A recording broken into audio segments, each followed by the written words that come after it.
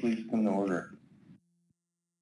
Good morning, everybody. Where we left off, obviously, we were working our way through public testimony on the trawl action, but as mentioned on Friday afternoon, we're going to take a little break and take the SSC report on agenda item, or the risk table agenda item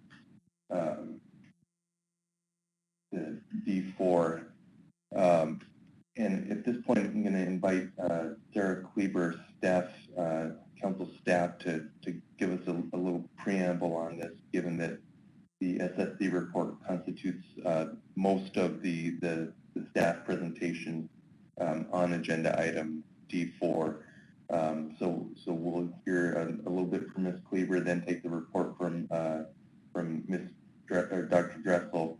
We can circle back to Ms. Kleber when we do take this agenda item up, but again, this will constitute most of the staff presentation. So with that, good morning, Ms. Kleber. Good morning, Mr. Chairman and council members. How's my audio this morning? Sounds great. Okay. So for the record, I'm Sarah Kleber, council staff. And as you know, in February of 2021, the SSC convened a workshop to provide feedback to the stock assessment authors and plan teams and to determine the SSC's plan to assess risk table performance. And the council has previously asked to review the SSC advice on the risk table before those risk tables are applied for council action. The SSC prepared a summary of this workshop, which is attached to the council e-agenda. And the workshop objectives were mainly to assess the progress and value of the species-specific risk tables for all stocks, to evaluate risk table consistency among species and highlight any challenges, to define risk and uncertainty, and to compare ABC and OFL buffers for scientific uncertainty with the ABC reductions due to the risk table. And the last objective was to discuss the future options as we move forward. And at this June SSC meeting, the SSC used this workshop report as a basis to provide guidance to the groundfish plan teams on the development and use of these risk tables in our fall assessment cycle. So Dr. Sherry Dressel will provide a short summary of the report, as well as the June SSC report for that workshop report. And the updated version of the report, which is also on the e-agenda, reflects the SSC's most current recommendations regarding risk tables. So it's anticipated that the plan teams will review the SSC and council guidance at their upcoming September meeting, provide any additional input, and then the guidance for using risk tables in 2021 assessments will be finalized in October at the council meeting. So if the council members have any questions, I can take those now, or I can pass it off to Dr. Dressel. Thank you, Ms. Kleber. I don't see any questions. Good morning, Dr. Dressel. Good morning, Mr. Chairman and members of the council. How's my audio? Loud and clear. Morning. Good morning. As Ms. Kleber mentioned, my name is Sherry Dressel. I'm the SSC co-chair, and I'm here to deliver the SSC's report on D4 risk tables. And like she also mentioned, I'm going to give a very brief high-level overview of the report itself first, and then certainly if you have any questions, we can take those.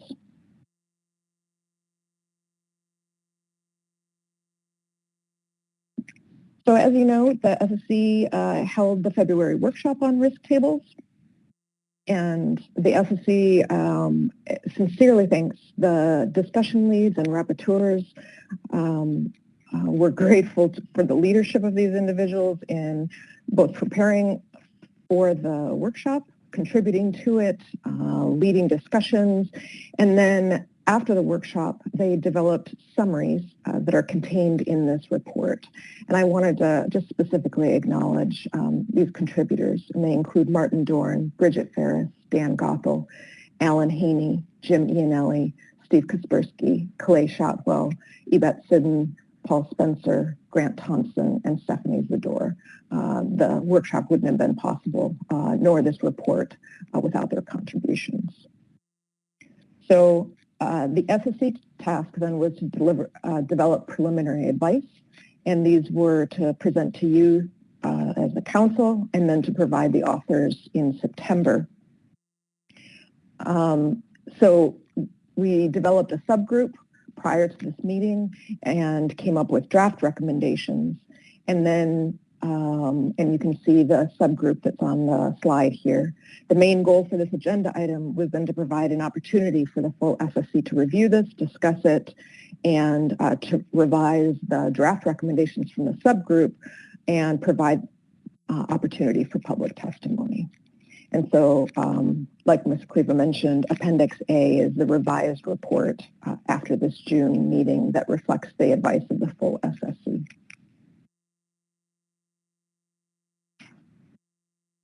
I'm going to name the different discussions that are included in this report. The first discussion was an introduction to the risk tables, providing really helpful background, the conceptual framework, and some applications for this. And then the second discussion was discussing frameworks for addressing uncertainty, and both of these provided a solid background for the discussions in the workshop. Then the next four discussions were refer to the four columns of the risk table. So the first one was quantifying the importance of assessment risk. The second one was looking at population dynamics risk. The discussion 5 was looking at external changes in ecosystem conditions. Discussion 6 was the risk of changes in fishery performance. And those comprise essentially the columns of the risk table. Then after that, in discussion 7, that section compares the P-star and decision theoretic approach to reducing the ABC. And then the last one is discussion 8. It was looking at a joint probability for directly linking the risk table scoring to an ABC reduction.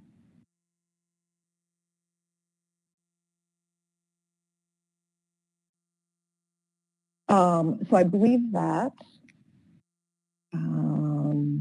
Ms. Cleveland named these objectives. These were the objectives that we had for this meeting.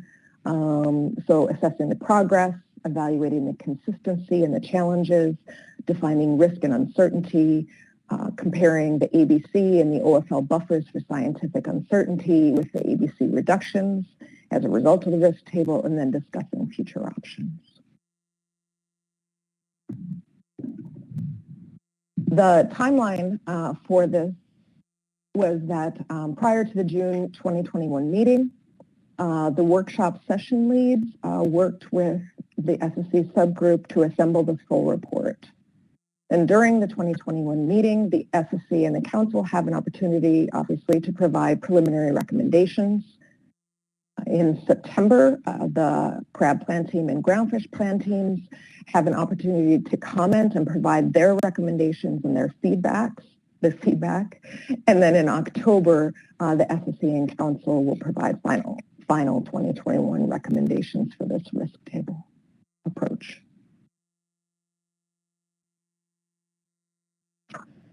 So that is my very, very high-level summary of the sections of the report. What I figured that I would focus on was the preliminary guidance and the SSC recommendations. But if there are specific questions before I move to that, I'm welcome. I'm very willing to take those.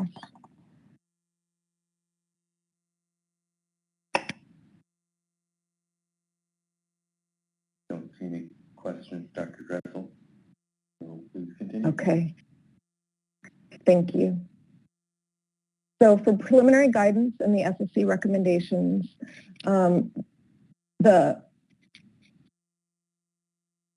so to orient you a little bit, the preliminary guidance and the SSC recommendations are on page 31 and 32 of this SSC report.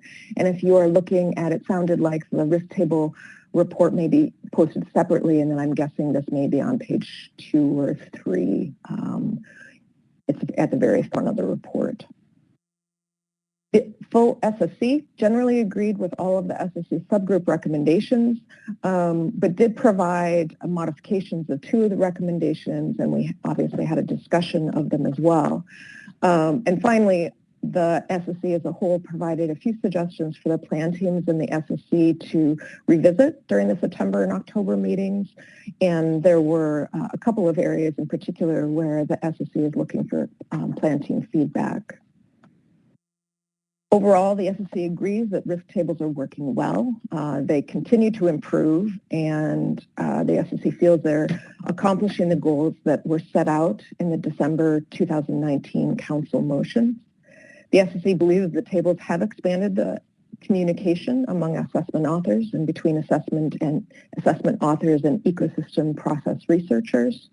And the framework has improved the clarity and transparency when communicating assessment-related and stock condition concerns that aren't directly captured in model-based uncertainty, the tier system, or harvest control rules.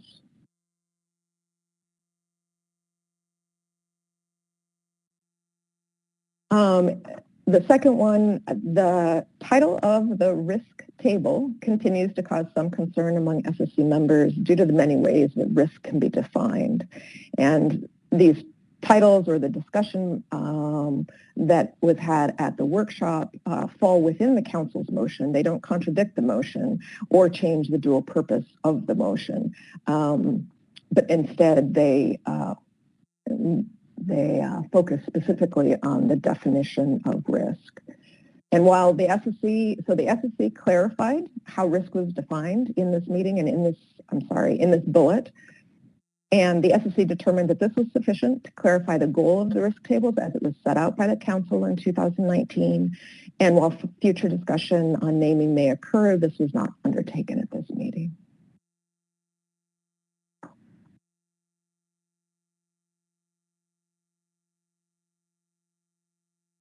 So for number 3, the third recommendation, this is one that the full SSC edited the subgroup's original recommendation. And this bullet actually answers some of the questions that were raised by the CRAB plan team in the CRAB plan team report. So the recommendation here is that risk tables should be produced for all full assessments of groundfish and perhaps crab in the future, and groundfish stocks and stock complexes in the fishery. And this is, the subgroup had said the risk table should be produced every year. And this is a clarification that we did not mean in off years, but we actually meant with full assessments. The full SSC added a sentence in here that risk tables can be produced in other years at the discretion of the lead author. And this was in case there's extreme concern over, say, an ecosystem condition that changed in an off year and that is known to be linked to population of dynamics of the stock. So that's just an example of why an author might choose to bring one forward in an off year. The SSC does request that the authors consider if there have been any changes to previous conditions and update the tables accordingly. And the SSC also recommends that authors of stock complexes, which is really kind of challenging in the risk table framework, consider or focus on the most abundant species when they're formulating advice, but also consider species of concern within this complex. We would certainly welcome plan team feedback on that. There was a discussion, when this bullet was the topic of discussion. It was regarding the necessity of producing risk tables for tier 4 through 6 groundfish stocks. And the discussion among the SSC was mixed, and we welcome further guidance from the plan team and the authors on this. And with regard to the species complex that I had just mentioned, the SSC didn't specifically review all stock complexes in detail at this meeting, so that's part of why we're welcoming suggestions for further refinement from authors and the plan teams. Finally, I will note that there was an extra bullet after this one that the subgroup had included, and that was, it said that stocks for which expected catch is much lower than the ABC still need a risk table. This was deleted by the full SSC, not because there was any disagreement on that. In our discussion, we did come to consensus on that, but essentially it's redundant from this bullet 3, which says the risk tables should be produced for all full assessments. So that bullet was deleted.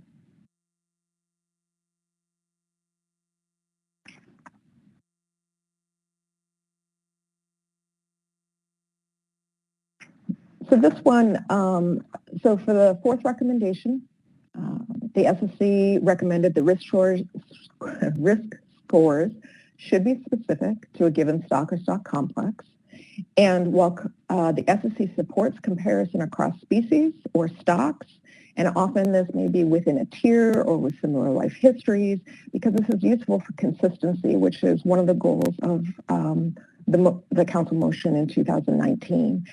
However, the SSC does not support trying to prescribe or take the scores in the risk table and calculate directly a common % reduction from the maximum permissible ABC for that given risk score across species or stocks, because the process underlying these scores may differ.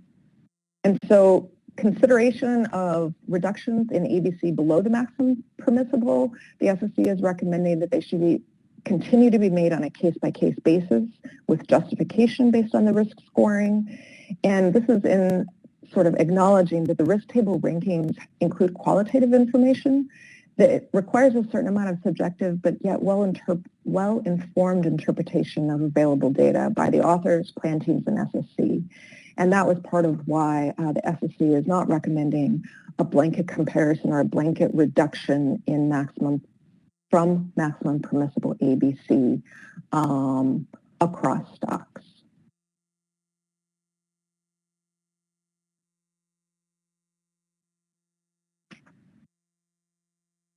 The 5th recommendation is a clarification of what you as the council have asked the SSC and talked and given direction to the SSC in the past.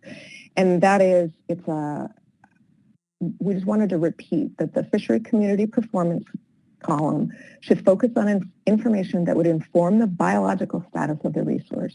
So an unexplained drop in fishery CPUE that could indicate that there's a stock decline that wasn't obvious from survey estimates, or a spatial shift in the population that is recognized through observations of either community observations or industry observations, which indicate a change in the species range, which may affect the results or the uncertainty in the assessment.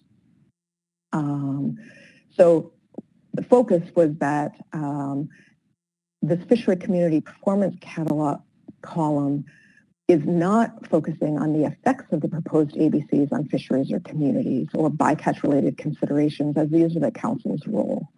So the SSC recognizes that community impact information is critical for informed decision making for the tax setting. We're not saying to get rid of that, but we're recommending instead that this information be included in documents such as the ASEPO or the Economic Safe, where they can inform you as the council.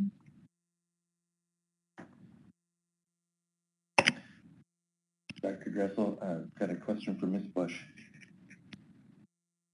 Yeah, thank you, Mr. Chair. ASEPO was a new acronym for me. Can you tell me what that stands for?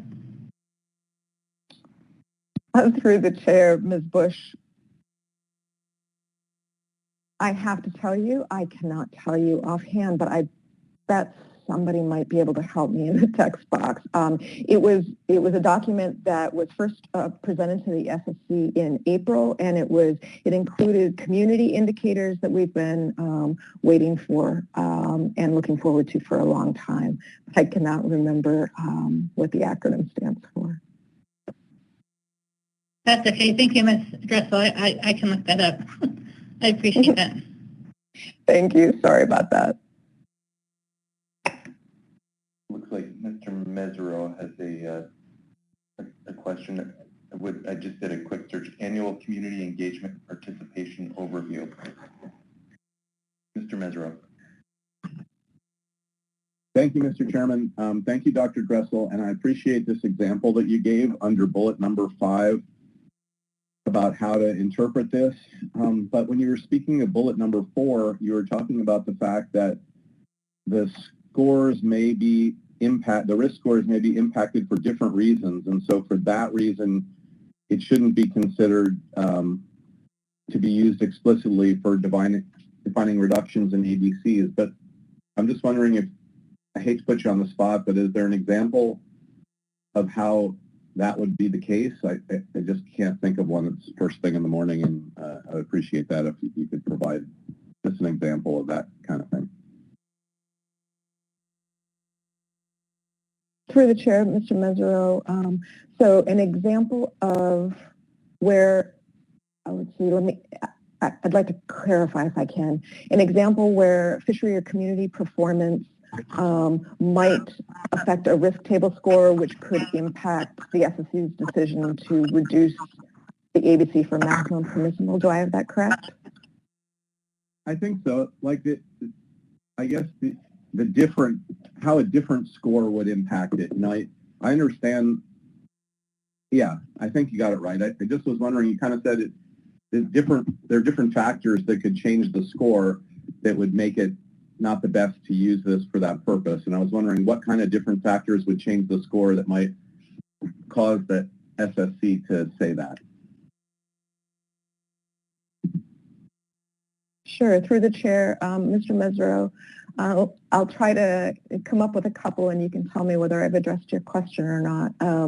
So like this first example where there's an unexplained drop in catch per unit effort. If there is a stock which currently is using survey information only and say a random effects model, so that's a smoothing of the survey index, and that doesn't incorporate a fisheries CPUE into that model, yet we see an extreme drop in fisheries CPUE.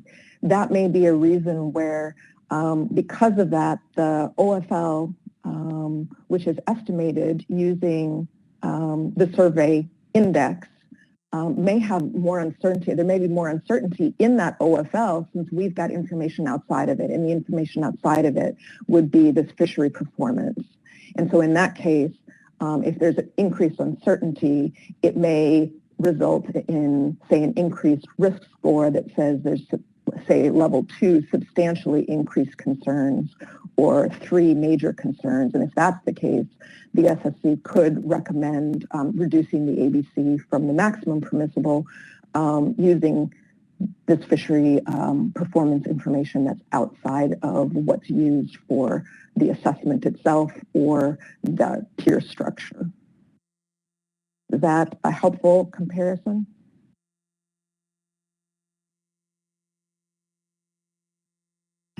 That was really helpful. Thank you very much. I appreciate you doing that. That's very helpful for me. Mr. Cross. Thank you, Mr. Chairman. Thank you, Dr. Dressel. This is interesting. What I'm trying to get to for me is, so from just a practical point of view, does at any point, whether it's the stock, does it start with the stock assessment author doing the risk table, and then the plan team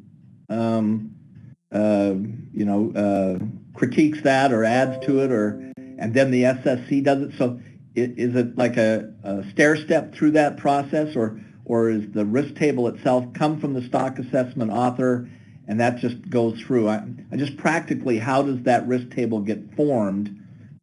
and then how is it changed before it gets to us at the council? Sure. Through the chair, Mr. Cross, the risk tables are completed by the authors, and the authors provide both rankings across all of these categories as well as, or scores, I should probably say, across these categories, as well as a narrative description of why they chose the score that they did. Then they present this to the plan team, and the plan team then looks at the risk table, and I think it's been quite rare where they've actually changed a ranking, but they can change a ranking or a score, and largely that's, while the author is the most familiar with the particular species, we can't expect the authors to be familiar with every species and the rankings across every species and the impacts. And so, yes, the plan team may change a scoring, and often that gets to, I would suggest that gets to the consistency that the council was looking for in the motion, and that is that as far as possible, if the reasoning that we use for a particular score for a particular species, we would like to try to be consistent in that scoring across species. And it's always possible that the author may not know that, and we can't expect them to know that. Then the next step is, like you said, it goes to the SSC, and in the same way, the SSC may have views across groundfish plan teams. And because of that, again, for consistency with the past or consistency across species, it's possible that the SSC could change a score. And that has happened, but again, like I said, it's been quite rare. But it certainly is possible. And then what we would, I believe that in our minutes, the SSC provides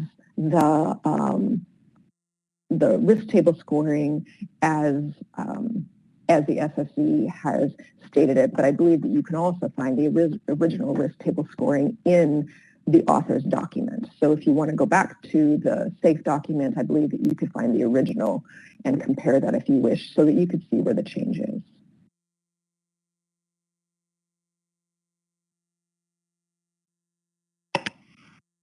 Mr. Merrill. Thank you, Mr. Chairman. Thank you, Dr. Dressel, for the presentation. Perhaps this is slightly far afield, but one of the issues that I know that has come up in the past is the way that risk is assessed and where that treatment of risk should be undertaken. And I was wondering if the SSC discussed a methodology where concerns would be raised about the level of the stock, and that those particular suggestions on how we treat risk become considerations in the tax setting process rather than in the ABC setting process, and what some of the discussion may have been on that issue, or if that wasn't discussed, is that something that might be looked at again in the future? Through the chair, Mr. Merrill, that specific topic was not discussed in the SSC meeting, but it was a very hot topic at the workshop. And so the definition, and this comes back to the actual definition of risk and why the scientists were struggling with the name. So risk in a technical context is defined as the probability of something occurring and the consequence of that happening. And so in the risk table that we have, probability in and of itself is a quantification of uncertainty. So essentially risk is some quantified uncertainty times the consequence of it happening. And the reason that my best explanation of why there has been a struggle over the word risk is because the SSC is not determining some value for the consequence. So if the risk is the risk of the ABC exceeding the true but unknown OFL, the SSE is really defining what is the probability or the uncertainty in the OFL such that the ABC may go over it. And so in some ways, people have suggested this could be an uncertainty table because that's the role of the SSC.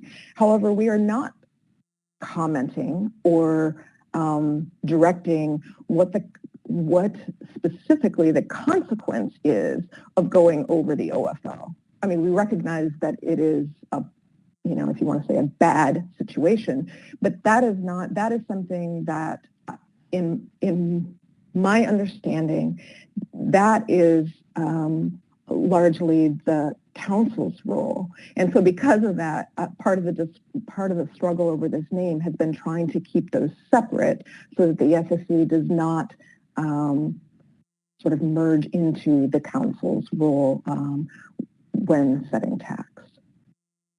And so is this going to come up again? I rather expect it will.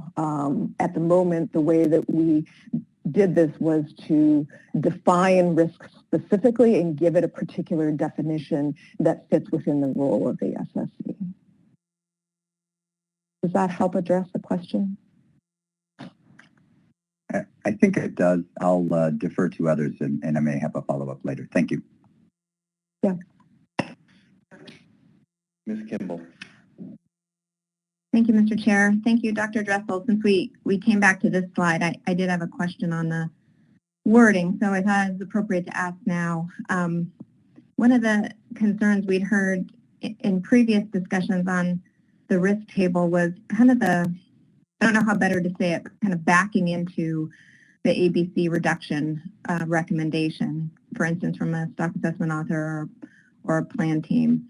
And so your last couple sentences are what I'm focused on under number 2, is that I thought the SSC and council intent was that the risk table was not supposed to justify recommendations, but it's supposed to provide some clarity as to a possible reduction or reason that the SSC could suggest a reduction from max ABC. And I don't know if that's too nuanced for these kind of summary bullets, but do you see what I'm getting at there? That some of the concern was someone feels the need potentially as an author to have a percentage reduction, and then the feeling was then the risk table was then filled in order to ensure that there was some justification for that number, which is kind of a backwards process from how the SSC described it initially. Did you discuss that possibility or the need for the approach to be more what was intended, that the risk table provides this opportunity for transparency for the SSC to then decide on a max permissible ABC reduction versus our justification? Through the chair, Ms. Kimball, I'm glad that you asked that question. I did not, when we were providing, the SSC was providing this as a recommendation, I had read this, and I think that I can safely say that the SSC interpreted this as like you said, that it's clarity for the reasons. I think that when we got into justification, it was, if the SSC recommends an ABC that's below the maximum permissible, the reason that was given by the authors is the justification for whatever decision we make. But I fully agree that this should not be a situation where it's turned around and, in my perception, unscientifically coming up with an answer and then justifying why it is. The piece that we did talk about and that did come up in the SSC discussion was that there was actually even a concern, and I don't have the technical wording for this, but it was a concern that because we have said before that we welcome the authors providing a recommended reduction if they wish. It wasn't a requirement. And there was a discussion in the SSC of concern that if the author did put forward a percent reduction, that could influence or sway or sort of be a starting point for what the plan team and the SSC might come up with. And so we actually did get into the nuance there of not wanting, trying to figure out how to make decisions independently, which I think speaks a bit to your concern. It does. Was there any SSC recommendation related to that, or is that still kind of evolving? Through the chair, Ms. Kimball, I do not recall us naming this in our minutes. We definitely, so I would say evolving, but one key was that we did not specify in these recommendations that authors are required to come up with some reduction. We also did not say that they can't. So we can certainly discuss this more in the future, and I wouldn't be surprised if we do. And I also recognize that there are many authors that actually are not interested in naming a percent reduction. And so I think that our action was to leave it as it is, but we didn't expand it. Thank you very much.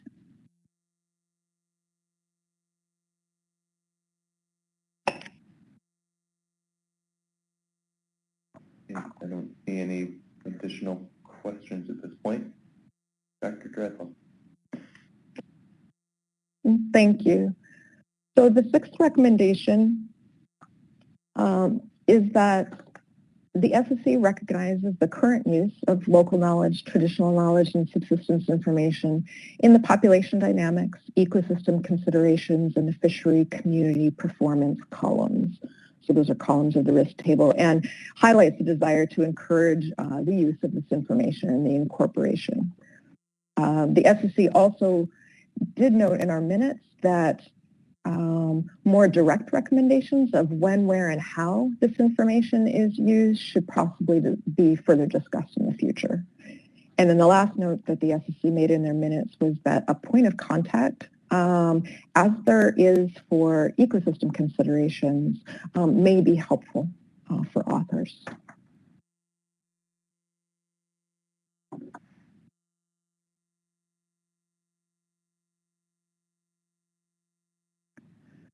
So the seventh recommendation includes two types of double counting.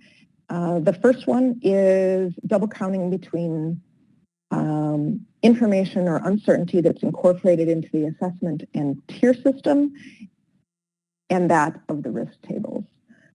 The second one is the potential double counting between columns of the risk table. So in other words, if temperature changed drastically and there's a linkage between temperature and population, future population decline, temperature could be the reason for raising a risk score in both the population dynamics column as well as an ecosystem column. And so that was the second type of double counting.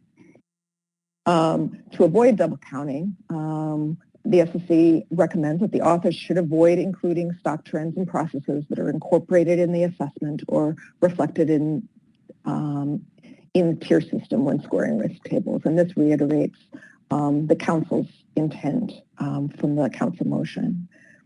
For cases where there are processes that are external to the assessment and it's relevant to two or more sort of columns in this risk table, then the SSC recommends that the narrative that the authors write reflect whether the external process affects one column, two columns, and why, so that it is clear for the SSC to see. I will say that since the SSC did not recommend a quantitative approach to take the actual scores and sort of calculate them into a percent reduction, the SSC recognized that how an author treats whether, say, temperature affects population dynamics and the ecosystem considerations, if they put a 2 for both or if they put a 2 for one and a 1 for the other, as long as they describe it in the narrative, since we're using a subjective method, that is sufficient. Otherwise, we would have to come up with something more prescriptive if we were using a quantitative approach. Dr. Dressel, we've got a couple more questions here. Mr. Merrill. Thank you, Mr. Chairman.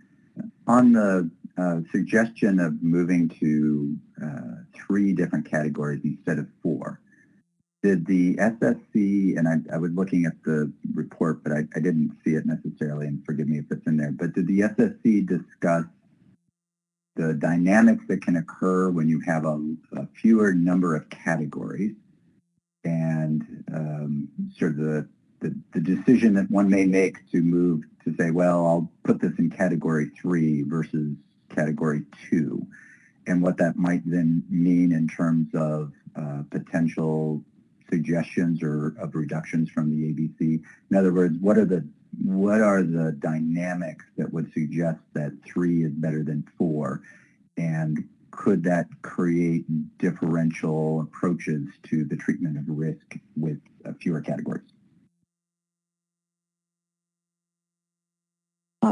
Through the chair, Mr. Merrill, there were, the reason the SSC recommended moving from 4 to 3 was because we had heard feedback from the plan teams that authors were having difficulty distinguishing the difference between categories. So say especially in the in-between categories. So what is the difference between substantially increased and major? And so because of that, we didn't talk, I don't know that we talked about your question directly, but the concern, if authors were having difficulty distinguishing between 2 categories which were similar, could mean that for one species they may get a 3, another species, say it was for the exact same reason, which rarely happens, might have had a 2. And because of that, that might actually impact, there's 2 things. One, it might lead to more changes by, say, the plan team or the SSC of authors' ranks to try to make them consistent, which isn't always the first thing that you want to do. But the other one is that you might actually give different reductions just based on a misunderstanding between 2 levels. So that was the reason that we had recommended going from 4 to 3.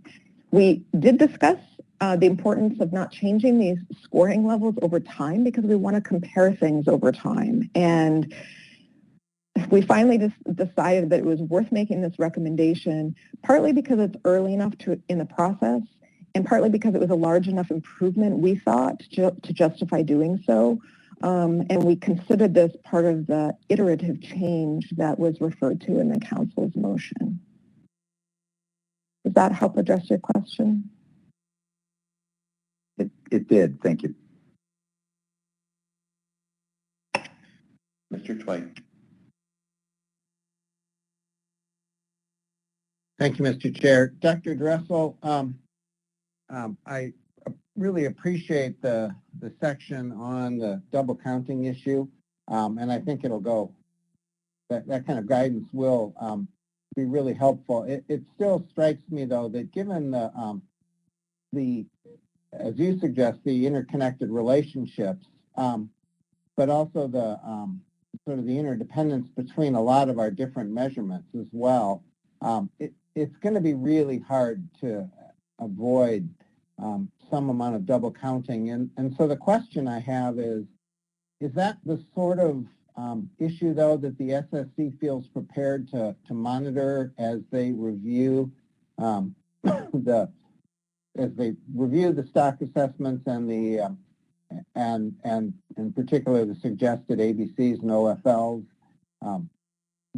Will they be able to sort of look at, and as they think about the use of the risk tables every year, will they be able to look for that level of or some remaining amount of double counting, and has the SSC sort of thought about how they might correct if in spite of what I think is really solid guidance, if as they dive into a stock assessment, as they feel that there's still some amount of double counting that should be dealt with. Does the SSC have in mind some procedures for dealing with that? Through the chair, Mr. Twite, yes, we didn't line them out in specific directions, but the key is that we're asking the authors to write down in their narrative if a single factor affects their ranks in 2 columns. So like the example that I had used for temperature, the temperature may be an environmental condition, and it's possible that an author may rank that as a substantially increased concern because it impacts population dynamics, and therefore they might put a level 2 for environment and a level 2 for population dynamics. And what we're asking for is we want it in the narrative because we want to know. We won't necessarily, if it's the exact same factor, we may not, then we wouldn't give the weight of it twice, essentially. If, however, in the environmental section, say temperature is increasing and salinity is as well, well, perhaps an author then, if temperature is related to population dynamics, they may include temperature effects in the population dynamics section and raise that to a 2 rank, but the environmental ecosystem considerations, the salinity may affect a different life stage, so eggs. So in that case, then all of a sudden you have 2 separate reasons which give additional support if to evaluate whether a reduction from maximum permissible ABC is necessary. And so with that narrative, I believe that the SSC can judge sort of the nuance between those and that will affect any reductions that would be made. Thank you. Ms. Kimball. Thank you, Mr. Chair. Thank you, Dr. Dressel. On the category levels under the number 8 recommendation, those still apply to concerns. Is that correct? It's like the 3 new categories would be, normal or increased concern or uncertainty, extreme concern or uncertainty. Is that correct? We're not talking about normal stock levels or extreme stock levels, or it's all relative to concerns. Through the chair, Ms. Kimball, yes, you are correct. And our minutes were not very clear on that. I will note that this was one recommendation that we specifically asked authors and plan teams to give us feedback on. And once for the final recommendations, so when I look at the risk table itself, which is on page 67 of your report, it's table 1. Instead of just saying normal, increased, and extreme, the plan teams or the SSC or both will have to come up with the actual descriptions that support them. If we combine, say, increased and major, we're going to need to come up with the narrative for a single level instead of the 2 separate ones. Thank you. That will be, if this goes forward, that would continue to be done. I think the concern, or not the concern, but maybe the ambiguity is really in some ways around normal, and instead of trying to differentiate between major and extreme. At least that's been my experience in listening to the plan team. It's kind of what falls in the realm of a normal concern. But it sounds like the characterization of each of those will be thought through, again, through both the plan team and the SSC, and I just guess I would highlight that one since it seems to come up often. If you see any concern or any difference, does that bump you into a higher category, or do you expect to see changes? Do you expect to see differences in stock trends? Is that within, I guess, the historical trends that we've seen in the past? Does that fall into normal? And those kinds of conversations, I think, will be helpful to have as you start to describe what these levels mean. Thanks.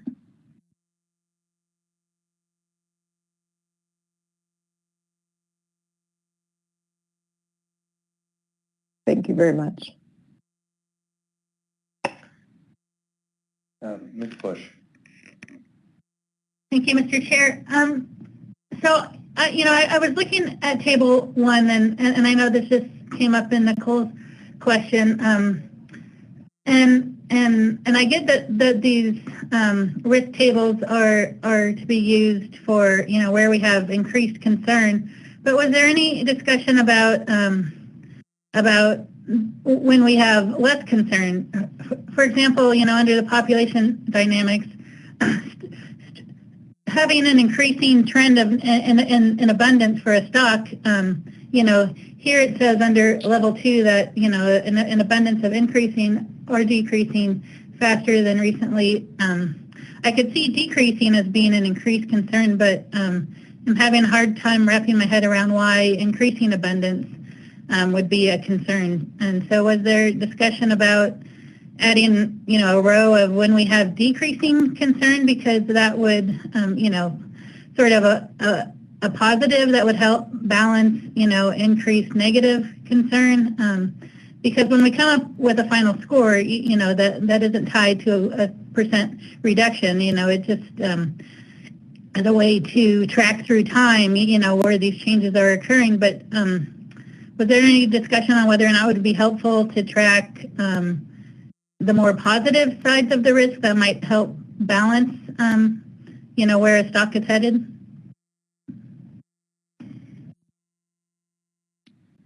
Through the chair, Ms. Bush, the SSC did not discuss that in our June meeting. The subgroup did address the question of, if there is less concern, what do you do?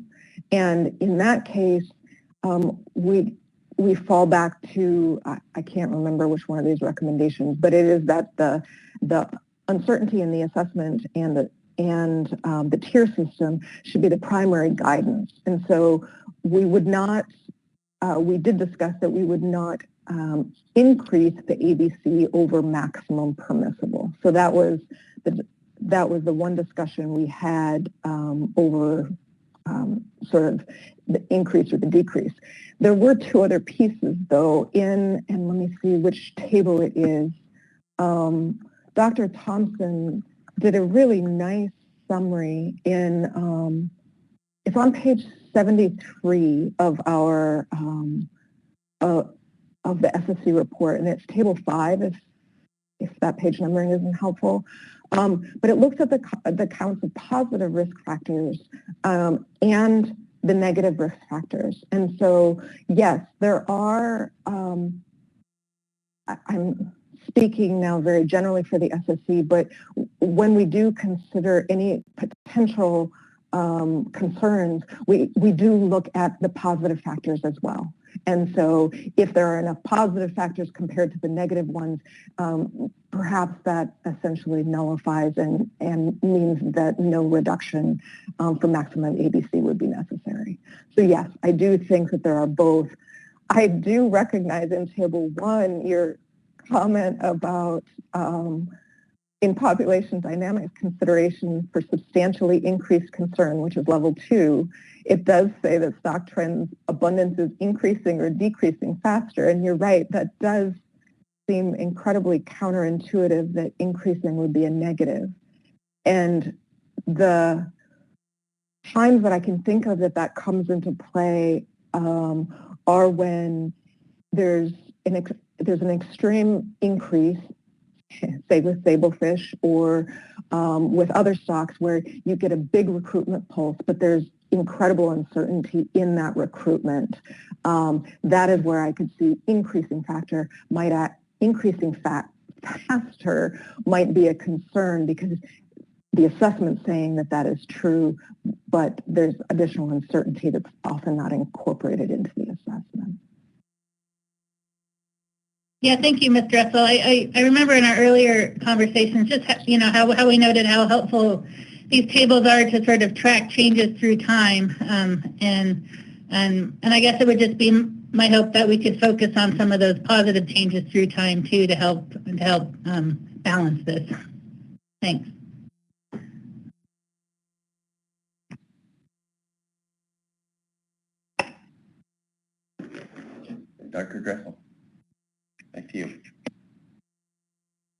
Thank you.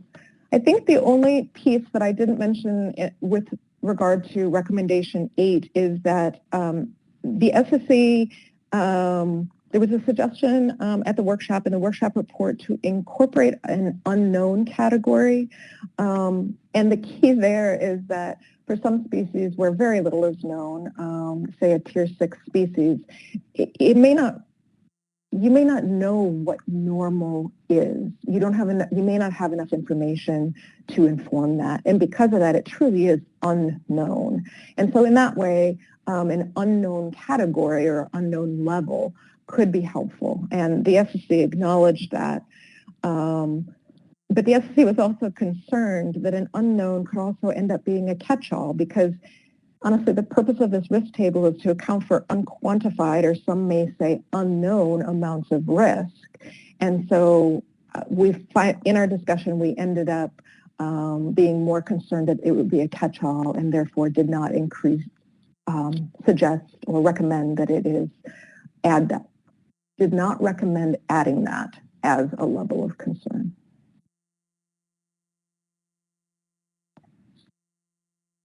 So finally, this is the last recommendation, and the 9th recommendation, it speaks to the exceptional risks and circumstances from the Council's 2019 motion, and that is that reductions in ABC below the maximum permissible should be applied sparingly, and that the tier system should be regarded, this is the one I was referring to, I hadn't read it yet, should be regarded as the primary basis for establishing the ABC. And if they begin to become commonplace, that should warrant further review of the assessment and or the tier system. And so that was the end of the SSC's recommendations. I would like to take just one moment to return to, I had mentioned that I would go back to crab recommendations. So when I presented the crab plan team report, we spoke somewhat about crab, and I know that also when we brought this forward in the SSC report in February, I know there were questions from you and the Council. So, I'd like to return to the topic of crab risk tables briefly, and that is that while the risk table workshop and the SSC recommendations centered around groundfish stocks, there was a recognition during our discussion, the SSC's discussion, that many of these would generally be applicable to crab stocks as well. But the SSC does recognize the distinct difference between recommending ABCs between crab and groundfish, and that's going to warrant some careful consideration in how best to apply risk tables to crabs in the future. The SSC didn't delve into this. They didn't give, we didn't give specific recommendations relative to crab. And part of this is in recognition that the SSC and the Council won't finalize the risk table advice until October. And so any formal advice for crab can occur after that. The SSC did address some of the crab planting questions in these general recommendations that we've just walked through in D4. And then the last one is just to bring up from the slide, because I said that I would, is that the SSC did support the CPT exploring draft risk tables for St. Nat blues and snow crab, but did not suggest finalizing those, and nor did we give specific advice other than what was generally applicable from this risk table workshop. And part of that is because questions like the CPT had at this meeting come up when you start to practice or try using those, and so we thought that it was worth continuing that on a limited basis. And that is the end of my report, Mr. Chair. Thank you, Dr. Dressel. Mr. Merrill has a question. Thank you, Mr. Chairman. Thank you, Dr. Dressel. So on this last point, I don't want to unduly call out two specific stocks, but I'm looking at this specific recommendation about the tier system being regarded as the primary basis for establishing ABC.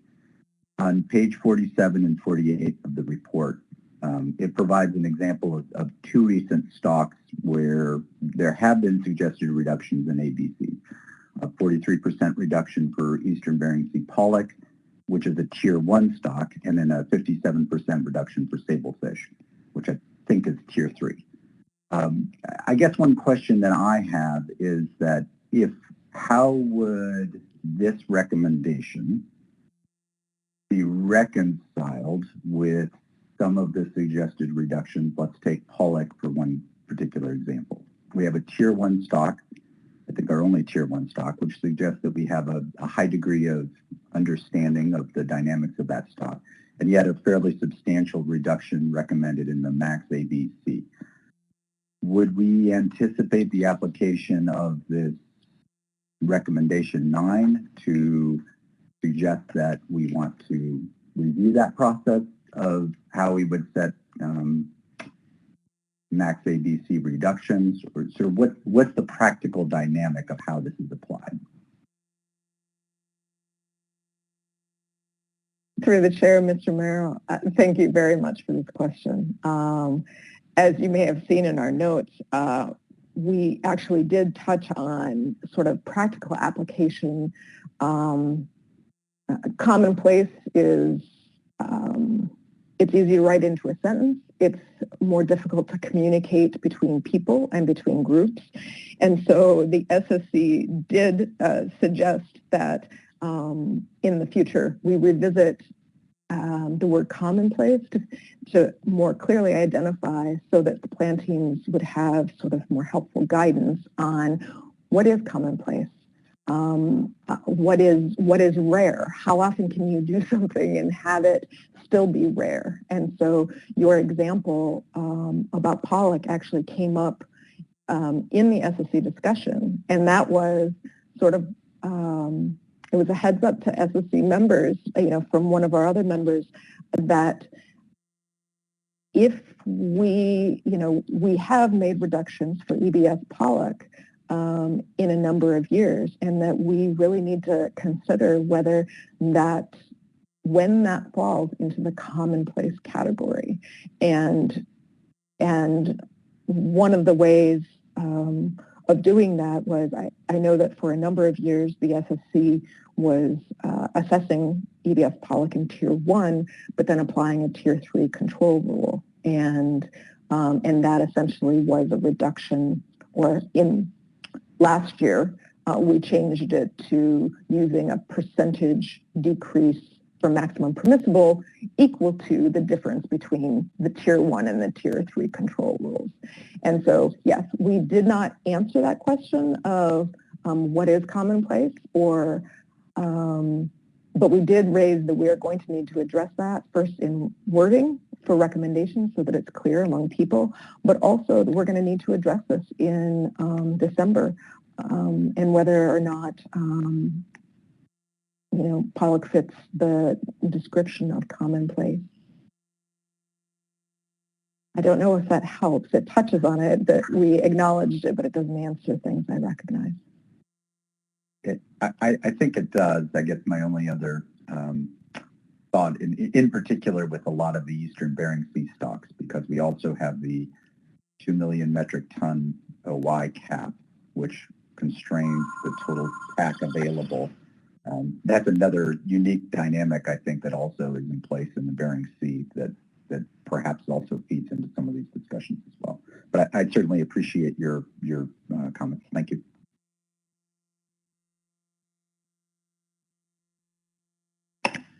Ms. Kimball.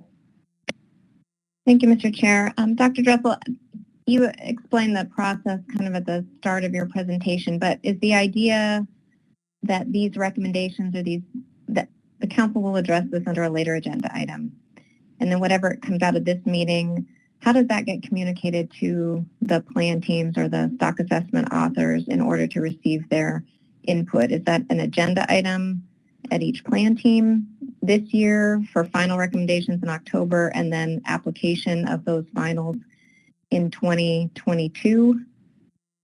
Is that the process envisioned? I'm trying to figure out how we communicate well, what we're looking for, what input, and what should be applied in the future. Through the chair, Ms. Kimball, what I had in mind was actually, I believe this SSU's interpretation was the same as yours, that the planteens and authors can see the SSC recommendations from our report, but then they can also receive recommendations or the direction from the council, and then they can provide feedback in the fall, and then after finalizing it, they would follow the guidance that that is finalized in October. So that was my image as well. Thanks. Mr. Down. Thank you very much, Mr. Chairman. Thank you, Dr. Dressel. My question is back to your final kind of concluding comments on how this might be assimilated into the crab plan team. And I just wanted to give you a chance to clarify. I think your comments at least left me with the feeling that there was some thumbs up that the crab plan team may want to start down the road of assimilating something like this into the crab analysis for the various stocks. And if that's so, I'd have some concern about that. I just wanted you I'm just thinking that we've been going on this now, I think a few years in the groundfish plan teams, and I've attended many of those meetings, and along with the SSC meetings and of course these council meetings on this. And one of the concerns I have is we end up just taking a huge amount of time at these meetings, the plan team meetings in particularly, with having almost as much question and debate on the risk table as we do on the presentation of the analysis itself. So I'm thinking where crab is concerned, we'd want to wait a while and see how this all plays out. And I just wanted to give you a chance to clarify what the SSC suggestions are or are not to the crab plan team. Was it for the crab plan team to hold and wait, or was it for the crab plan team to begin to prepare, or something in between? Through the chair, Mr. Down, the recommendations for the crab plan team, the feedback that we received from the plan team was that the authors that took a stab at risk tables for this meeting, and that was St. Matt blues and snow crab. The authors said that they found it quite helpful for outlining the reasons that had been used to justify the buffer in the past. And so it appeared that authors found benefit not only with looking at the risk tables and trying to conceptualize how this might apply, but also for lining out what we're currently using. And so based on that, the SSC did recommend or support the crab plan team's recommendation that Bristol Bay Red King crab, which currently does have an ESP along with that chapter, and then snow crab authors bring forward draft tables. We kind of split down the middle, but we supported them doing that. The plan team, it sounded as if they wished to explore it, but I'm trying to think of, they did say, I remember in plan team discussions when I was listening to the plan team, that they didn't, that these draft risk tables might not even be complete. They might have some columns that weren't filled out. So the SSC wasn't planning on sort of having final risk tables in the fall at all. We were allowing or supporting authors exploring it, which essentially is working on the transparency and clarity piece of this risk table in lining out for the SSC what the reasons were for the given buffer. And the CPT has started doing that in the past, and it's been really helpful for the SSC. And so this was sort of in between. We did not give any formal guidance. We did not suggest that more authors take this on. We're really waiting for the final guidance we have based on groundfish in October. But we did support the authors trying the draft tables if they wished for September. Don't know if that provided more clarity, but I tried. Yeah, it did provide more clarity. I'd have a follow-up question, Mr. Chairman. Mr. Down. Thank you, Dr. Dressel. That did offer some clarity to me. I guess that my follow-up question would be if there was any debate or this splitting down the middle that you mentioned on, we're not expecting until we see how this finalizes in the groundfish planting. We're not expecting that the crab planting would be moving, would be necessarily moving in this direction of creating risk tables with their analysis, especially on the species that you mentioned. But was there any discussion that maybe there should be a pause and wait for this to see how this? Was there any discussion in that? You mentioned there was a splitting down the middle. I didn't quite pick up on exactly what the SSC was split down the middle on, but I guess my question would be, was there any discussion on whether we should wait and see how this plays out on the groundfish planting side before we move too far down the road and spend a lot of time on the crab planting side? Through the chair, Mr. Down, the splitting down the middle was we didn't tell the crab plan team, do not do anything with risk tables. Do not look at them, do not try them, do not explore them. We didn't go there. We also did not say we want to see final risk tables in October. Instead, we supported the CPT's recommendation that authors explore these risk tables and provide draft ones in October. It was kind of a middle ground. The SSC, we did discuss, I did relay that the council was hesitant moving forward with the risk tables for crab until we had finalized guidance for groundfish in October. And so that we didn't discuss putting a pause on it specifically, but essentially we did say that we were waiting for final guidance in October before moving ahead with giving formal guidance to the crab planting. So yes, I think that fits into your meaning of putting a pause. Yeah, thank you very much. That was the clarity that I was looking for. I appreciate that very much, Dr. Dressel. Very well put. Thank you.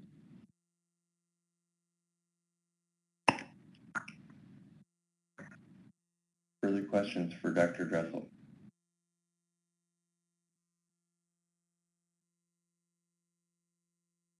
Okay, great. Well, thank you very much, Dr. Dressel. We really appreciate it. Yeah, thank you very much for your time. Okay, so we will get back into agenda item C4, public testimony now, and again, we will take up that agenda item D4 in the normal order of business. Come back and see if there's any public testimony for that item when we get to it. But with that, we are ready to move back into public testimony for agenda item C4. First up will be Paul Wilkins. Following Mr. Wilkins is Hello, Mr. Chairman. Can you hear me? Yes, we can. Good morning, Mr. Wilkins. Great. Good morning. Thank you for the introduction. Hello and good afternoon. My name is, or good morning. Sorry. My name is Paul Wilkins. I'm the quota manager for Coastal Villages Region Fund. And I have some brief comments regarding the choice you have regarding historical participation for this action item. I just want to say on the outset that my comments are aligned with Caitlin Yeagers, who you'll hear from later on.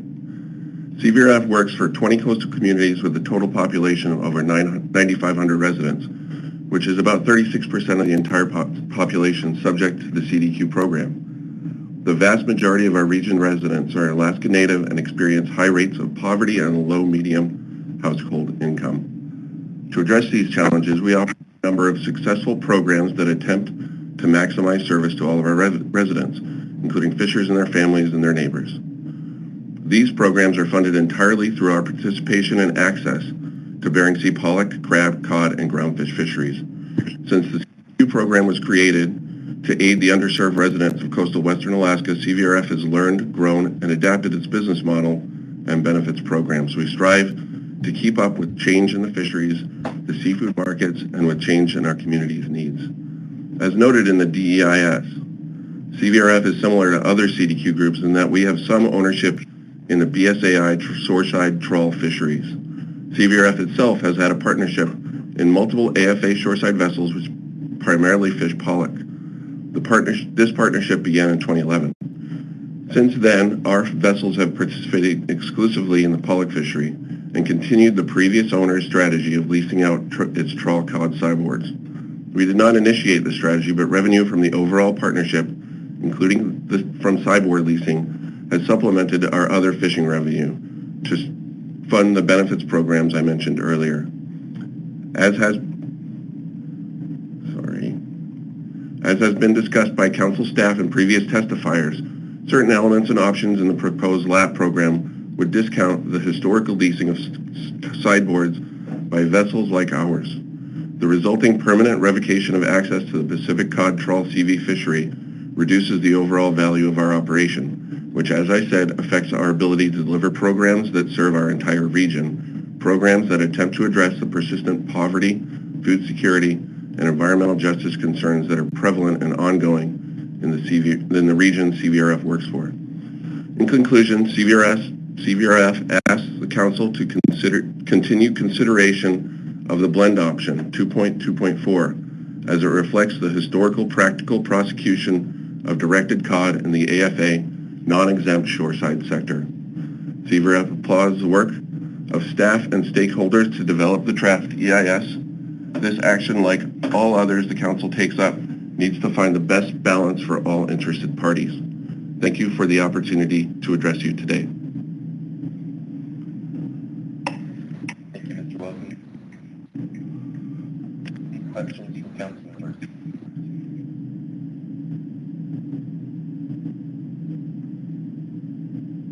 Don't see any. Thank you for your testimony.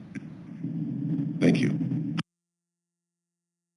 All right, next up is Chris Cooper. Following Mr. Cooper will be Bert Ashley and then Julianne Curry. Yeah, good morning. Is my audio okay? Yes, it is. Good morning.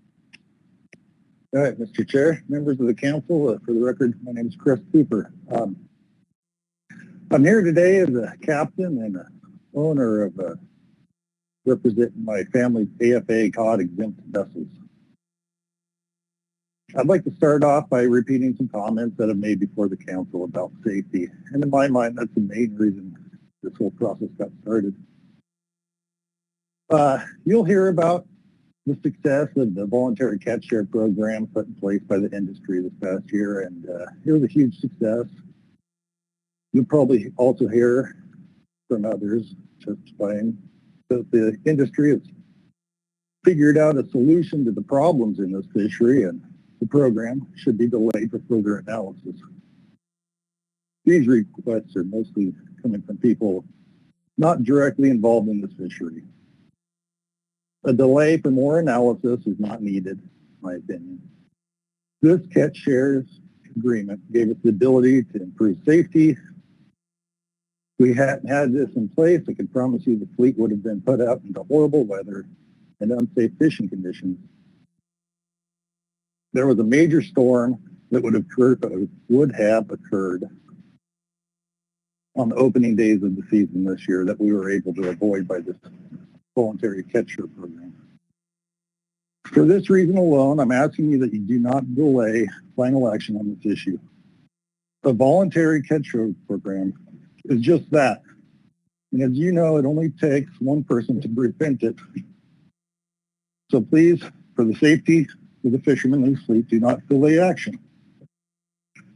There are a few elements here I see that take away from the traditional trawl fleet and make things more difficult for historical cod-dependent vessels like ours, from gear conversions to processor shares. While I believe in having a healthy processor sector, I do not think 25 or 30% of my historical catch that was created by my business plans and success as a fisherman should be awarded to a processor. I have concerns about potential of processors leasing Florida-backed vessels or stacking on favored vessels for other reasons. I also fished Pacific whiting for a processor that received no allocation, and they have been successful in the whiting program. So I would ask that 25 and 30% be removed from the list of options. The vast majority of these vessels have long-term relationships with processors in other fisheries, so I think that'll help keep things operating the way they have been. The pollock and rockfish programs are hugely successful without processor shares. The second issue I see here that harms traditional cod vessels is gear conversion, and I'm asking that this be removed and be looked at as a 5-year review if necessary. I'm a participant also in the West Coast ground fishery, and I've lost too much here to support this in this program. Mr. Cooper, is that my time? Or? I apologize. Okay. Your time is up. Can you provide a concluding comment? Yeah, I guess my conclusion would be that I do not support the gear conversion, and I can only see how this harms trawl vessels and does not help them. And that was the main point I was trying to get the point there. That's all I got, and I appreciate the opportunity to testify here, and I'll answer any questions. Great. Thank you for your time this morning. Ms. Baker has a question for you. Thank you, Mr. Chair, and thank you, Mr. Cooper, for your testimony. I have a question about your recommendation for the council to, for the allocation of harvest shares to processors in this program to remove the 25% and 30% options under element 5.4. And so can you give me a little more insight into your reason for that? You seem to express reservation about the concept in general in terms of allocating harvest shares to processors. So can you help me understand why those two particular options should come out of the analysis if we're going to consider the concept? Yeah, through the chair, Ms. Baker. I just believe that those are, I guess when I look at my overall picture of what I've invested into my business, part of the reason I feel like those are just kind of extreme numbers, and that, you know, that really devalues my company, taking 25% of what I've historically got away from, you know, my company. I've just got a lot of reservations. I've seen I guess I participate in another fishery where I don't receive my processor shares that I created at other processors. So I may have more reservations about it than others. But while I do recognize that, you know, the processors do need protections and probably, you know, deserve something, I just think those are kind of outlying numbers that are on the extreme end of things. Mr. Chair, thank you very much, Mr. Cooper. That's really helpful. I don't have any other questions. Thank you, Ms. Baker. Any additional questions?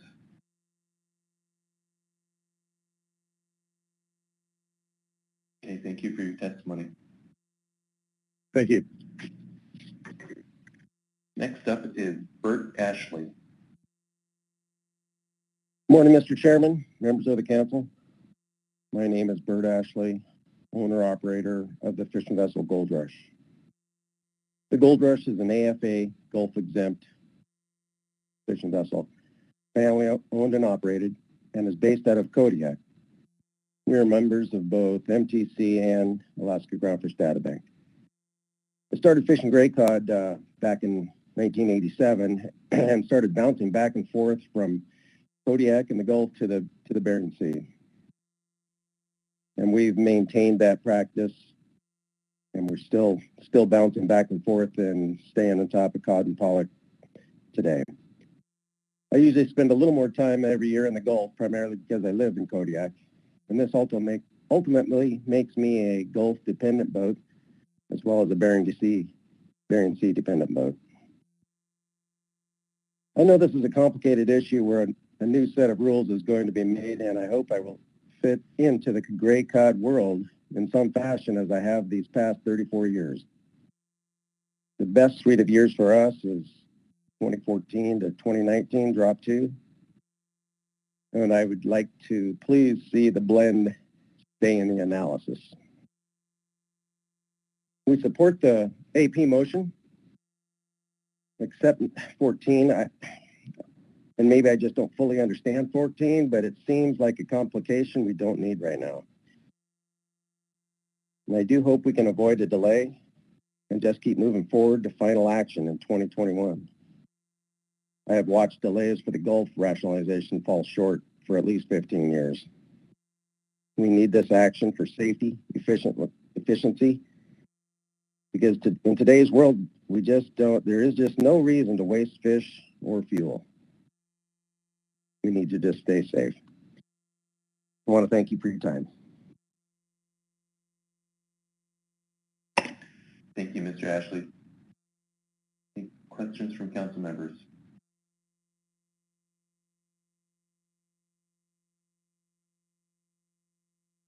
Andy, thank you for your testimony.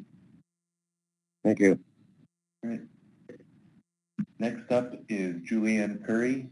Following Ms. Curry is Jeff Lackey, then Frankie Brown. Good morning, Council. My name is Julianne Curry. I'm the Public Affairs Manager for Icicle Seafoods. We support moving this agenda item forward and taking final action prior to the end of 2021. Our written comments outline our recommendations and our processing history and dependence on cod in the Bering Sea and Aleutian Islands. A brief history, our cod operations in the BSAI began in the early 2000s. Since then, Icicle has processed cod in Dutch Harbor that was caught in the Bering Sea and Aleutians, and we've operated floating processors in the Dutch Harbor and Aleutian Island areas. Icicle has significant processing history in the Aleutians as an operator of the shore-based plant in Adak, not just once, but twice for a total of 5 years. And we've operated floating processors both in the Adak and Aka areas. We have provided a market in the Aleutians when no other or very few options existed for harvesters. More recently, Icicle has been through some changes and now primarily processes groundfish in the BSAI, where we operate the shore-based groundfish processing facility, the Northern Victor in Dutch, and the Gordon Jensen, a floating processor that is 100% dependent on cod while operating in the Dutch and Aleutian Island areas. Icicle doesn't own harvesting vessels, and we deeply value our relationship with our independent harvesters. This action helps us strengthen that relationship. Over the past 2 decades, Icicle has invested heavily in our ability to process cod.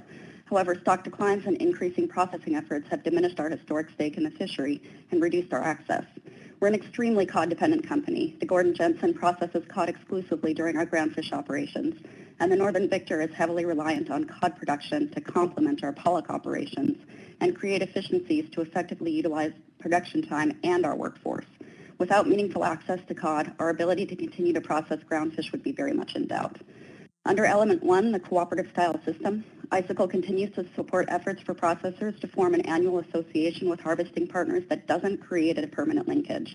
This type of association would help create processing stability and allow for adequate planning of our operations, while also slowing the rate of product coming to our docks, allowing us to focus on quality and value-added product forms, which would increase returns to our harvesters and would support communities through additional landing taxes and other economic drivers.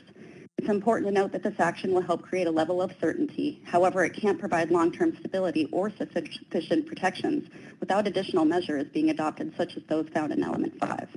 Under Element 5, the processor and community provisions, we recognize the importance of healthy BSAI communities, many of which are dependent on the commercial fishing and processing sectors, as the seafood industry is the mainstay of the regional economy.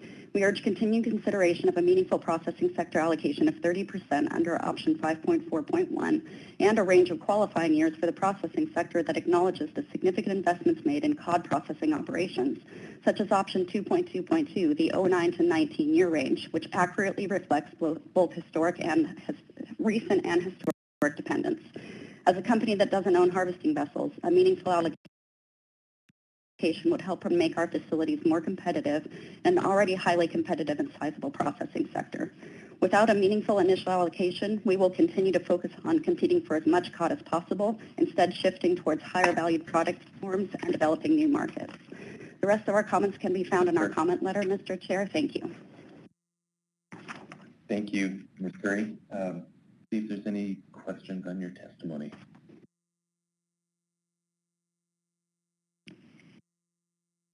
I don't see any. Thank you, Ms. Curry. Thank you.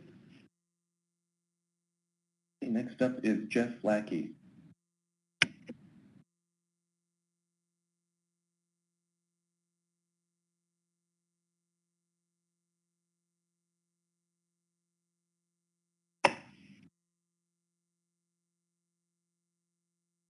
Jeff Lackey.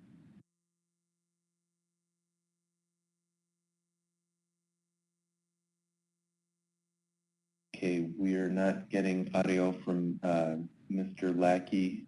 We can circle back to anybody that we missed after we go through testimony, or if somebody's able to join us. Okay, if Mr. Lackey's not available, Frankie Brown. Following Frankie Brown will be Caitlin Yeager, then George Pollack.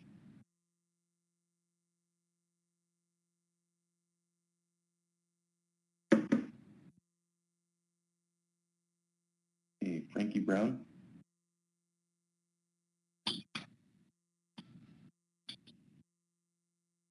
Okay, let's move on to Caitlin Yeager. Can you hear me? Excuse me, can you hear me? Oh, Frankie yes, Brown. we can. Oh, hi, Frankie. I was muted. Okay, floor is yours. To the chairman, council members, my name is Frankie Brown. I'm the owner of the fishing vessel Vanguard. The Vanguard is a non-exempt AFA vessel that will most likely not qualify for Bering Sea catcher vessel trawl cod program. The Vanguard is homeported in Kodiak with a long history of fishing AFA pollock and Gulf groundfish. I'm a vessel owner, live in Kodiak, and do the majority of my crew. I would also mention that my captain of 25 years, Ted Nagaki, is now also an owner. And I just bought the vessel from my longtime partner and Kodiak resident and fishery pioneer, Vern Hall. And so all revenue to my vessel is important to me to meet my loan obligation, and also for Ted, which he might not be able to testify today because he's out at sea. We'll see if he gets to call in. For many years, the Vanguard has fished Central Gulf trawl groundfish, including flatfish, under the original AFA co-op sideboard limits. The sideboard limits for the non-exempt AFA catcher vessels will be reduced based on the GOA catch in more recent years relative to the 1995-1997 GOA history used that generated the original sideboard limits. The Vanguard would be subject to revised Gulf sideboards under option 4.1. I am dismayed that the sideboards that I have been fishing under will change with this action, knowing most likely that I will not benefit from the Bering Sea LAP program. According to the analysis, page 197, only one or two non-exempt AFA vessels have a history of participating in the flatfish fisheries. Vanguard is one of those boats. Central Gulf flatfish is an important component of the vessel's fishing portfolio. According to the analysis, page 200, the reduced halibut PSC sideboard limits are likely, in many cases, insufficient for directed fishing, which could impact several of the sideboarded fisheries, which include deep water flatfish, shallow water flatfish, wreck sole, flathead sole, and arrowtooth flounder. I support only regulating the groundfish sideboards, table 2-112, in controlling halibut PSC at the trawl fleet level. Halibut PSC is managed based on the fleet rates, not individual rates.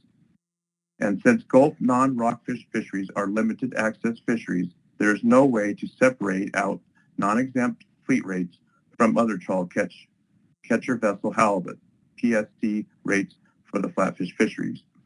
Please consider my situation, the deliberations about revising the sideboards downward. Thank you. I'm complete. Thank you, Mr. Brown, for your testimony. Any questions from council members? Mr. Merrill. Thank you. Just briefly, you testified on behalf of the halibut PSC limit and the understanding that that could be limiting to your operations. But if there were a groundfish limit that was also established for flatfish, would that be binding on your operations as you understand it? Well, with the, yeah, you know, my understanding is that if the PSC levels are put into the, you know, not excluding the sideboard, or trying to manage it just to the sideboard version, I'm going to be left with, you know, nothing to be able to prosecute a fishery, and that would be detrimental to us. It's just I don't see how you could regulate it when it to the sideboard. You know, it has to be as a whole. Does that answer your question?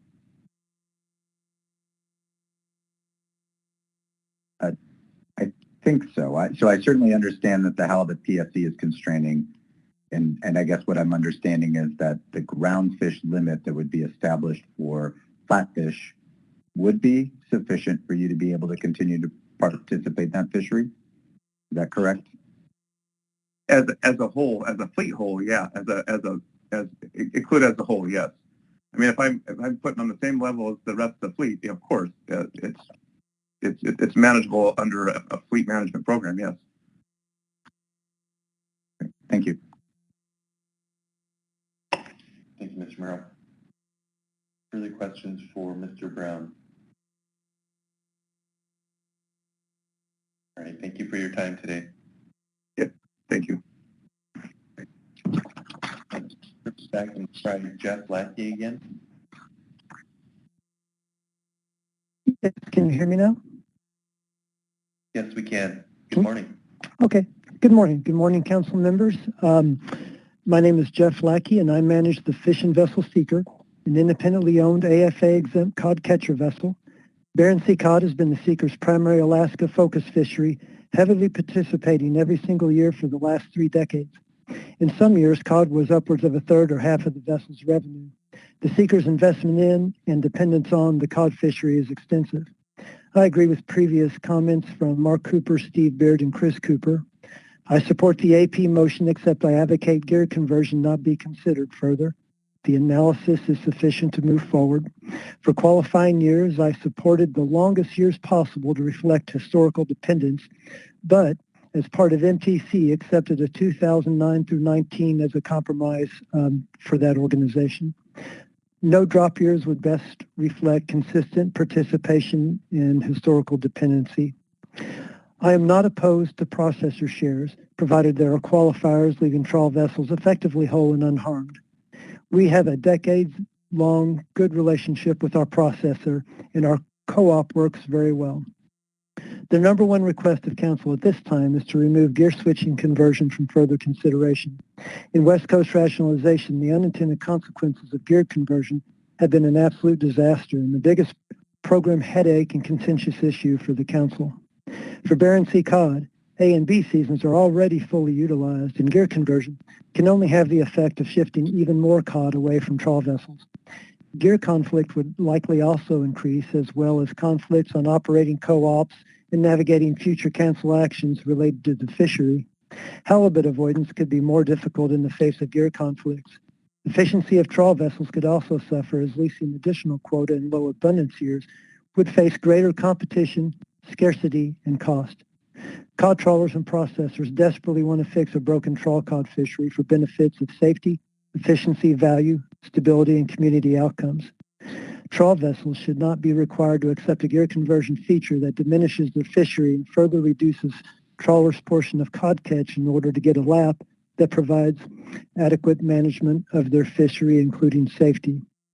Eliminating gear conversion now would allow a more focused process in moving towards final action and allow for trawl and processor participants to implement rationalization, form co-ops, and start the trawl program in the most efficient and beneficial manner for the trawl sector and communities.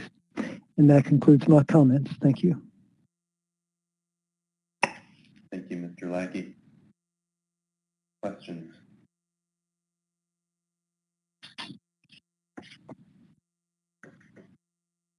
Don't see any. Thank you for your testimony.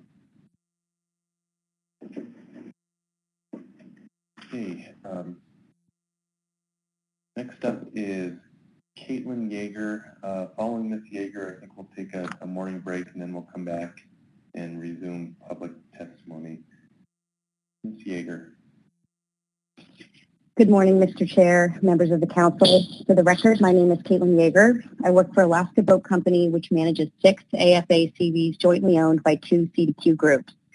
Our fleet delivers to Alyeska Seafoods and are members of the Unalaska Fleet Co-op. We maintain close ties with our membership as well as others delivering to Alyeska. These relationships created a unique situation in which we developed a yin and yang approach through active co-op management to serve both the harvester's needs and those of our processor. And with that, I'd like to speak to you under allocative measures under evaluation today. I understand that the blend is a murky concept at best and would like to clarify any misconceptions around this alternative so that you may consider this a viable option moving forward. I often hear that sideboard caps are not allocations. And while this may be true in low quota, high participation years, it hasn't always been the case for many of the qualifying years being considered. Vessels who earned catch histories in excess of their sideboard limits could not have done so without transfers of additional sideboard cap, lending itself to something perhaps closer to an allocation in those instances. The blending provision would not affect either the exempt or non-AFA fleets. Rather, it would redistribute allocation within the AFA exempt slice of the pie. These participants have been operating under and annually agreed to the inter-co-op and COD agreements administered by John Gruber and reported to the council on a regular basis. Furthermore, blending primarily affects vessels who earned catch history in excess of their sideboard history, while acknowledging to a similar degree the entities who transferred them the necessary cap. For others in the segment that participate in this program, the effects are rather small. So there are several goals laid out in the purpose and needs statement, one of which being the sustained participation of fishery-dependent communities. Staff presentation made last week by Dr. Downs and on page 329 of the document illustrated that the majority of potential ownership recipients in a new program would be primarily Pacific Northwest based and that neither strawman alternative appears suited to protecting CDQ entities unless the blend or the transferability sub-option were to be considered. I understand 20-year-old catch history doesn't sit well with some, but awarding catch history that couldn't have been earned without additional cap while ignoring those who enabled this to happen is awkward as well. As someone who's managed an AFA co-op for nearly a decade, I can attest to the variety of ways that thoughtful management can reach the council's goals. We've been operating a diversified plan within the parameters before us, but are now seemingly being punished to doing so. I'd urge you to retain option 2.2.4 of the blend for further review, and that eliminating latency may be one tool available in reaching your goals, but there are a multitude of others available through effective co-op management that can reach the desired effect. That sums up my comment for you today. Thank you once again for your time, and I'm happy to answer any questions or elaborate upon something I may have glossed over. Thank you for your testimony, Ms. Yeager. Any questions from council members?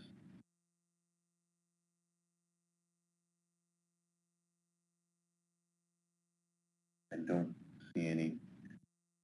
Thank you for your time this morning. Okay, let's go ahead and take our morning break. 10 minutes, come back at 9:55 Alaska time.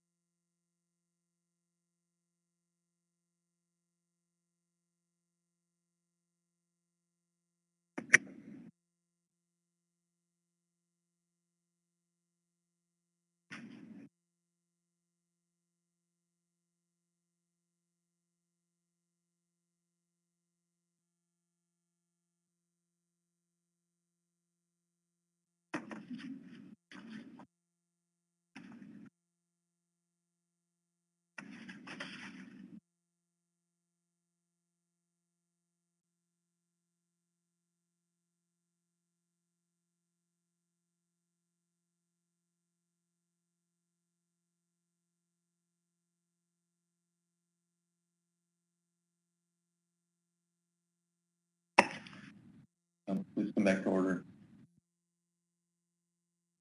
Okay, we are ready to continue with public testimony on agenda item C4. Next up is George Pollack, then Stephen Miner, then Ernie Weiss. Good morning, Mr. Pollack. Can you hear me? We can. Very good. Chairman Canine, council members, for the record, I am George Pollack, providing testimony on behalf of Aleut Enterprise, LLC, a wholly owned subsidiary of the Aleut Corporation and owner of the fish processing plant on Adak Island. I respectfully submit the following comments on agenda item C4. Today, my testimony is limited to element C6, the AI processor provisions. In 1998, after several years of effort, Congress passed the American Fisheries Act, which created a catch-share program for the BSAI pollock fishery, as well as excess harvesting and at-sea processing capacity that began impacting the Aleutian Islands. As the AFA was being finalized, the Adak Naval Air Facility was selected for closure under the BRAC process. As the result of significant investment and effort by the Aleut Corporation and the operator of the plant at that time, a former military warehouse was converted to the processing plant. Prior to the formal transfer of Adak to the Aleut Corporation in 2004, the plant operated successfully with Pacific cod season lasting from January through April without closing. At the same time, AFA vessels that had traditionally fished pollock, now a rationalized fishery, began gradually starting to alter their timing of their pollock in a race for fish for the non-rationalized Pacific cod fishery. Subsequently, the BSAI cod stocks had been managed as one quota, even though the stocks were assessed separately for each sub-area. This resulted in a disproportionately high harvest rate in the Aleutians, which began to be reflected in the decline of the AI stock assessment. In 2008, NMFS implemented Amendment 80, rationalizing the non-ground fish fisheries. This allowed the CPs to shift their fishing patterns. Adak reacted by requesting an emergency rule for sideboard processing, resulting in more late February with season closures. Amendment 113 was implemented in 2016, and a new operator successfully performed value-added processing of Pacific cod on Adak under the protections of 113. As a result of a lawsuit filed by the Amendment 80 and AFA pollock entities, Amendment 113 was vacated in 2019. Due to the loss of federal Pacific cod, the Adak processing plant closed in 2020. As a result now, I, in collaboration with almost all the Western AI stakeholders, have concluded that element 6.2 works best to fix this historical action. It is essential the CV package is developed and implemented to restore the Western AI's historic share of the fishery. A stated intent of this Pacific cod rationalization package is to address the problems identified in the purpose and need statement and to correct for the deficiencies in the Amendment 113 analysis. The processing plan on Adak has been on the receiving end of broken promises for far too long. Thank you for your consideration of my comments. Thank you, Mr. Pollack, for your testimony. Any questions from council members? Ms. Baker. Thank you, Mr. Chair, and thank you, Mr. Pollack, for your testimony. You mentioned that restoration of an allocation of federal fisheries to Aleutian Island shore plans and the benefits of Amendment 113 that was ultimately vacated are an important objective of this rationalization program that we're looking at right now. And so can you help me understand why element 6.2 that you're supporting is needed over and above what would be provided by element 6.1, which is really intended to essentially reestablish the Amendment 113 set aside? Well, as I understand it, 6.1 and 6.2 are mutually exclusive, so you pick one or the other. And looking at the history and the way some of the other pieces are coming along, I believe either of them could be made to work. So it's not over and above what would be in 6.1. There just has to be the access to federal fish available to the Aleutian Islands communities so that there is the economic base for them to operate, for us to be able to operate out there.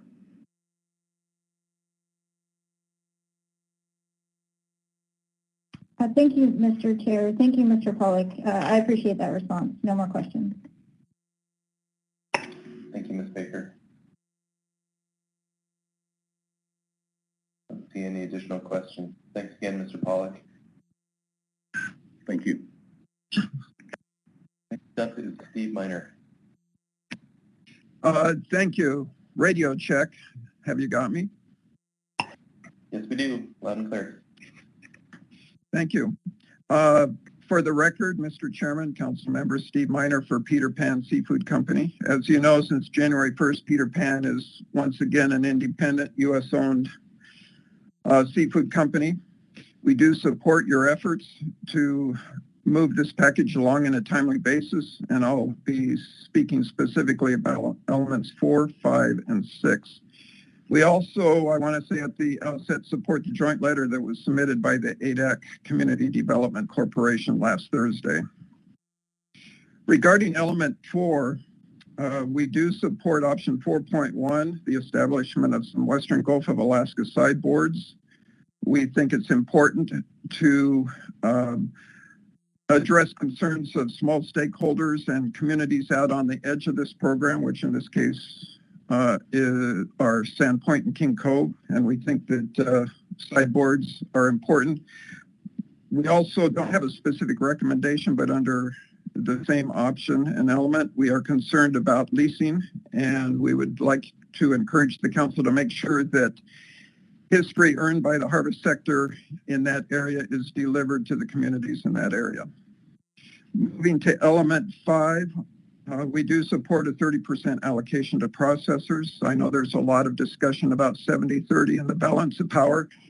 I would point out that under this program, unlike previous programs, you are not creating a closed class of processors. There's still room for entry, and we've seen that that works in other fisheries, including whiting. So I think 30% is a reasonable approach. Concerning element 6, Peter Pan actually started out supporting 6.1 with certain elements of 5.4. In extensive discussions with the stakeholders in the Western Aleutian Islands, we have now changed our support. We now support option 6.2, specifically that that region should be allocated 10% under option 6.2. And that there should be some clarifications. And the clarifications we would like to see are first, that halibut PSC is allocated on a pro rata basis. I think we've all seen the last couple of years that the potential that the Bering Sea take of halibut PSC could close the Aleutian Islands fishery before it even starts. We would like to see the facility cap out there removed, just like you did with golden king crab. And last but not least, we did initially have some concerns under 6.2 about giving the community control of the allocation. Those concerns have been dealt with internally. We've had extensive conversations with ADAC Community Development Corporation and the city, and we think that can be resolved through civil contracts. So please support 6.2. Thank you. Okay, thank you for your testimony, Mr. Miner. See if there's any questions from council members. Ms. Baker. Thank you, Mr. Miner, for your testimony. I'll ask a similar question as I did before.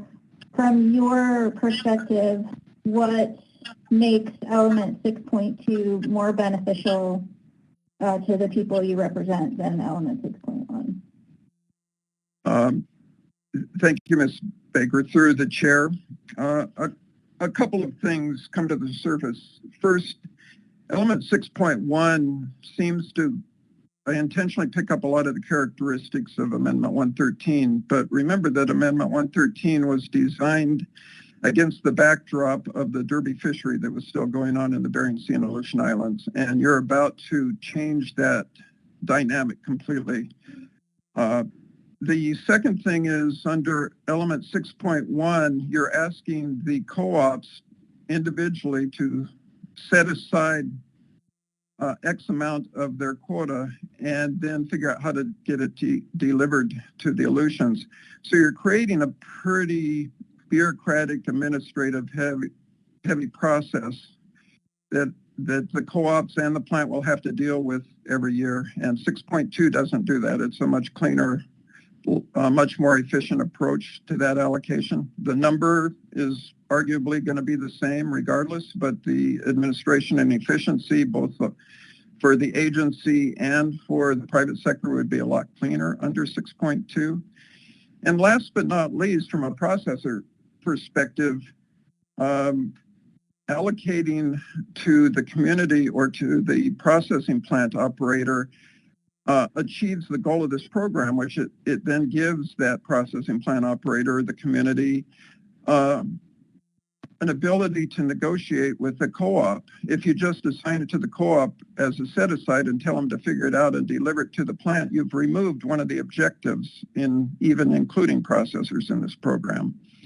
So for that reason, we have shifted initially from 6.1 now to 6.2. Thank you for the question. Thank you, Mr. Chair. Thank you, Mr. Minor. No more questions. Thanks, Ms. Baker. Ms. Kimball. Thank you, Mr. Chair. Thank you, Mr. Minor. I just had a quick one on your point about needing to ensure that halibut PSC was apportioned pro rata to cod. And the current motion at least includes that for all cooperatives. And we're obviously not doing a separate BS and AI allocation. So I might have missed your point on needing to ensure that we're allocating PSC pro rata to cod. Could you expand on that? Yes. Thank you, Ms. Kimball, through the chair. I agree that the motion it does include it in other elements, but since we are, where the council is, looking at the Western Aleutian Islands as element 6 is separate, we would just like that clarification that that is the intent under element 6. It's just an important clarification, in particular when, for the last 2 seasons when that plant was still operating, both seasons there was a risk that the entire Aleutian Islands fishery was going to be precluded by the take of halibut in the earlier Bering Sea fishery. We would just like that clarification that that is the intent of the council under element 6. Thank you.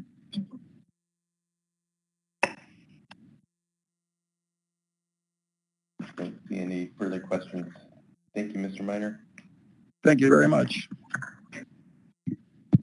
All right, next up is, Mr. Merrill. Still with us, Mr. Minor? Mr. Chairman, if he's gone, that's okay.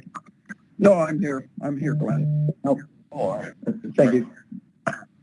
Thank you, Mr. Chairman. Sorry for being late with the hand.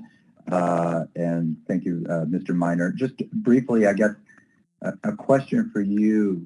Because both 6.1 and 6.2 would require an allocation based on whether or not there's a trigger, a notice of an intent to process, how, from your perspective, do you see 6.2 being less administratively challenging than 6.1? Thank you for the question, Mr. Merrill, through the chair. I think in terms of setting deadlines for notice of intent, they are the same process. But after that allocation is made under 6.1, you've now directed the co-ops, however many there are, however few or however many, to set aside themselves internally X% and then work it out amongst the co-ops who's going to actually work with ADAC. So you've created a whole nother administrative loop that doesn't exist under 6.2, in my opinion.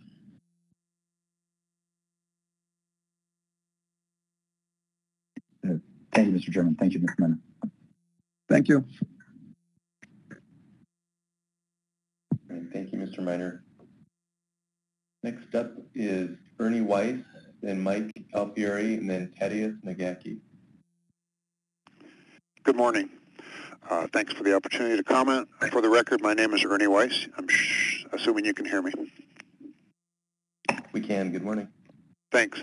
So representing the Aleutians East Borough, the Aleutians East Borough includes the communities of King Cove, Sandpoint, Acatan, False Pass, Nelson Lagoon, and Coal Bay. We have a local fishing fleet that participates in local state water fisheries and western Gulf, pollock, and cod fisheries and other fisheries. There is shore-based processing in 4 of our communities and a plant in Port Moller. Our hope is that the council, through this action, will protect our coastal fishing communities in a couple of ways. 1, protect our western Gulf groundfish fisheries and fishermen by establishing meaningful sideboards. And 2, allow as much fish as possible be processed onshore. We appreciate very much the work and explanations by the analysts on this action. I've been focused on elements 4 and 5, but I realize that all the elements are important and play into the final result. But looking at element 4, we do support options 4.1 and 4.2, and at this time we don't object to the revisions made in the AP motion. In general, we support any options that don't allow for unfair expansion in GOA fisheries by participants in this program, and for that reason we don't support sub-option 4.2.1. That kind of looks like it could be a loophole. As far as element 5 and the rest of the elements, we don't have any specific recommendations, just a general ask that you keep as much fish processed onshore in communities as possible and prevent any expansion of offshore processing through this program. We support our onshore processors. Several have testified on this agenda item, and they are all important to our communities. Obviously, we feel that onshore processing is integral to keeping coastal fishing communities viable. We support our fishermen and hope that the sideboard measures in this action will protect them from any unfair expansion into the Gulf fisheries by those who will benefit from this program. I know the council is working hard to get this right. I thank you for your time, Mr. Chair. That's all I have. Thank you, Mr. Weiss.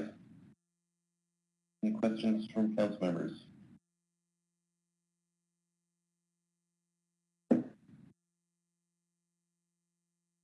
Okay, thank you for your testimony. Thank you. Next up is Mike Alfieri.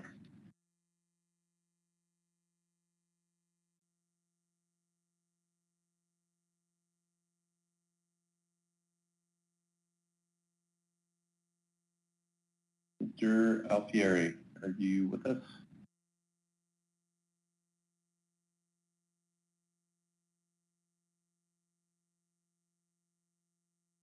Okay, again, we can circle back to Mr. Alfieri.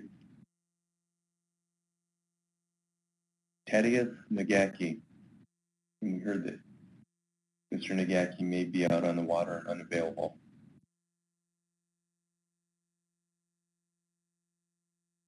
So if neither Mr. Alfieri or Nagaki are available, Mateo Pasaldan. Can you hear me, Mr. Chair? We can. Good morning. Great. Yes, good morning. Mateo Pasaldan on behalf of the City of St. Paul. For starters, let me state that the City of St. Paul supports this action. The city believes that properly structured with options that maximize potential benefits to resource conservation, to communities, to bycatch reduction, and to safety, this action can be responsive to the language of the problem statement. The city's comments today are focused on the community aspects of this action, which are similar to those we made at the SSC and the AP. I also want to thank Mr. Down for the very thorough job he does, as always, in developing the community-relevant information. Our first observation is that reading through this extensive analysis, the community benefits are mostly derivative or indirect and are found in bits and pieces throughout elements 2, 3, 5, 6, 8, and 14. Bycatch reduction, PSC rollovers, unallocated sea season, the processor provisions, and gear flexibility could all provide benefits directly and indirectly to Bering Sea communities. Consistent with the leadership this council has shown on community engagement and outreach, and consistent with its intent in the problem statement, one of the city's recommendations is that the community benefits of this action be spelled out up front in a single location. Such a summarization was provided to you by Mr. Down in his presentation, but is not available in the document. To give you an example, element 5 is labeled processor and community provisions. There are tables describing this element on pages 11, a one-page narrative on page 38, and another table on page 43. However, the word community does not appear anywhere in these narratives except in the title of the element. So this is a bit of a misnomer. What you have in element 5 are processor provisions, which depending on the percent of harvester quota issued to them, can provide benefits to a greater or lesser extent to their host communities. The other dimension to consider is the tribal component. This overlaps to some extent with the community considerations, but it's a separate concern, as highlighted by the recent executive orders and the constitutional relationship that the federal government has to tribal governments. It might also involve other federal agencies. So it would be helpful for the impacted or potentially impacted tribal governments of this action to be clearly listed up front in a draft and not on a table in the middle of the document. To conclude, the way the city interprets the recent executive orders on climate change, underserved communities, and tribal consultations is that one of the objectives of these is about access, transparency, and making it easier for underserved groups to navigate the federal policy making. Presenting the information element by element in a way that is responsive to these executive orders, but also to the actions problem statement so that both the council and the stakeholders can weigh the community and tribal considerations properly is important going forward. Thank you. Thank you, Mr. Pasadan. Questions from council members?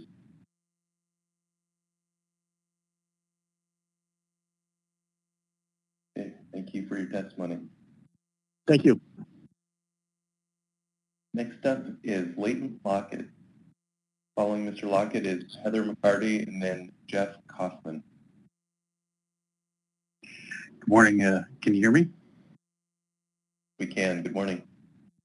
Thank you. Good morning, Mr. Chairman and members of the council. My name is Leighton Lockett, and I'm the city manager for the city of Adak, Alaska. We know shore-based processing is integral to our communities. Other communities besides ours have already testified as such. The shore-based plants in each of our communities are vital to the local economies, and much of the infrastructure in each of these communities was constructed or is maintained in support of fish processing. Looking back to 2012, the plant operator in Adak told our city council that the lack of access to the federal cod resource was the foremost reason that they could no longer continue to operate the plant. The uncertainty in accessing this resource is significant, and the economic environment has not changed since then. Without an environment that can provide a suitable framework, investing millions of dollars in this fishery makes investments at risk of being stranded. When these investments falter, our communities disproportionately suffer. The Aleutian Island communities are struggling to keep our processing capacity alive. Notwithstanding our location and inherent logistical complexity, the regulatory environment can support shoreside processing in our communities. During 2004 to 2009, ADAC had the volume processing that supported the community, and millions of dollars were invested in local capacity. Stellar sea line protections, the BSAI tax split, are some of the events that have created resource uncertainty, and our local plant has struggled since. With our local processing plant struggles, our entire economy impacted. When our local processing plants struggle, our entire economy is impacted, especially as opening and improving efficiencies at the plant require millions of dollars each time a new operator takes over. The reality is that Amendment 113 did provide a real benefit to the community of ADAC as a delivery requirement versus a quota system this program creates. It also brought several issues that could not be anticipated at the time of its creation, which unfortunately brought an unintended race for fish.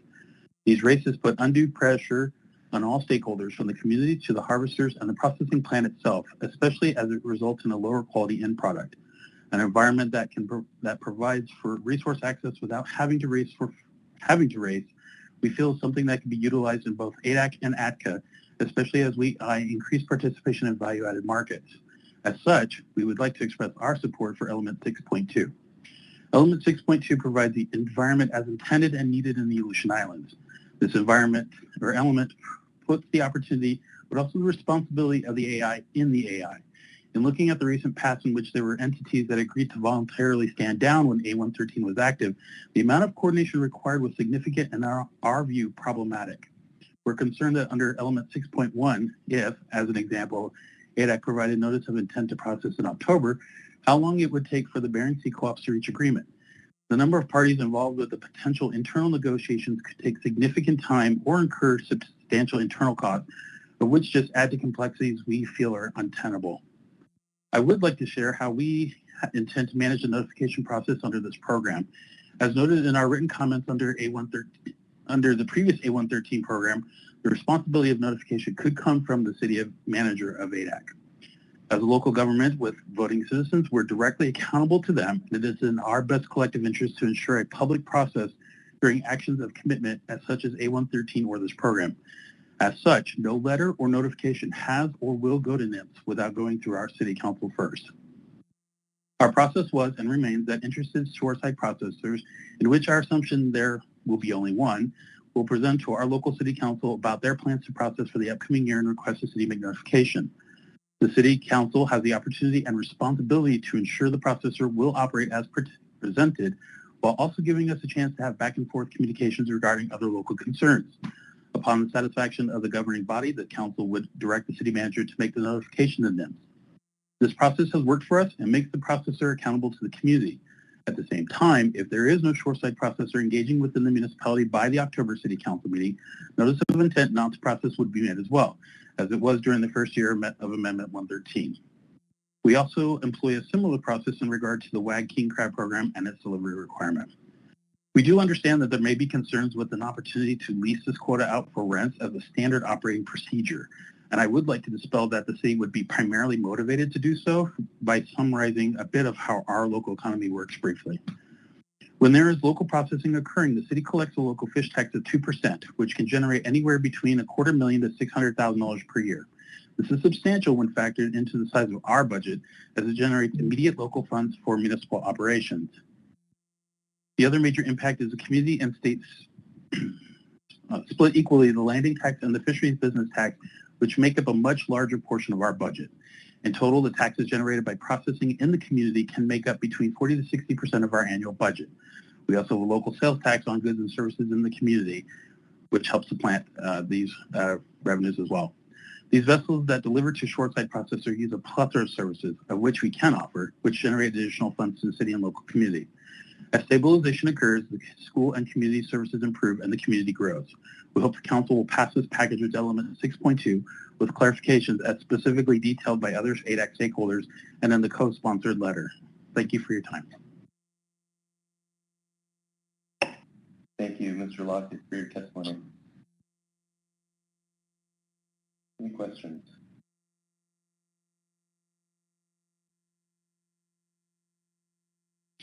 Yeah, I don't see any. Thanks again. Thank you. Okay, up is Heather McCarty. Hello, Mr. Chairman and council members. This is Heather McCarty, and I'm representing Central Bering Sea Fishermen's Association, CBSFA, which, as you know, is the CDQ group on St. Paul Island. First, I'd like to make clear that CBSFA supports the cod trawl CV rationalization program, and we support it moving forward as soon as the council believes the analysis to be comprehensive. From our 6 years working on halibut ABN, we do understand how frustrating delays can be. We believe in the need for this program, and we believe in the benefits of a rationalized fishery, increased efficiency and safety, increased value for harvesters and processors, and the ability to control bycatch of other species. CBSFA owns 3 trawl vessels with partners, and with them have participated in the CV trawl cod sector since 2003. The 3 trawl vessels have CV trawl cod AFA sideboard allocations and are members of the Unisea Co-op and members of UCB.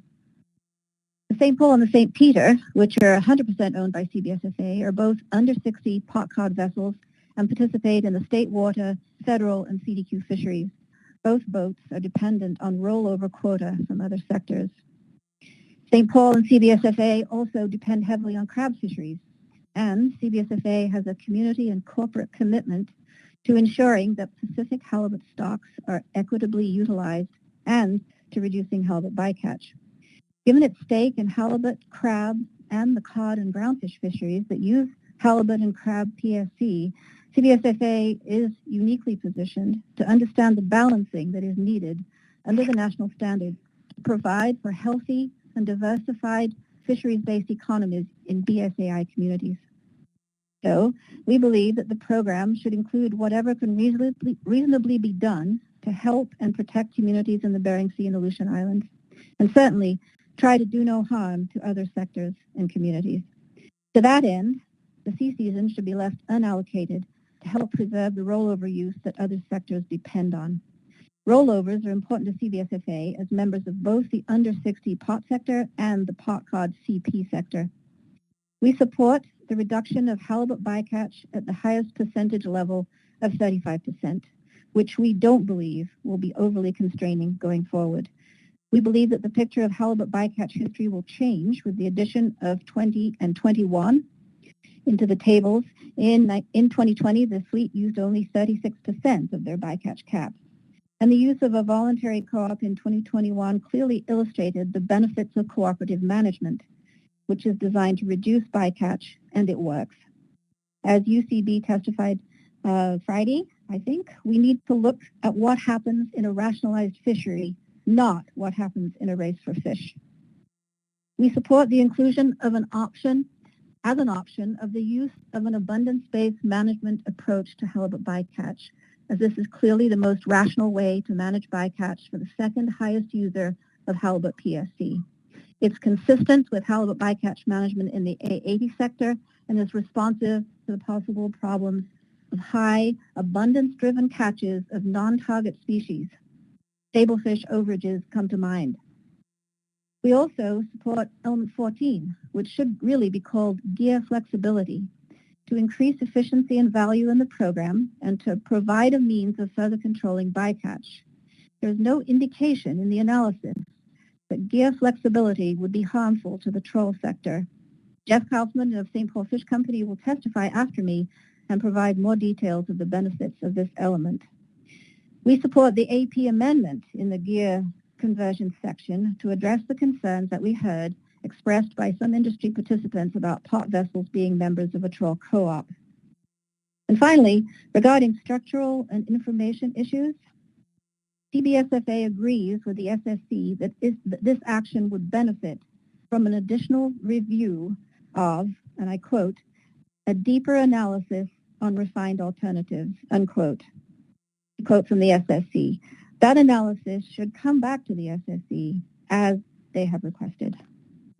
The straw man alternatives, while helpful, are just that, straw men for illustration purposes, and it makes sense for the Council to build a coherent alternative that provides choices of options under each element that meet the Council objectives for this program and meet the needs of the participants, as reflected in the AP motion and in public testimony. One of the main proponents of this action, UCB, has provided preliminary preferred options under several elements. And the idea is that these options and elements could be brought together under a coherent Council alternative. And finally, the SSC commented on the absence of an EDR component in this action, which is unusual for a proposed rationalization program. We ask that the Council support inclusion of gathering of data, which is totally necessary for the Council to review this program. We point to section 2.6.1 on page 47 of the analysis, titled Unavailable Information. It details information that is currently not available even for this analysis to be as comprehensive as it could be. Let's not compound this long-standing problem. Thank you. Thank you, Ms. McCarty. Are there any questions?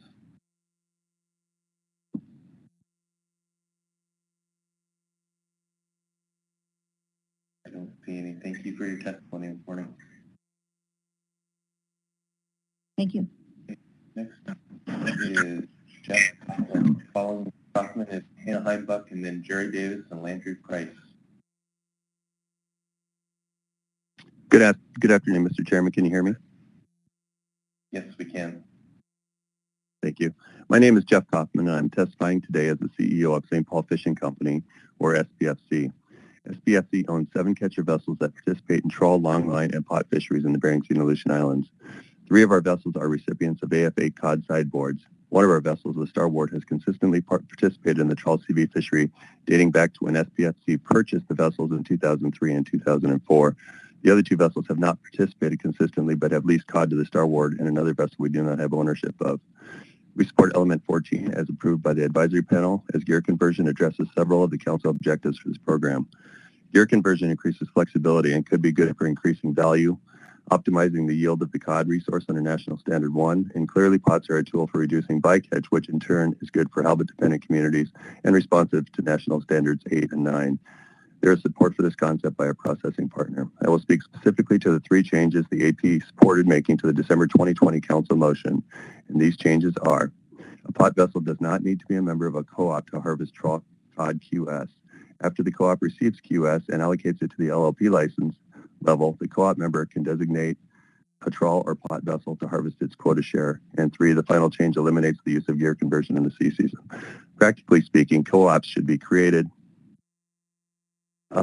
structured, maintained, and managed by qualifying LLP holders, not by pot vessels that may be designated by an LLP license holder. However, this language provides flexibility that may be helpful in the future if a trawl CV converts to pots, or for some reason the co-op would like a pot vessel to join the co-op. Allowing a pot vessel to be a member of a co-op should be a decision made at the discretion of the co-op, not by a single member of the co-op.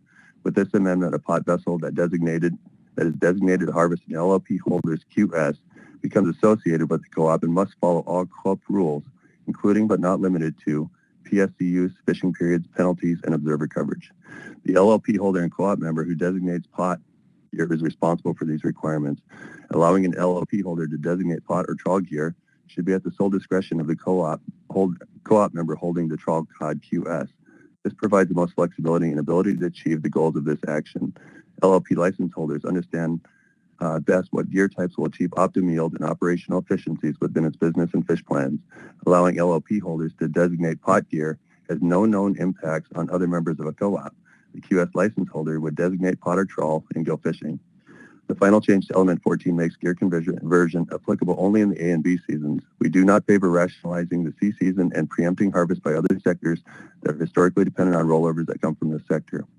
All cod fishermen have been negatively impacted by 10 consecutive years of TAC reductions. To help achieve the goals of the MSA and maximize value of a much smaller fishery, flexibility is essential and should be desired. This element should be adopted by the Council for its potential economic and ecological benefits it offers. It is forward-thinking and responsible management for a sector that is being privatized. Thank you, Mr. Chairman. Thank you, Mr. Kaufman, for your testimony. Questions? Ms. Baker. Thank you, Mr. Chair, and thank you, Mr. Kaufman, for your testimony. I have a question about your testimony in support of the gear conversion in Element 14, and we've heard a lot of input in terms of the mechanisms for which that would maybe work best or not, and we do have the AP's input on that. And so my question for you, to try to cut through all of the different terms I've heard, I don't know if you're familiar with the Central Gulf of Alaska Rockfish Program. I assume not, since you generally don't participate in those fisheries, but I wonder if a general structure like that cooperative quota application process could work as you envision it for gear conversion. And just in a nutshell, the eligible LLP license holders form a rockfish program cooperative. And those LLP license holders must apply each year as part of a cooperative to get annual cooperative quota. As part of that annual cooperative quota allocation, the cooperative needs to designate all of the vessels that may be used to harvest some of the cooperative quota in the upcoming year. Is that a structure that you think could work for this PCTC program in general, that would capture your vision for the gear conversion option? Through the chair, thank you, Ms. Baker. The way that we've envisioned it is rather than the co-ops designating a pot vessel to harvest trawl QS, what we're looking at here is that the co-op receives the allocation, and then when it gets assigned down to the quota or to the LLP license holder's permit, at that point the LLP holder then has the flexibility to choose or designate pot or trawl gear at that time. And there's been a lot of concern voiced by members of this particular sector about pot boats being members of a co-op and the challenges or difficulties that may arise out of doing so. And so from our perspective, it just makes sense that the pot boat does not need to be a member of a co-op, but be associated with a co-op and have to follow all of the rules that are set by the co-op. So the designated pot vessel wouldn't have any say in the structure and the makeup of the co-op, but the quota holder or the permit holder, the LLP holder, then can designate its quota share to a pot vessel who is not a member of the co-op but is now associated and must follow all of those rules. So hopefully I answered your question there. Thank you, Mr. Chair. Yes, Mr. Kaufman, that was helpful. And my second question has to do with your support of not rationalizing the sea season, as the council is currently considering in element 2, and then also your testimony in favor of essentially the council taking every measure it can in element 3 to minimize bycatch, particularly of halibut in this particular action. And so can you help me understand your thinking in terms of the trade-offs there between potential halibut PSC savings in a fully rationalized program? By that I mean all seasons, versus leaving the sea season unrationalized, and therefore we would need to hold some PSC for limited access trawl PSC, trawl catcher vessel fishery. Yeah, through the chair. Thanks again for the question. I'll do the best I can to answer that. So, well, we obviously believe that, you know, conversion to pots can help to reduce bycatch of halibut for sure, and potentially even crab potentially. And I think I forgot the crux of your question. There was a lot in there, and I'm trying to decipher. Can you ask me one more time, a little bit more pointed? Sorry. Sure. What are the trade-offs in terms of halibut PSC savings under a fully rationalized fishery all seasons versus the option to leave the sea season unallocated? What should the council consider?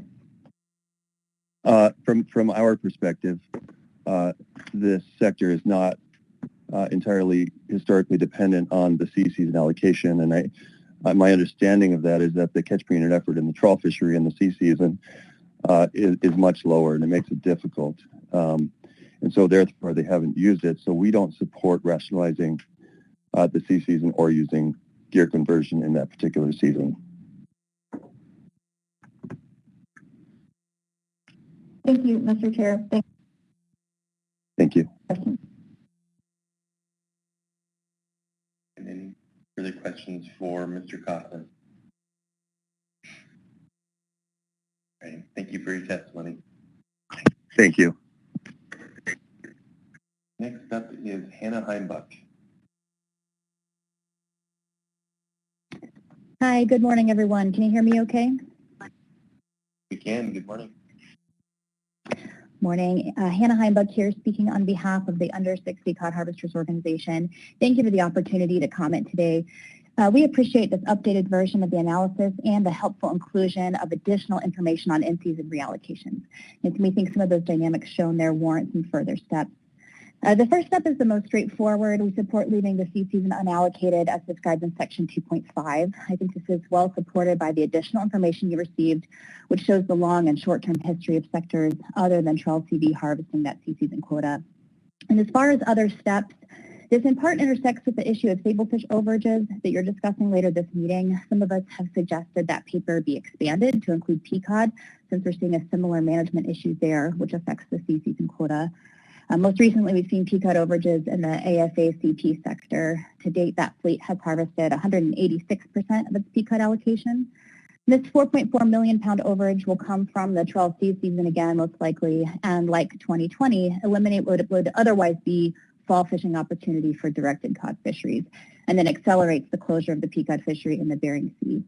And as you saw in the analysis, the under 60 hook and line and pot fleet has received not most, but a substantial portion of its fishing opportunity from the allocations and all of its fall season opportunity. Of course, those won't be the same every year, but seeing the majority of them cover incidental catch overages in a season is a pretty impactful shift. While the Council has previously and is currently working towards addressing overage causes, as you heard in staff presentations, overages are the primary consideration when reallocations are taken into consideration, and that overages must be taken care of first and foremost before reallocation to other sectors. So those have become not only likely, but are inherently prioritized. So we are also suggesting a reassessment of the reallocation hierarchy, in part because unconditionally prioritizing a sector with substantial overage to receive reallocation actually works against any incentive to stay within a set limit. And I know that those incentives are important. But that's certainly not the only reason to look at it. I think you'll find that it's just outdated. These programs are evolving, and we have the benefit now of reviewing the history of those reallocations and adjusting for the future to broadly ensure that going forward that the protocol meets the Council's intentions as these COD programs evolve. For instance, the hook and line catcher processor sector has received the majority of reallocations over the last 20 years, and not that it shouldn't receive some. As we've heard, that sector is especially important in years of higher abundance when others may not have the capacity to harvest remainders. But the hook and line CP is currently articulated heavily as a priority. The second largest recipient since 2008 has been the ASA, CP, and the Amendment 80 sectors combined. And all three of those together result in a pattern of reallocation offshore and out of the catcher vessel sector overall. The CP sectors are important. The pot CP sector relies on reallocations as well and should be considered in all of these impacts, but there are just many dynamics to consider here that have been impacted by changes in effort and management over the last 20 years. And I think we can update the protocol to still leave some of the necessary flexibility for the unexpected, to recognize that effort and capacity shifts in times of higher and lower abundance should be taken into consideration, and especially to reflect the Council's forward-thinking intent as the BSAI COD programs evolve. In other considerations, we support a 35% reduction of halibut and crab PSD. We also have supported ABM for PSD, though it seems the Council has moved away from it in this program. I think it would be helpful to articulate why as many stakeholders in the North Pacific have been strongly supportive of that, and the Council is developing it in other trawl sectors. We also strongly support including a gear conversion option in the A and B seasons. I've heard some concerns about high crab bycatch and the pot fisheries, negating the potential benefits of choosing to harvest cooperative quota with pots. And I think that's kind of an inaccurate generalization that doesn't account for issues of variability and high survival in pot encounters, and then issues of unobserved mortality in the trawl fishery. And I think we're just oversimplifying the challenges in both fleets. Pot vessels don't have a fleet-wide, area-wide, all-season crab interception issue. It's isolated in time and area. It's characterized by these lightning strike events and then highly extrapolated across data. Those events absolutely need to be better understood and minimized, and we are supporting that proactively now by working directly with other pot fleets and with the crab sector to develop better pre- and in-season options for hotspot reporting, active avoidance, and gear modification. And so while we seek improvements, those events are just not a reason to diminish the value of pots generally or within a gear conversion option specifically. They're overall very successful at minimizing bycatch and mortality while providing a high target quality. I think the 100% observer coverage in this program offers an opportunity to review any pot harvest and to review the option success and respond to any options or issues that arise. Finally, we also agree with the SSC's points that a deeper analysis of a Council-driven alternative or set of alternatives is needed for Council bodies and the public to properly review for cumulative impacts. We have now a buffet of options under 14 elements that can be combined in a variety of ways with varied impact on trawl and other sectors, and that's a normal stage of the process, but not necessarily one immediately before final action. But I absolutely hear and understand that it's a priority for this Council to complete this quickly. And I don't think a substantial delay or a lot of additional information is needed, just a pathway to fully consider impacts based on clear and complete alternatives. In summary, I ask that you move forward with CCs and unallocated, prioritize additional PSC reduction, and allow for optional gear conversion. In the interest of not causing additional delay, I'd ask that you consider a separate or a staff tasking action to reassess the reallocation hierarchy. But I also realize that there are several items still to come in this meeting that impact those dynamics and the under 60 sector.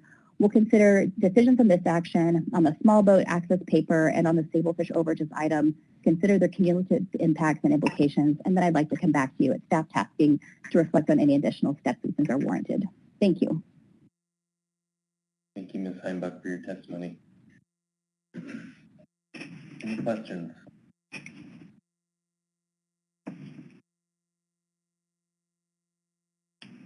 Ms. Kimball. Thank you, Mr. Chair. Thank you, Ms. Heimbach.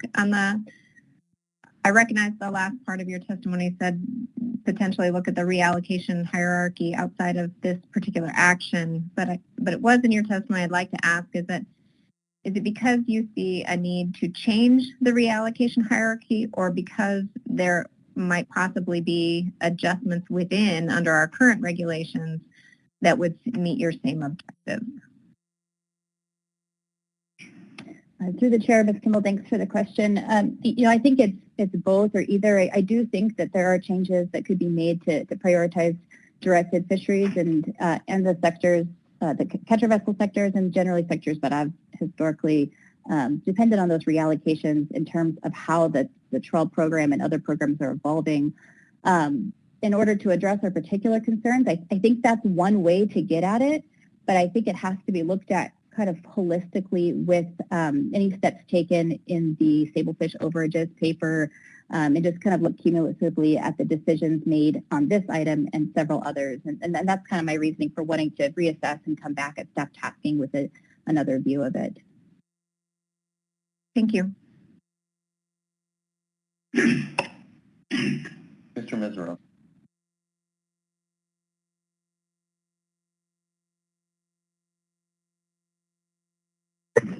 There we go. Thank you, Mr. Chairman, and thank you, Heimbach, for your testimony. I wanted to just ask you about your comment regarding whether the council should release this document and move forward to final action, or whether we should get another initial review. And I guess my question is, if the council decides to move this document forward for final action, picks a suite of preferred alternatives at this meeting, and directs the staff to complete the work that the SSC recommended to make the document be sufficient, and then we move to final action, and if for some reason the SSC still finds it insufficient, then the council would have to do another final action. If we don't release it, we ask the staff to do everything they can between now and the fall or winter, we're going to get back another initial review that has that, and then we'll have to move to final action, which would be, a few months later. And so is there a difference in your mind if we direct the staff to complete the recommendations of the SSC and move towards final action and take our chances doing that? Or if we go and do another initial review, which will surely delay the outcome of this action? I think that's the decision point, and I'm just wondering if you see a difference between doing the two things as I described them.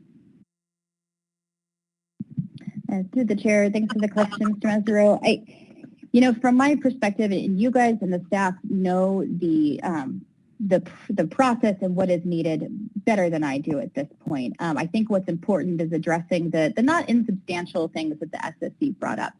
So the difference in the situations you described really is time. And I think my concern is whether or not you can address them. I think if it's possible to establish those clear alternatives and provide a distinct analysis on them outside of the straw man framework, and do that through a final action that comes, later in the year, then great.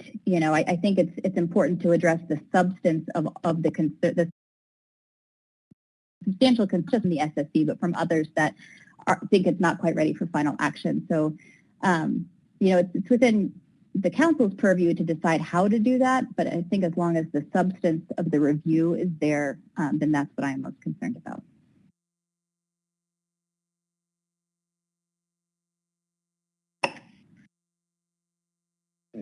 time, Becca. I'm not seeing any further questions. Thanks again for your Thank you. testimony. Next up is Jerry Davis and Landry Price, then Dan Martin, then Jerry Merrigan. Hi, Mr. Chairman Jerry Davis here. Can you hear me? We can. Good morning. Great, thank you. For the record, Jerry Davis and Landry Price is also on the line from Yukon Delta Fisheries Development Association, one of the 6 Western Alaska Community Development quota groups representing the villages along the mouth of the Yukon River. We own the trawl catcher vessels, the American Beauty and Ocean Leader, 2 AFA catcher vessels, and we're here to testify on 2 items. The first is the year class being considered for harvest shares. We prefer section 2.2.1, 2014-2019. It's obviously the best option for us. Any reaching back farther than those 5 years to go 10 or 15 years back dilutes our history, which causes us other issues, which I'll touch on in a minute. And as the council has often indicated, recency is one of the strongest indicators of dependence on the fishery and should be fully considered by the council. The second one is sort of more confusing and troubling to us. It's the application of section 2.1's threshold cutoff percentages as a tool that was adopted as an option by the council in December 2020. We've developed a matrix with 54 separate cells depending on the application of the cutoff percentages. And this matrix includes the 3 different year classes, the 3 different blends, the 5 different processor set-asides. It does not include the 2 different drop year options or the season rationalization option. So we don't know where we stand in this whole analysis. So we'd like to ask the council not to include a PPA regarding the threshold tool at this time. It's a crude tool. It means you're either in or out. You're out of a very lucrative fishery we've relied on the last 7 years, depending on where all these options stand. So we'd ask the council not to include an analysis on the threshold issue at this time. In fact, we think that's a crude tool. It may not be necessary if the purpose and needs statement reflects that the council wants to reduce the pace of the fishery. The number of vessels was not indicated in that purpose and needs statement. And the fact that a rationalized structure, cooperatives will actually very appropriately address that issue. And so there's no need to apply a crude tool where you disregard somebody's ability to earn catch history and actually give it to others that they didn't earn it. So thank you, Mr. Chair. Thank you, Mr. Davis. Mr. Price, did you have anything or just available for questions? Thank you, Chairman and Council. No, at this time, I think Jerry summed up our concerns effectively. Okay, great. Okay, any questions from council members?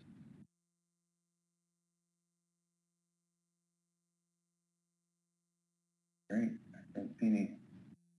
Thank you for your testimony. Thank you. Thank you. Dan Martin.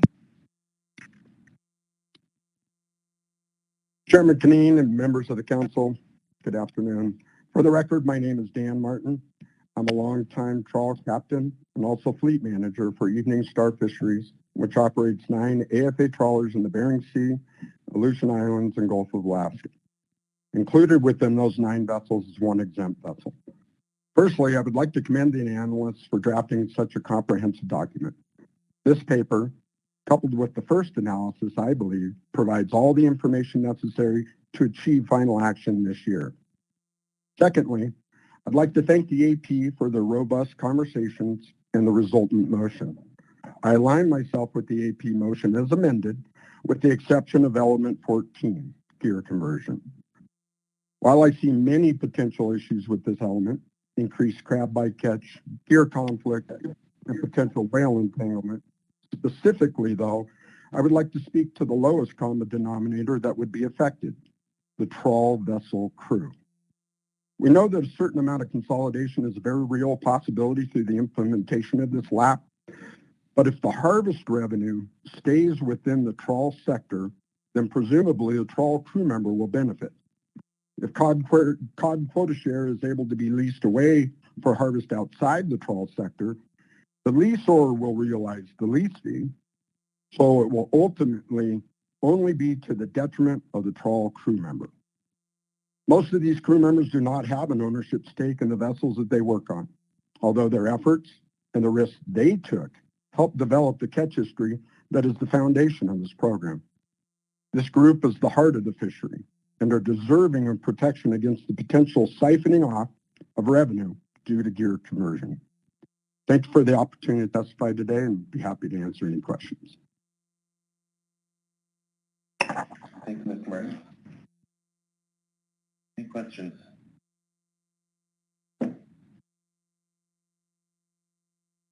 Right. Don't see any. Thank you for your testimony today. Next up is Jerry Merrigan, then Teresa Peterson, and then Nancy Cooper. Mr. Chairman, can you hear me okay? Yes, we can. Good morning. Good morning. This is Jerry Merrigan speaking on behalf of the Freezer Longline Coalition. We'd just like to cover a few topics of particularly how this action might have potential impacts to our sector by individual elements and the cumulative effects of the elements. And we're particularly interested in ongoing issues we have right now. There's a race for fish in the Bering Sea that causes an early closure. So any action that puts more catch in the A season would exacerbate that. We're also wrestling with trawl sector overages currently right now on table fish and peacock, and we don't want anything to exacerbate that. And we're also concerned about alternative 6 on the Aleutian Island directed fishery allowance and the unrestricted portion of that, and possibly some stranded catch. So we raised the issue of maybe an expanding analysis of impacts to our sector in the next version of this document. The staff indicated it would be possible to do that. And so we're pretty interested in the effects of element 2.5 and element 6 on our sector and cumulative effects. And if you choose a PPA, we'd be interested in the impact of the PPA in our sector. We'd like to thank the staff and council for their efforts to make this complicated issue as clear as possible to the public. Right now, last year, Bering Sea peacock closed November 18, 2022, directed fishing, and trawl fisheries with incidental catch were not affected by this closure. And in part, that was due to low ABCs and also incidental peacock catch overages. We recognize the AI set-aside may relieve some of the ratio fish in Bering Sea, and it depends on the amount of that set-aside. So we would like to avoid any increase in the A-season harvest. So we oppose any changes to the stellar sea line apportionment as suggested in written and public testimony, and that would change the current 85-15 split for CV trawl. We're at 51-49, and they're asking for 90-10. We would ask the council not do this in a piecemeal fashion. If they wish to revisit the stellar sea line apportionment, it should be comprehensive for all sectors. If you adjust one sector's apportionment, you are de facto adjusting all sectors' apportionment since there's a 60-40 overall target. In incidental catch management, the CB trawl allocation is 22.1% for all peacock harvest directed incidental. So understanding that the total allocation minus an ICA would then be the catch share of the co-op. The ICA would be set in harvest specifications, and if it's exceeded in 1 year, it would be adjusted in the following year, and if it's not fully utilized, it might be adjusted downward. However, the ICA cannot be adjusted in season. So we're hoping that working at 2.5 is that if we're having difficulty in management of ICAs, it seems like incidental catch of trawl fish in season, that if you do not allocate the sea season, that might provide a management buffer. Everybody wants the ICA to be set as low as practical inside the directed peacock shares inside the CB trawl sector, but there's always some management uncertainty, and it could go over that. So it could be adjusted in the following year. In season, if there's an overage, it's going to come out of underages in other sectors and would also hasten early closure of directed fisheries and reduce the amount of rollovers. So we would support including 2.5, or at least consider the fact that it is a management tool for maintaining catch allocations and also for maintaining this stellar sea line catch apportionment. The Aleutian processor, island processor provision, we just want to clear the effects of element 6 on the the Aleutian Islands DFA, restricted or unrestricted. This will require estimating of various ranges of ICA in the Aleutians, which is also mostly for trawl fisheries. That's been as high as almost 4,700 tons in 2017. If the set-aside is too large, there will be no unrestricted DFA and no harvest opportunity for directed fisheries, which are mostly fixed-gear peacock fisheries, and then de facto the Aleutian Islands would become a trawl fishery only. And that decision should not be made in the absence of sector-level impacts, Stellar Sea Lions, EFH. We have a long history of fish longline precipitation in the Aleutians, averaging about 30% of the harvest from 1991 to 2018. And as you heard earlier from Doug Wells, a portion of the fleet has a higher dependence on the AI than other vessels in the fleet. We're also concerned about the difference between 6.1 and 6.2. 6.1 is confined to the A season. 6.2 is annual. Our preference is for 6.1. We like to see some clarification that in the event no AI short plants are not operating, as in 6.2.1, then that fish would roll back into the unrestricted DFA. Agency authority may need to be spelled out in terms of moving fish between back in the restricted and unrestricted. So we oppose any removal of 6.21. All these issues might be better dealt with a trawl, non-trawl split in the Aleutians, but that doesn't seem to be on the table in this action. So, Mr. Chairman, just to wrap up, is that we're concerned just about the effects. We think 2.5, element 2.5 has consideration for maintaining sector allocations and not overages, and also we'd like to see the effect of element 6.1 and 6.2 spelled out on what it would mean to the non-trawl fisheries in the Aleutians for directed fishing. Thank you. Thank you, Mr. Merrigan. Any questions? Ms. Baker. Thank you, Mr. Chair, and thank you, Mr. Merrigan. I think you testified that at least at this point you would support element 6.1 instead of 6.2. I know you want the impacts to be analyzed a little more clearly, but at this point, can you tell me why that's the case? Mr. Chairman, Ms. Baker, I guess we brought up a couple years ago is the trawl non-trawl split. That's not on the table. But if we're left with 6.2 and 6.1, because 6.1 has a definite date of where the trawl set aside applies to the A season, it provides a little bit more certainty. In 6.2, you're allocating shares there, and it looks like it's for the entire year. It's annual, as staff said in their presentation. And our concern there is there's no date specific. So if something happens, the plant intends to operate, but something happens. The COVID, volcano, sharknado, something, for some reason they're not processing. That fish would appear to be stuck there, and we could have the same situation in the Bering Sea where it closes on us, and our only place to catch the fish would be in the Aleutian, and if that fish does not roll out of there, it's stuck in the restricted DFA, we're kind of out of luck. So I guess 6.1, just because we have a little bit more experience from 113, and it provides a little bit more certainty that on timeline, that's the A season only.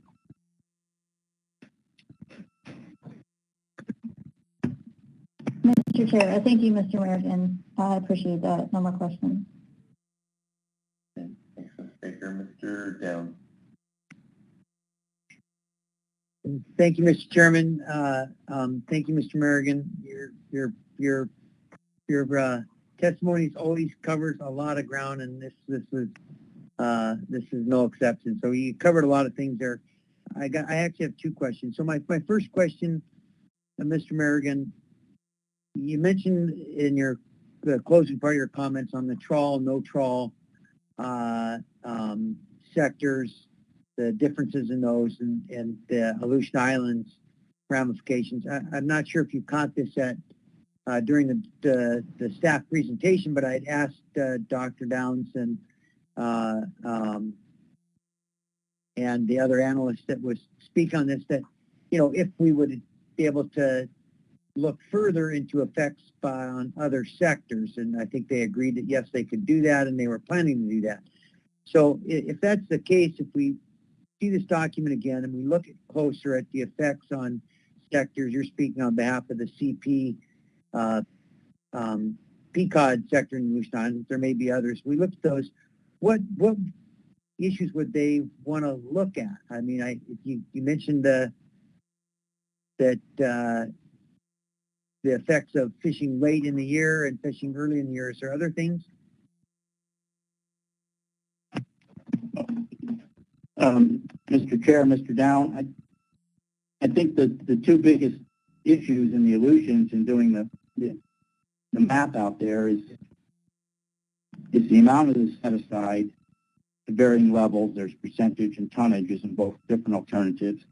And then there's also the other one that comes off the top after off the ITAC is the incidental catch of other trawl fisheries. I think this is mostly Amendment 80.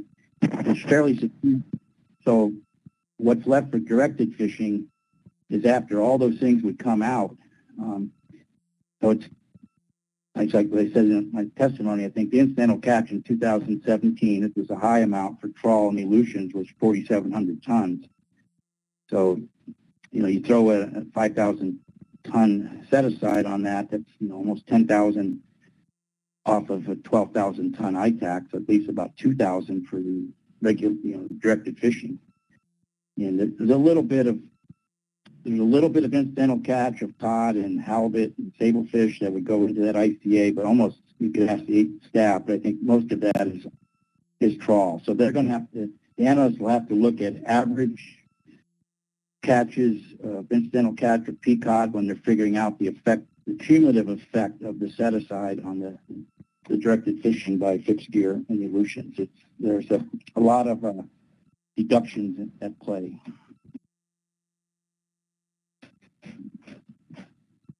Yeah, thank you, Mr. Merrigan. And second question, Mr. Chairman.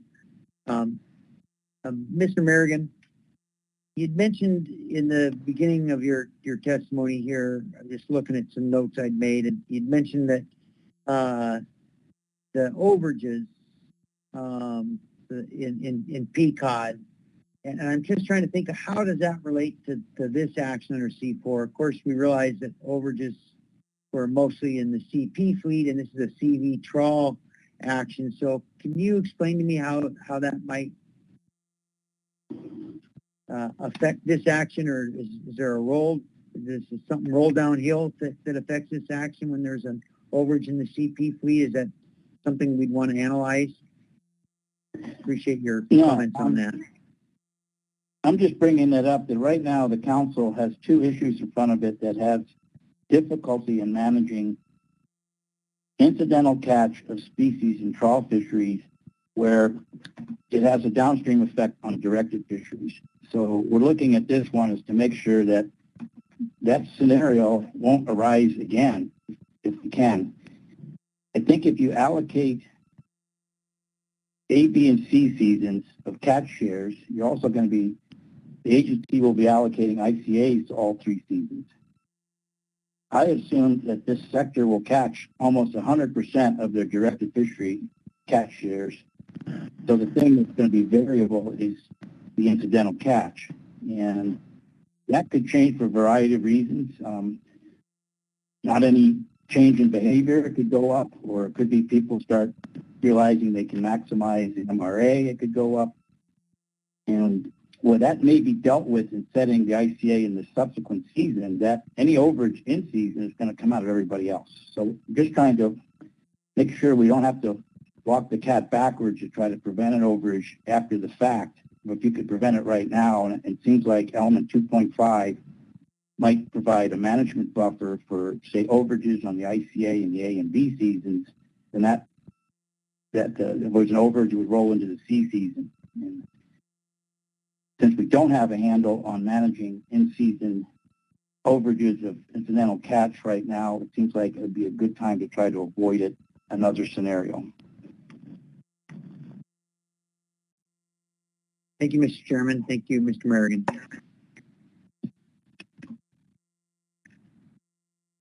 Mr. Marks. Thanks, Mr. Chair. Thanks, Mr. Merrigan. Just a question following up on the overages. It seems like, just based on past experience, that this co-op structure is one of the better tools that we may have to actually manage overages, because they have a lot of internal controls within the co-ops and that create disincentives for that, as well as the management structures and avoidance plans. Can you speak to that a little bit? Thanks. Mr. Chairman, Mr. Marks, I think the co-ops are excellent for managing directed targets. And I think they'll probably achieve 100%, with element 14 as well on the directed part. I think our past experience in the last year shows us that incidental catch is a little trickier to do. So there are going to be people in this sector that will not be part of the co-op. There'll be trawl sectors that fish pollock only that sounds like they won't be in the co-op. They will have incidental catch. The sector allocation is supposed to cover both incidental and directed.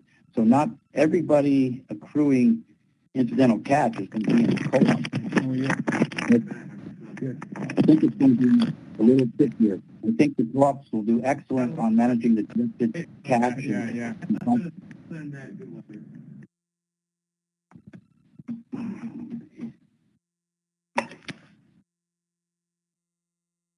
Don't see any additional questions. Thank you, Thanks, Mr. thanks Merrigan. for the... Oh, Mr. Marks. All right. There's no other questions. Thanks again, Mr. Merrigan. That will bring us to Teresa Peterson. Yes, good morning, Chairman Canine, council members. Teresa Peterson with the Alaska Marine Conservation Council. Thank you for the opportunity to comment today. So after a review of the analysis and listening to discussions in the SFC and the AP and all the questions and comments around the council table during the presentation and public comment, AMCC recommends the council provide input to the analysts to build an alternative reflective of council intent for the direction of this catch year program, which is under development, and bring it back for another initial review. An action of this magnitude and complexity will benefit from a better understanding of how the various elements interact with each other and other management programs prior to advancing the analytical review onto final action. There are numerous decision points which influence the outcome in other elements, and the effects must be understood. The relationships of the 14 elements lead to if this, then that scenarios, which then lead to uncertainties and difficulties with making assessments and understanding impacts of all the moving parts. With respect to the process, we recognize this request will delay the action for a meeting, but broad stakeholder awareness of foundational program elements is key to engagement and understanding at this stage. The complexities coupled with the challenges of effectively engaging in a virtual setting further warrant this, and the sense of urgency is slightly mitigated with the voluntary arrangements over the last 2 seasons, which has really helped in prosecuting the fishery.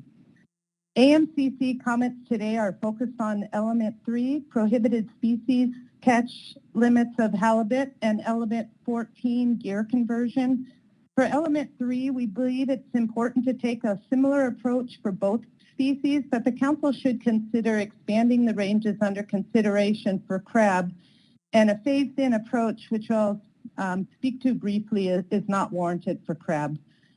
We support updating Table 2-96 on page 176 to include 2020 and 2021 halibut PSCUs when the trawl fleet operated in a voluntary catch-share program. While hindcasting is important to provide data on when a fishery would have been impacted if less halibut PSC is available, it's just one source of data. It would be helpful to get a better understanding of contributing factors which led to prosecuting the fishery using 142 metric tons of halibut PSC in 2020, and I believe 42 metric tons in 2021, which are usages far beyond the ranges for a reduction under consideration. This edition will provide an example of halibut PSC usage with fleet cooperation, and we believe will support a 35% reduction for halibut PSC, which AMCC supports. There should also be a comparison of halibut PSC rates per metric ton of peacock and or other groundfish and rationalized trawl fisheries to get an understanding of how the rates in the voluntary catch share compare to fully rationalized fisheries. The Council may also want to explore a phased-in reduction of halibut over a period of years to provide opportunity for the cooperative management program to mature. For example, look at a 3-year phased-in reduction with year 1, 15%, and years 2 and 3 an additional 10%. A phased-in reduction approach could provide the fleet the ability to adjust and utilize cooperative agreements such as holding persons with high PSC usages accountable. As we know, in the program, operators will be able to choose when, where, and how to harvest their allocation, and then coupled with element 7, which provides full transferability of PSC within and between co-ops, we believe it will provide increased flexibility for the CV fleet. We do not support delaying reductions until a review. In addition, we encourage the Council to continue to include an option to consider inclusion of an ABM management of halibut consistent with what the Council is considering in Amendment 80. Indexing halibut PSC to abundance using both sources of survey data represents the most comprehensive science-based management approach, which provides the tools to manage halibut PSC for the long-term health of the resource in a changing Bering Sea environment. In terms of element 14, AMCC supports a voluntary gear conversion in the program and believes the flexibility to choose to prosecute the fishery with a low impact, low PSC use gear type is a critical mechanism to include. Gear conversion provides flexibility in harvest, which has been identified as a need in climate-ready fisheries and overall fisheries management. We understand the concerns with increased crab PSC use and support 100% observer coverage and with use of any cooperative quota that's harvested with pots, and this will help increase observer data and accountability for crab PSC in pots. A table providing an estimate PSC usage for pot and trawl when harvesting a specified amount of cod will be useful to get an understanding of what the savings could result in when vessels are converting. And then also in terms of quality, it would be useful to analyze the value and the quality of pot and trawl cod. The next generation should fully explore the benefits of quality, value, and marketing and benefits to communities when converting from trawl to pot. So again, thank you for the opportunity to comment today, and I do really encourage the Council to provide some direction and bring this back for another initial review. Thank you. Thank you, Ms. Peterson. Any questions?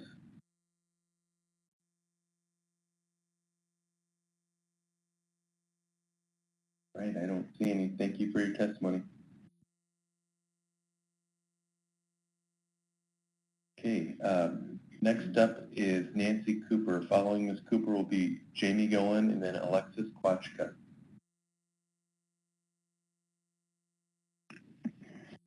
Good afternoon. Can you hear me okay? We can. Okay. Chairman, council members, my name is Nancy Cooper. You have heard my husband and son testify earlier on the elements of this important program for the cod fishery. My testimony is more personal and closer to home. I'm an owner with my family of 2 cod-dependent boats. But I am first and foremost a mom. When this program is implemented, and I am praying that is soon, my son and his crew will be safer during their fishing time. Over the last several years, when checking with my son on how things are going, I know he is guarded in giving me the full story on the weather conditions. He is fishing in less than desirable conditions because of the race fish. Chris and Jed are captains, put their crew's safety first while trying to make a living for all. Our crew and their families are like our very own family. I ask you to keep this program moving forward and do not delay. No one wants to get a call that there has been a tragedy at sea because of the race for fish. Thank you for your time. Thank you, Ms. Cooper. Are there any questions?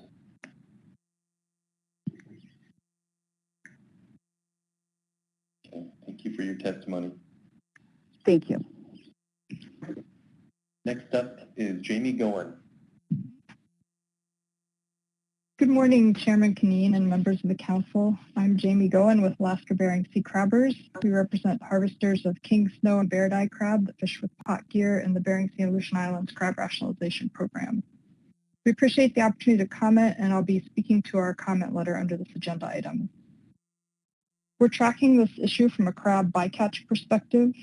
We continue to be concerned that crab bycatch measures are not tracking with the health of crab stocks. As you know, Bristol Bay Red King crab stock is at historic lows, with poor recruitment for over a decade and approaching thresholds that will close the directed fishery. We're looking for opportunities like this action to further reduce crab bycatch in all sectors and gear types where practicable. We're pleased to see several new additions in this initial review draft. The revised purpose and need includes bycatch reduction, a common goal in catch share programs. Crab is now included among the bycatch or PSC alternatives, and the range of bycatch reductions has been expanded to include options from 10 to 35%. And now I'll speak to some specific pieces of the analysis. For alternative 2B, there appear to be some inconsistencies on whether crab PSC reductions are or are not included in the analysis of alternative 2B. Hearing some of the recent conversation, we think this may be a result of the straw man approach instead of outlining a specific alternative. We encourage the council to select a preliminary preferred alternative for all elements at this meeting and make it clear for the public and for the next analysis. For element 3 on prohibited species catch limits, we support a 35% reduction for crab PSC. For the crab PSC reduction options analyzed, including 35%, the analysis shows that none of the crab reductions would be constraining for the trawl CV or AFA CP sectors, except on very rare occasions for some crab stocks. We support the clarification in the analysis that any crab or halibut PSC reductions cannot be reapportioned to other TLAS fisheries. And then for the analysis to better understand crab bycatch, we request that the rate of crab bycatch by crab species compared to target catch of Pacific cod be added to the bycatch tables in the analysis. We also request that Table 2-33 report hook and line separately from pot to better understand bycatch in the under 60 sector. For element 14 on gear conversion, we support gear conversion for added flexibility in the program as a tool for bycatch management and for reduced habitat impacts. We support the clarification in Table ES-1, Element 11, that any PSC species caught as bycatch by pots would count toward the PSC limit established for the trawl program, and that those vessels would have 100% monitoring. Speaking to the effects of the alternatives and cumulative effects, we continue to request the cumulative effects analysis be expanded to better explain the trade-offs and constraints trawlers have between all PSC species, and how reducing one species may or may not affect the other PSC species in the overall trawl business operations. Recognizing that bycatch must be minimized to the extent practicable, consistent with Magnuson National Standard 9, it's hard to determine whether that standard will be met without a cumulative effects or other such analysis.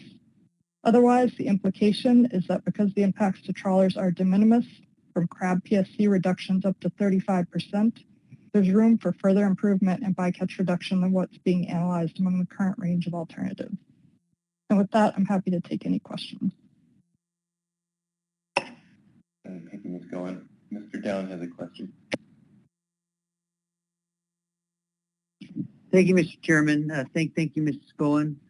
I was listening to your testimony and reading your letter again.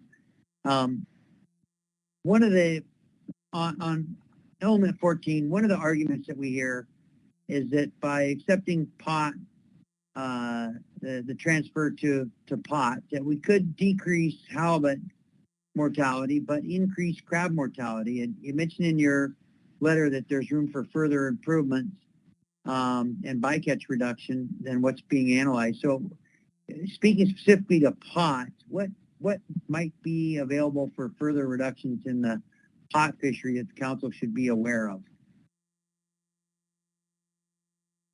Through the chair, Mr. Down, thanks for the question. And if you'll bear with me, I'm going to go into some more detail just in general on gear conversion. There's 3 reasons we support gear conversion. Number 1, it's an important tool for flexibility. We know our fisheries in the North Pacific are facing uncertainty with changing ocean conditions.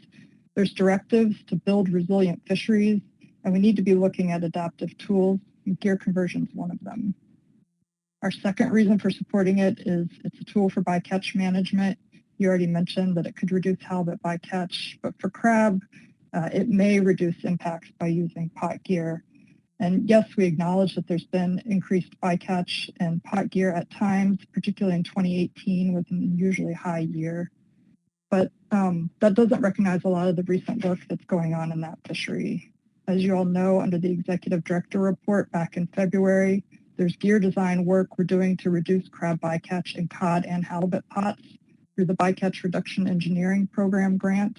We're going into field testing of that this coming September, and it's been showing really promising work at reducing crab bycatch. Also, as you heard from Hannah earlier today, there's proactive reporting going on in the industry. We're working with both the over and under 60 fleets to address this through hotspot reporting. And we're trying to get a better understanding of some of the temporal and spatial components to crab bycatch in pot gear fisheries to see if there's things we can do as an industry to avoid crab. Plus, under gear conversion with 100% monitoring and a cap on PSC, and if the co-op has some control over the extent of gear conversion, I think there's no reason not to allow it as a tool for flexibility to help build this resilient and adaptive fisheries.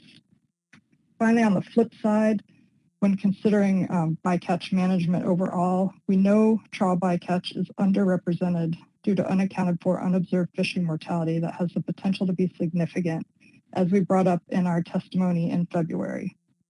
We also know trawl fisheries occur in times and areas when crab are molting and mating, and this is a particularly vulnerable life stage. In other countries, they stop trawling when crab are molting and mating, and in Alaska, we don't. Fixed gear fisheries, on the other hand, don't occur when crab are molting and mating. And finally, the third reason that we support gear conversion is reduced habitat impacts on crab. We know pot gear has a smaller footprint on habitat than trawl gears do. I want to make a quick side note because I've had several comments that we are being... Ms. Goen, Yep. I'm going to try to reduce side notes and additional testimony here, and please just limit it to the questions that are asked. Mr. Down, did that answer your question? Yes, it did. Thank you so much. My main point was to point out to give you a chance to point out the work that you're doing in the pot fishery to minimize bycatch, and as you said, that was promising. I appreciate that. That answered my question, Mr. Chairman. Thank you. All right. Thank you, Mr. Down. Ms. Kimball has a question. Thank you, Mr. Chair. Thank you, Ms. Goen. After that exchange, I just want to ensure I do get to the understanding. Your primary testimony is that your interest in this program is reduction in crab bycatch. Is that correct? Through the chair, Ms. Kimball, yes, that's correct. Thank you. Thanks, Ms. Kimball. Any further questions for Ms. Goen? All right, I don't see any. Thank you, Ms. Goen. Thank you. All right, next up is Alexis Kwachka. Mr. Chairman, can you hear me? We can. Good morning. Good morning, Mr. Chairman, members of the council. Today I'll be representing myself, Alexis Kwachka. I think it's fair to say that everybody knows I'm not a big fan of rationalization, and I think that my concern with this program is that it's been done in a virtual vacuum of COVID, and I really think that it benefits from having people in person. And I know there's more people participating, but my observations is that it's been a lot more nasty on some departments, and I just think we can do a better job. And I think the SSC and many have pointed out that there's a lot more answers or a lot more questions than answers at this moment, and I just think it's not ready to go out for PPA. I want to see bycatch reduction. I think you guys, in all species where there's an interaction, I think that you should have maximum amount of reduction that actually follow through to a savings on the ground and not be able to be transferred around. I'd rather see you start out high and then lower down, because if you start out low, it's much harder to add to as this program develops and people become more comfortable with it. You know, once it's given, and it's hard to change it at that point from my experience in this process. I think gear conversion, and I don't think it's just necessarily a one-way valve to pot. I think that, you know, we're developing things so much that it should be open and flexible. My complaint about rationalization is the inflexibility that is created into these when our environment's changing and we have all these exacerbating things going on that impact us. I mean, we have a blob in the Bering Sea and we lose the codfish. We're all going to be complaining. Rationalization doesn't get to all the answers, as we can see with the potential loss of king crab. You know, that's been a fully rationalized fishery for a long time and they're still going away. So I think that you have to build in maximum amount of flexibility. Communities, you know, processors are not communities. Processors are businesses that are in communities. And I think that if you're going to award any shares, you should award shares to the communities in which the processors are in.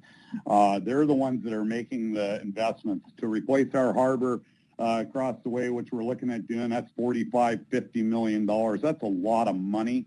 And, you know, the community is the one that's losing the harbor fees, loss of fuel sales, loss of crews, vessels, potential loss of fish tax due to delivery change patterns, on and on. Sideboards, I don't think that anybody that receives a benefit should be able to exacerbate an unrationalized fishery. If you receive a benefit in the Bering Sea and that's where that benefit is, you should have to take care of that benefit before you enter another fishery. I think that we've done a poor job, exacerbates other fisheries, and I'd really like you guys to spend some time on not exacerbating the fisheries in my backyard. I think that, am I done? Your time. Okay, can you provide a concluding comment? You bet. I want to see real matrix in this program that shows that we've increased the value of the fish and we've benefited all the way around, from bycatch savings to everything you can throw in the deal. I don't think we've done a good job with that in the past. Thanks for your time. All right. Thank you, Mr. Kwaszka. Let's see if there's any questions for you.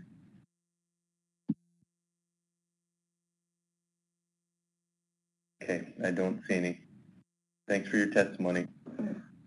All right. Next up is Trent Hartle, then Julie Bonney, and then Jake Everidge. Yes, good morning, Mr. Chairman, members of the council. My name is Trent Hartle with American Seafoods, and American Seafoods owns the Katie Ann, which has been processing cod for virtually longer than any other processor in the Bering Sea and Aleutian Islands. Today, I'd like to speak directly to element 5.2, which considers establishing a processing limitation on the 2 eligible motherships. Overall, we think that there's a lack of analysis of this element. The council hasn't clearly identified the purpose or the need for this element, and importantly, how it does or does not conflict with other elements in the action. So in our letter, we identified a few things that the next iteration of the analysis should include.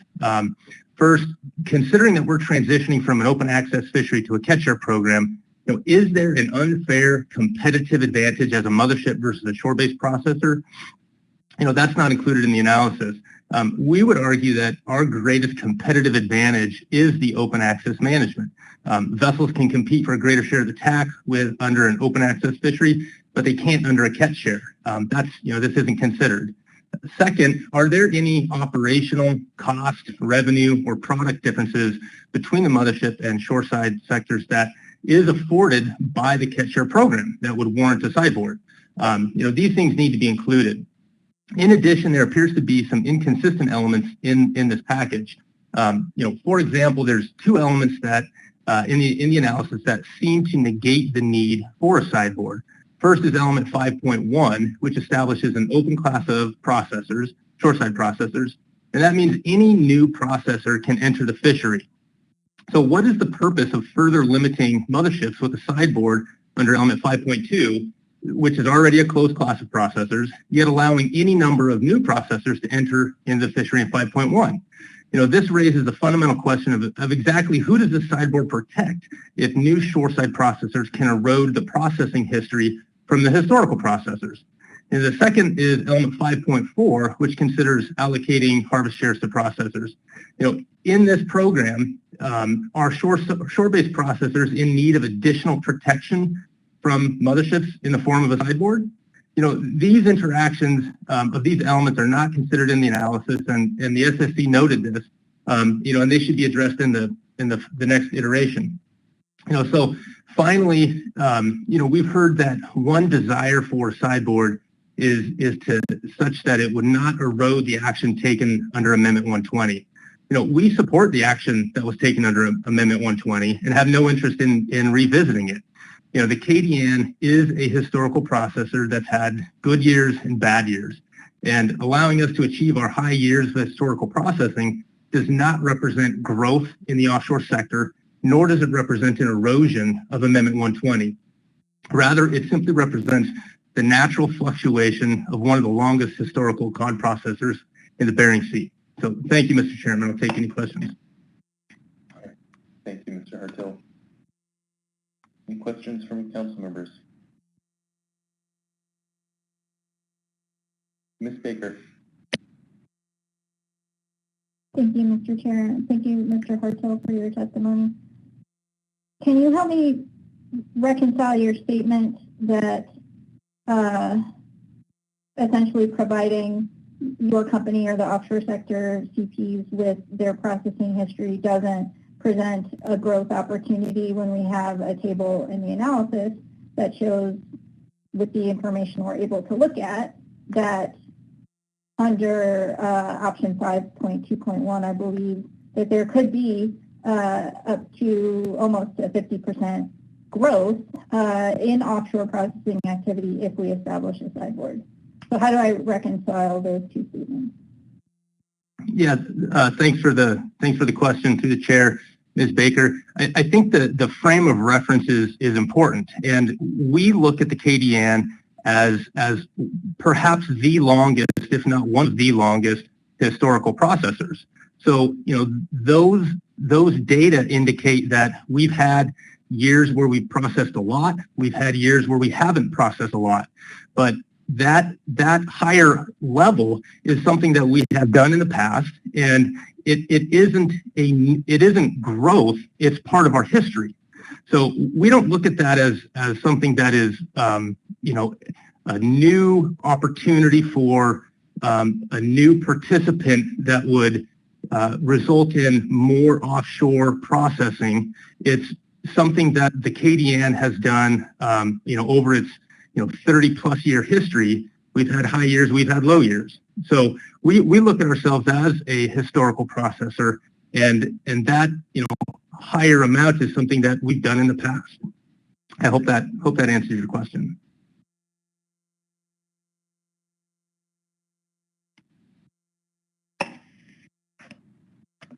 Ms. Baker?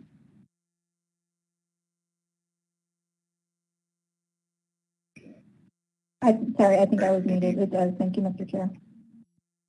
Okay, great. Any further questions? If not, we will thank you for your testimony and move to Julie Bonney. Mr. Chair, can you hear me? We can. Good morning. Mr. Chair and members of the council, for the record, my name is Julie Bonney, and I represent the members of Alaska Groundfish Data Bank, both trawl catcher vessels and shore-based processors. The AGD vessel membership includes 38 catcher vessels, encompasses the full range of vessel types. non-exempt AFA, exempt AFA, non-AFA, and under 60-foot severable Aleutian Islands endorsements. Our vessel universe includes approximately 20 LLPs that may qualify for the program depending on the options selected in Element 2. In addition, AGDB is the cooperative manager for the 6 CV Rockfish Cooperatives, which is the same co-op structure that you're considering for this action. Items that we oppose within the framework. After reviewing the analysis, we don't support the minimum threshold concept since every vessel's fishing plan is different, so difficult to sort out what is too small, the complications of whether the threshold would apply to the LLP holder or the LLP license, and that it results in a taking from an LLP that earned the history. In terms of element 11 monitoring, we do not support requiring vessels to have the ability to transmit Atlas data from sea. We believe the present system that is allowed in the Rockfish program and for vessels less than 125 feet in the AFA works well. We support the AP motion, which would allow data transmission from shore. Element 14, we do not support gear conversion. This element could create unintended consequences for the Bering Sea cod lap and instability for the participants. This provision does not work well with other elements of the program, particularly Element 1 and Element 7. We are asking for revisions for Element 4 Gulf sideboards. We have members on all sides of this issue. Our preference would be to implement a LAP program for the Gulf trawl fisheries instead. Obviously, this isn't an option at this time, so our comments are focused on fine-tuning the options to make them workable with the goal of balancing all stakeholders and regulatory ease where appropriate. For option 4.1, only regulate groundfish sideboard limits for the AFA non-exempt vessels, not halibut PSC. If halibut sideboards by season and complex are included, it would remove the ability for these vessels to fish bottom fish, which is an important revenue stream for several vessels. Halibut sideboard limits only complicate regulations and does not reflect these vessels' individual halibut bycatch performance, since halibut bycatch rates are based on fleet-wide observer data. These vessels will continue to be limited by season and by fishery complex as part of the overall trawl fleet limits. However, this option should be revised to make it clear that halibut sideboards do not apply. We also believe that the following fisheries should be closed in regulations as suggested by the analysis: southeast pollock, western shallow water flatfish, both central and eastern deep water flatfish, and eastern POP. The other fisheries suggested in the analysis should be closed during the annual specification process if the limit is too low to support directed fishing. These species are commercially important fisheries, see wide swings in annual ABCs and area apportionments, and the sideboard percentage is not zero. For option 4.2 that affects the AFA exempted and non-AFA LLPs, modify the option to as recommended by the analysis. Other clarifications needed include what a condition of benefiting from means, that the provision only applies to the LLP and not the vessel, and that the sub-option, which allows leasing below a threshold amount, is based on average qualifying Bering Sea history, not total. I included a handout just so everyone could kind of understand what you're sideboarding and why. And so for 4.1, it's basically we're fine-tuning the AFA sideboards in this action, and that's a steel-based program, so it makes sense to sideboard the licenses and the steel. But for the LAP program that you're talking about, which deals with option 4.2, we're recommending that you sideboard the license, because the license is the member of the co-op, and the co-op is the one that's regulating the behaviors of those LLP holders within the co-op. The AP motion captures our recommendations for both option 4.1 and 4.2. I would note that we're not recommending a PPA at this point, especially with the leasing option under 4.2. I think more information needs to be brought forward with that. And then I would also note that I heard the Ms. Baker make reference to the co-op structure for element 1, which deals with the number of LLPs in a co-op, and as she noted in the Rockfish program, the way that we deal with that is we don't allow inter-co-op transfer, and so that may work for this program versus the decision of 3 unique LLP holders or no limit at all. It's some kind of a stop gap in between. And with that, I'm open for questions. Thank you, Madam Chair. Wrong room. I'm getting that a lot. Okay, well, thank you, Ms. Bonnie. Any questions? Right. I don't see any hands popping up. Thank you for your testimony, Ms. Bonnie. Thank you. Okay, let's go to Jake Everich, and then after Mr. Everich, we will break for lunch. Mr. Chair and members of the council, can you hear me? We can. Good morning.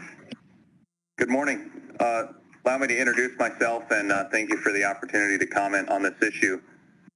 My name's Jake Everich. I'm the owner-operator of a non-AFA and entirely Gulf-dependent trawl vessel. Actually, the Alaskan proudly holds the title of one of the smallest, well, it is the smallest trawler in the Gulf, and also a younger entrant. I think got another young guy in the room with me here, but I think I got a couple of years on him. So plan on being in this business for a long time, and I think I can offer maybe a unique perspective on the issues that are important to me. Particularly, I'd like to address element 4, Gulf sideboards. As I previously mentioned, the Alaskan doesn't have the benefit of any rationalized fisheries. We're entirely dependent on the Gulf trawl fisheries for roughly about 50 to 60% of our income. I believe that sideboard should apply to all non-exempt AFA vessels. I understand right now that it hasn't been an issue, but I'm concerned that once Bering Sea cod is rationalized, those vessels will have the ability to adjust their fishing times, adjust their fishing plans to come to the Gulf. And I don't agree with that. I think that's against the intent of the AFA program. I understand that there's certain vessels that are using the program to their advantage within the Gulf, and I don't agree with that activity happening in the future. I believe that sideboard limits are intended to protect non-rationalized fisheries from the beneficiaries of rationalized programs. That's pretty clear. AFI sideboards are at an aggregate level, not an individual LLP or catcher vessel level, which leaves a lot of room for AFA non-exempt boats with a Gulf endorsement to come into the Gulf in the future. Again, as I said, we haven't seen much of this activity presently, but if the council has the tools to more or less close the door in the future, I would advocate that they should venture down that road. Further, I'd like to highlight the difference between the Bering Sea and the Gulf of Alaska. Just based on tax alone, the amount of poundage is significantly different.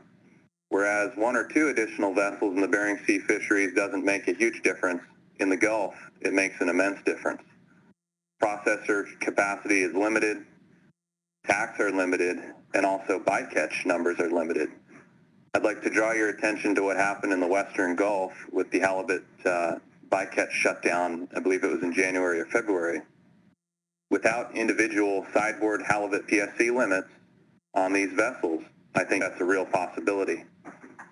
A lot of these vessels that could come in and fish flatfish and use our halibut bycatch are not historical participants.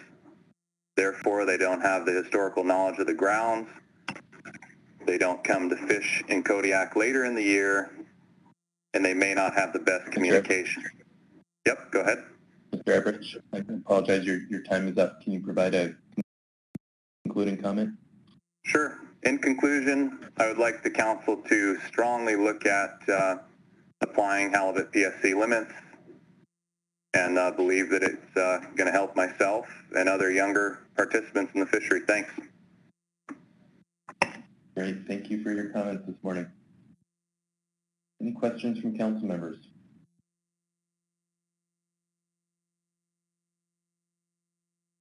Okay. All right, Mr. Everett, thank you. Okay, let's go ahead and take our lunch break today. Come back at 12:30 Alaska time and resume with public comment. Next up will be Kent Heligso, Rebecca Skinner, and then Patty O'Donnell after lunch. See you at 12:30 Alaska time.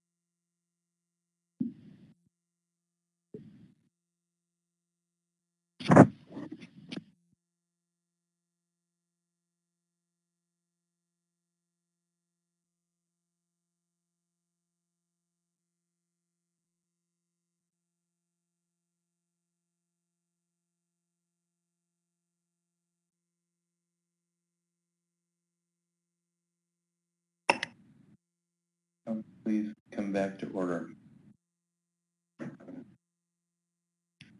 Okay, we are ready to resume with testimony on agenda item C4. So next up to testify is Kent Heligzo.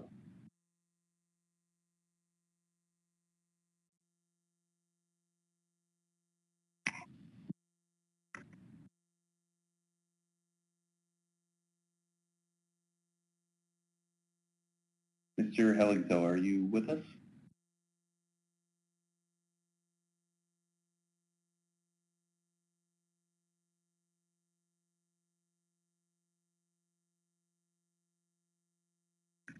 Okay, if we do not have Mr. Heligzo available right now, we can move on to Rebecca Skinner. Following Ms. Skinner will be Patty O'Donnell and Mike Hyde. Ms. Skinner? Good afternoon, everyone. Good afternoon. My name is Rebecca Skinner, speaking today for Alaska Whitefish Trawlers Association. AWTA is a Kodiak-based trade association of independently owned trawl catcher vessels. AWTA members are dependent on Gulf trawl fisheries, and most will not be eligible to receive quota share under the PCTC program. I submitted written comments and will focus my testimony today on the GOA sideboard issue. Gulf sideboards are intended to protect Gulf trawl participants from the competitive advantage beneficiaries of rationalized programs will accrue when they receive quota. Quota recipients will have increased flexibility in planning their fishery year, and that is expected to enable companies to alter their historic fishing patterns and improve their production efficiency. AWTA supports the Gulf sideboard option 4.1. This option places limits on all AFA non-exempt CV and LLP groundfish activity in the Gulf of Alaska and will allow harvest only up to catch history in the qualifying period. This sideboard limit is at an aggregate level, which means that any AFA non-exempt vessel with a Gulf endorsement can fish on the sideboard limit. My written comment highlights the much smaller scale of Gulf trawl fisheries as compared to the Bering Sea and notes that entry of just 1 or 2 new boats is significant to current participants. As described in the analysis, element 4.1 also updates sideboards for halibut PSC use in the Gulf based on target catch in the qualifying years, which keeps the halibut PSC limit in line with actual target catch. We believe it is appropriate to maintain a halibut PSC sideboard limit for the Gulf to limit potential negative impacts from AFA non-exempt vessel activity in the future. AFA non-exempt boats are fundamentally different than Gulf-dependent trawl participants. AFA non-exempt vessels own Bering Sea pollock quota in addition to cod share quotas received under this program, which gives them tremendous flexibility in addition to tools available through the cooperatives. On the other hand, Gulf-dependent boats compete in a race for fish in the Gulf without cooperatives and without quota share. I emphasize here our concern that these sideboards are managed at an aggregate level, and any Gulf licensed AFA non-exempt vessel can enter the Gulf, not just the known players who are able to demonstrate some level of dependency during the qualifying years for this program. As Gulf-dependent vessels, subject to multiple constraining PSC caps and competing in a race for fish, we are very sensitive to what happens when different groups of fishing participants with very different PSC needs throughout the year have to share one pool of PSC. We saw this play out in regards to Chinook limits for the non-pollock, non-rockfish fishery this year, which are managed on a Gulf-wide annual basis. Central Gulf trawlers need Chinook in the fall, whereas Western Gulf trawlers tend to not participate in non-pollock trawling past March when they participate in other fisheries later throughout the year. This creates very different PSC incentives for each group based on what other fisheries are available to them. This year, the entire Gulf non-pollock, non-rockfish fishery was closed on March 26th. This dynamic could be amplified with the BSAI cod program because the AFA non-exempt vessels not only have opportunity to participate in other fisheries, they have guaranteed quota that can be leased or traded. We have imperfect information about what will happen in the future, whether flatfish TAC will be fully utilized, what the market conditions will be, and how halibut limits may change. We believe that maintaining a halibut PSC sideboard limit will help ameliorate our concerns about negative impacts to our fleet and offer meaningful protection to Gulf fishery participants. We ask the Council to carefully consider what sideboard structure will best protect Gulf trawl fisheries, given the nature and characteristics of the proposed program. And I also wanted to comment on the minimum threshold and recommend that if the Council does keep the minimum threshold option going forward, that the calculations to determine whether an LLP, where it falls in relation to the minimum threshold, that those calculations be done before accounting for any shares to processors. So this will allow stakeholders to use the data that's in the current document. I think it will be less confusing and would be a cleaner approach if the minimum threshold is left in. And with that, I am happy to take any questions. Thank you, Ms. Skinner. See if there are any.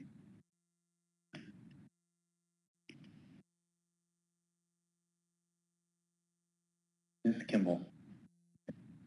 Thank you, Mr. Chair. Thank you, Ms. Skinner.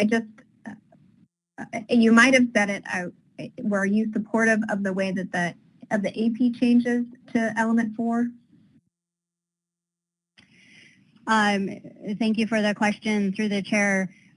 No, because the AP amendment basically removes the halibut PSC sideboard and only the target fishery sideboard would be in place.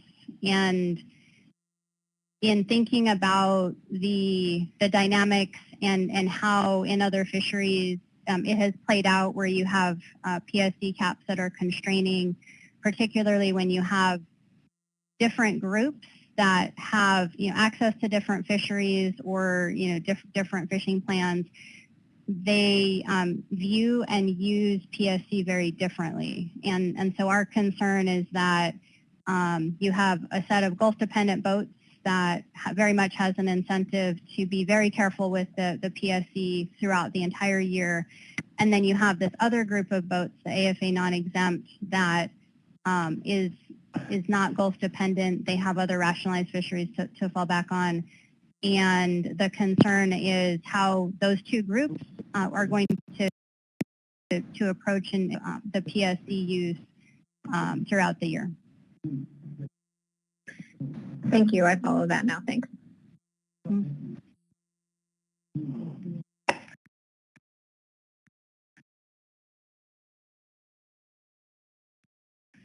Mr. Merrill. I guess one question to follow up on that line of questioning from Ms. Kimball is, aren't the AFA vessels subject to an AFA sideboard limit that would constrain them? And why is that not sufficient from your perspective to address some of your concerns? Thank you for the question. Through the chair, if I could clarify, do you mean a sideboard limit on their target catch? Why is that not sufficient? A sideboard limit on their halibut PSC.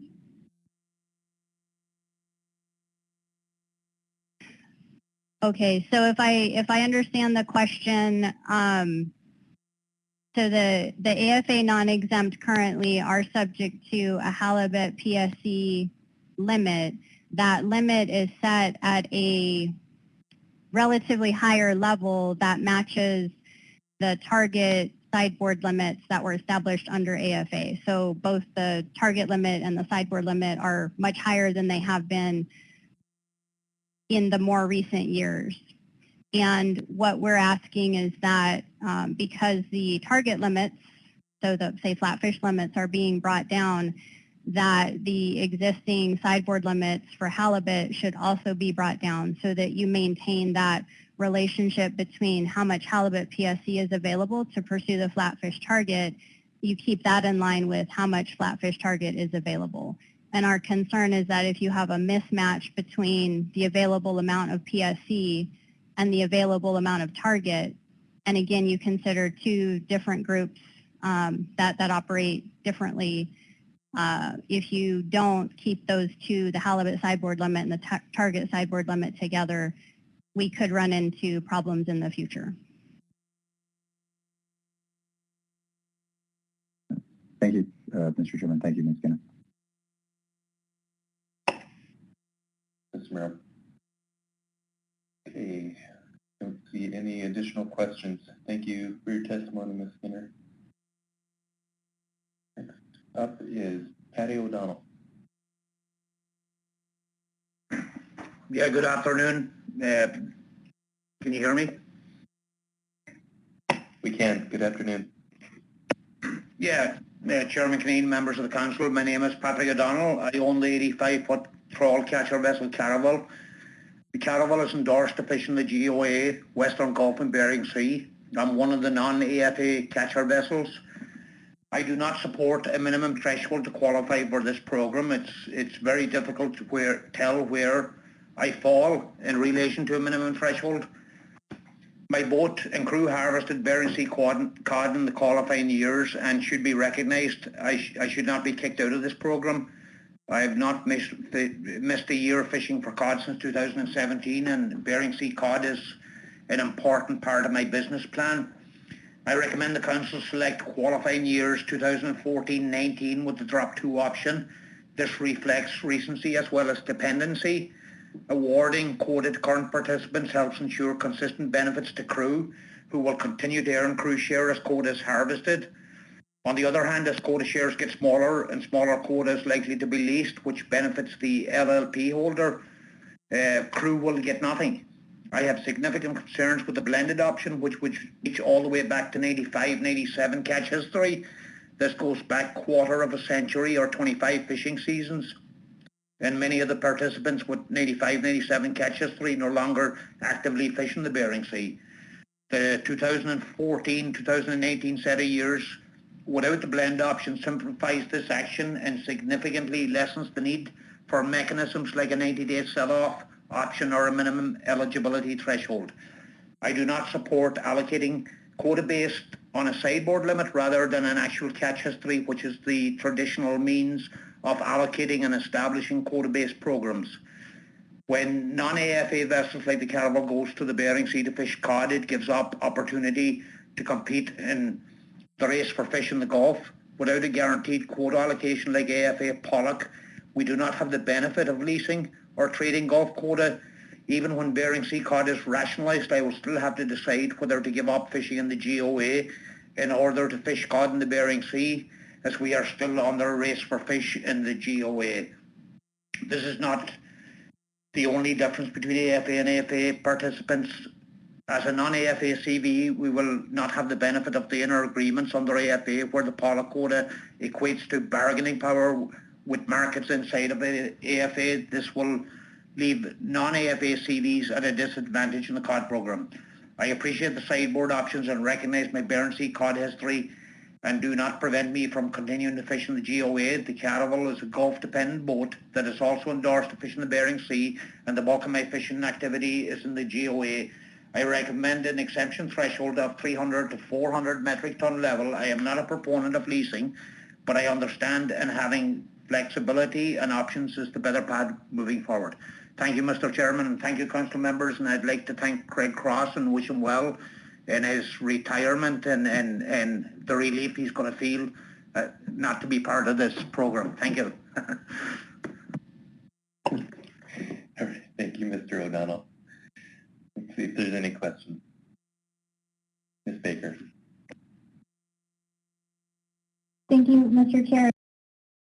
Thank you, Ms. Tony. And I was writing very quickly and just wanted to ask if you could please repeat your recommendations in terms of element 4 Gulf sideboards.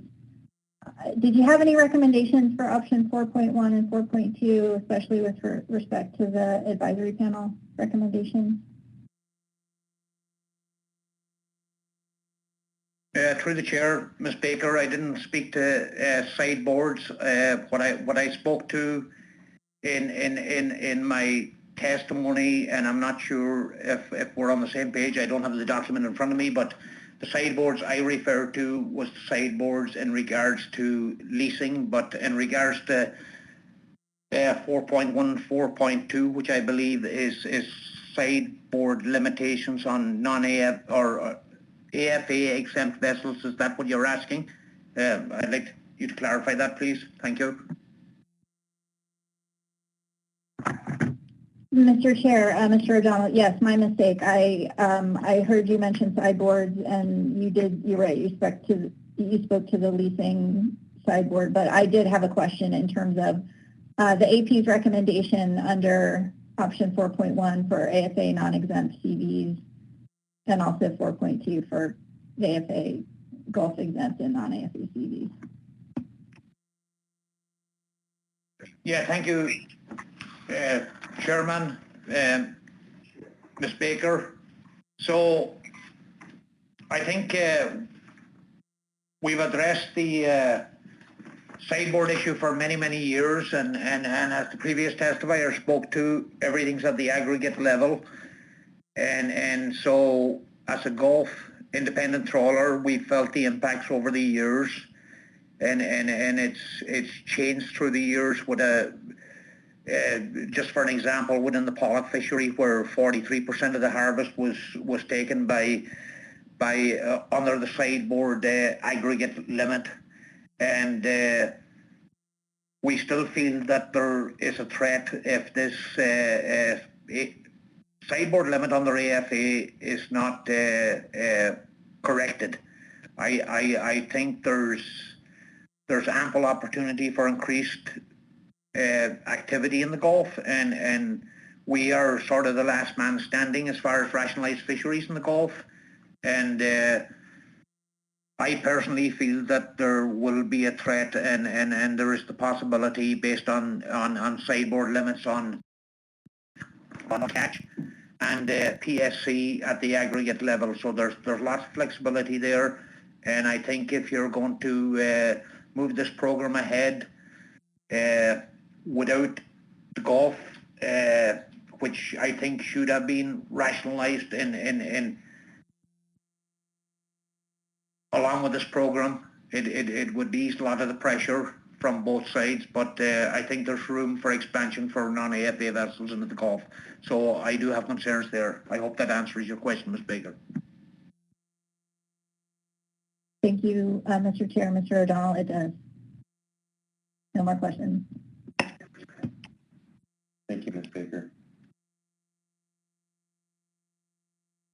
Okay, thank you for your testimony, Mr. O'Donnell. Great. Next up is Mike Hyde, then Sylvia Edifa, and then Robbie Harrington.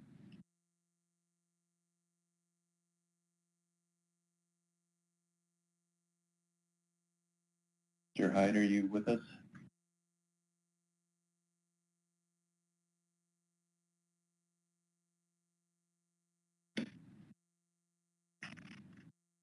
Okay, if not, we can move on to Sylvia Edifa, and again, we will circle back.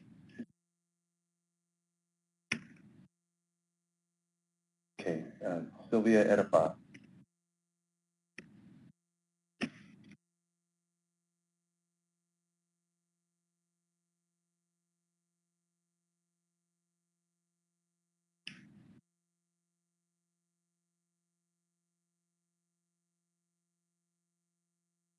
Okay, if Ms. Edifa is not available either, Robbie Harrington.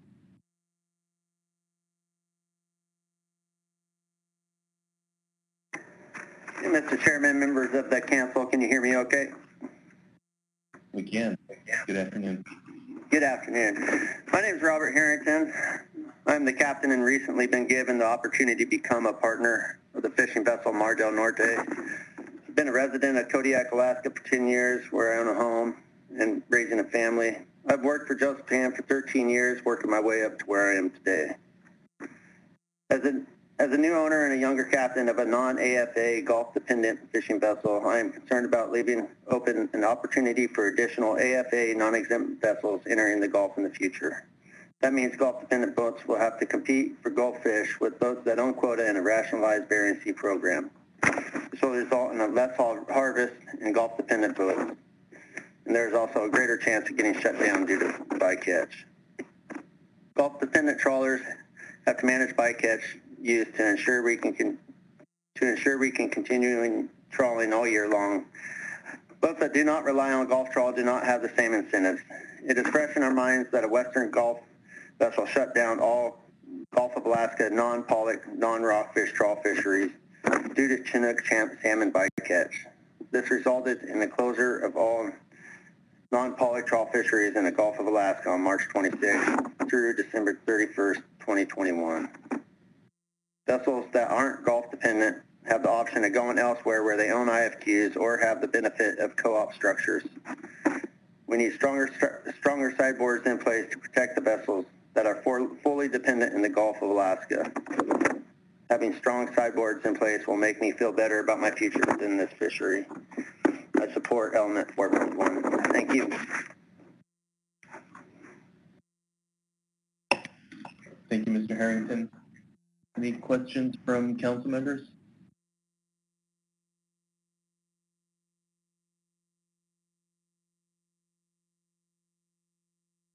All right, thank you for your testimony.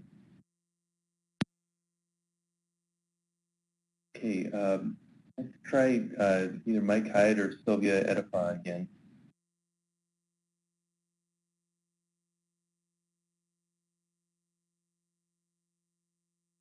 Like Ms. Edifa is connected, but maybe muted.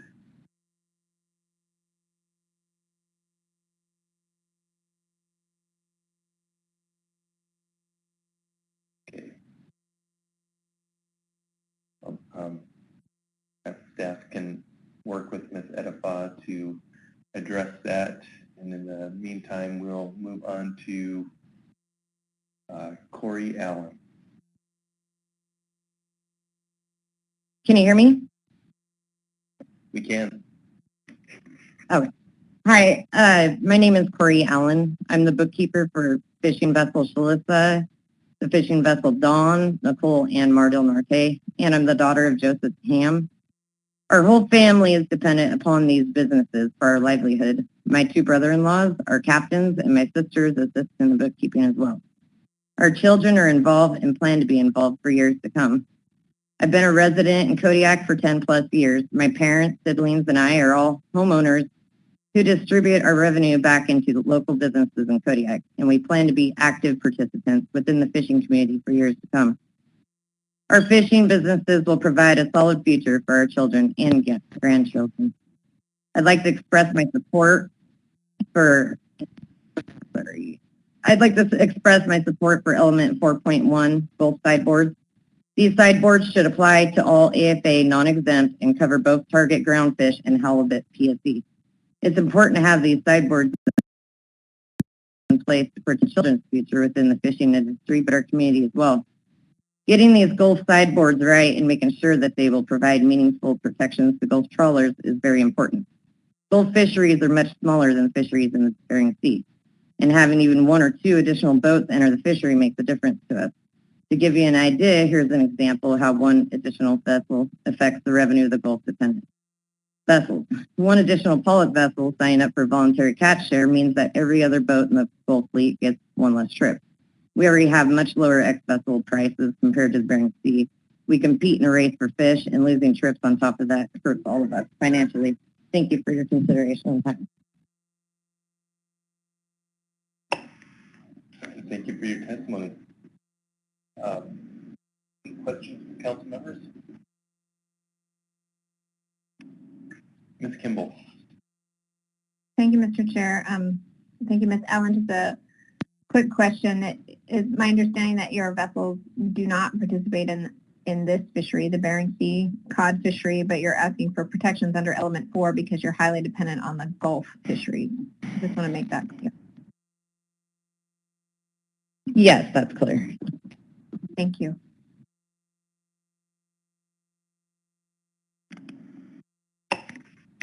Any questions for Ms. Allen?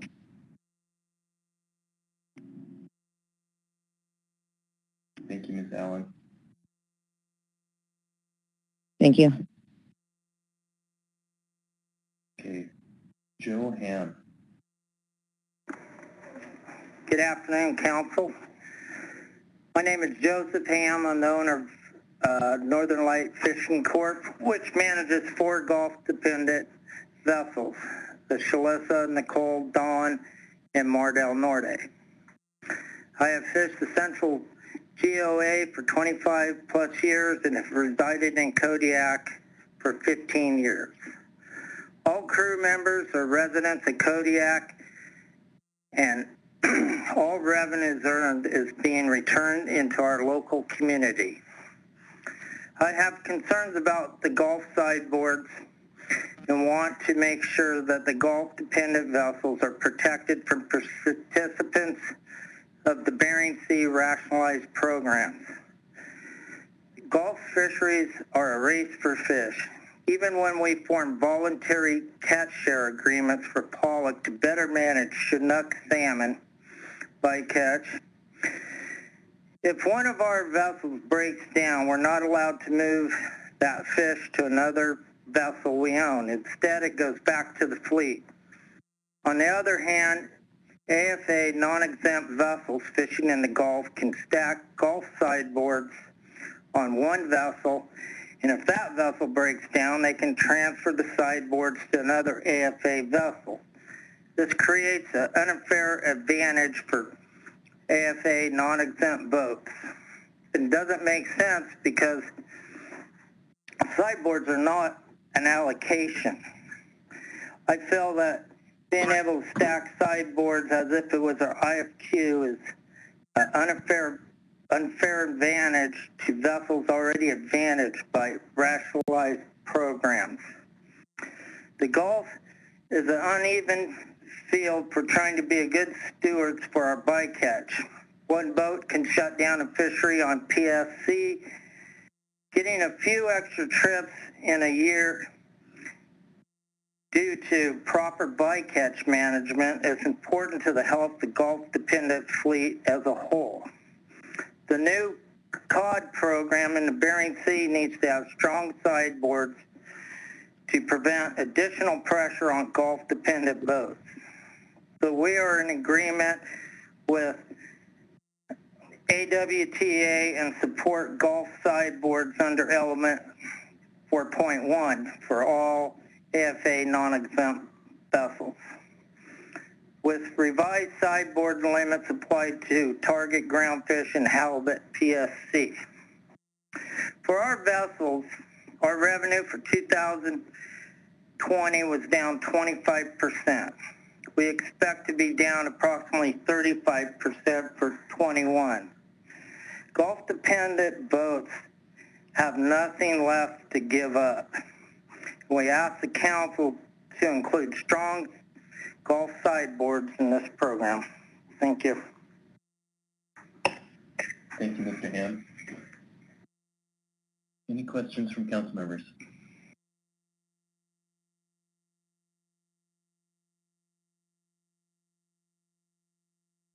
Right. Thank you for your testimony today. Mr. Chairman, this is Mike Hyde. Can you hear me? Mr. Hyde, good afternoon. Didn't mean to interrupt. I was having serious trouble connecting there. I don't want to go out of order, so call on me whenever, but I'm here now. No, let's take you now, and then we'll try Sylvia Edify again after you, Mr. Hyde. Mr. Hyde, whenever you're ready. Okay, thank you for your patience. Good afternoon, members of the council. My name is Mike Hyde, and I'm testifying today on behalf of American Seafoods with respect to a request to the council from Bob Breskovich.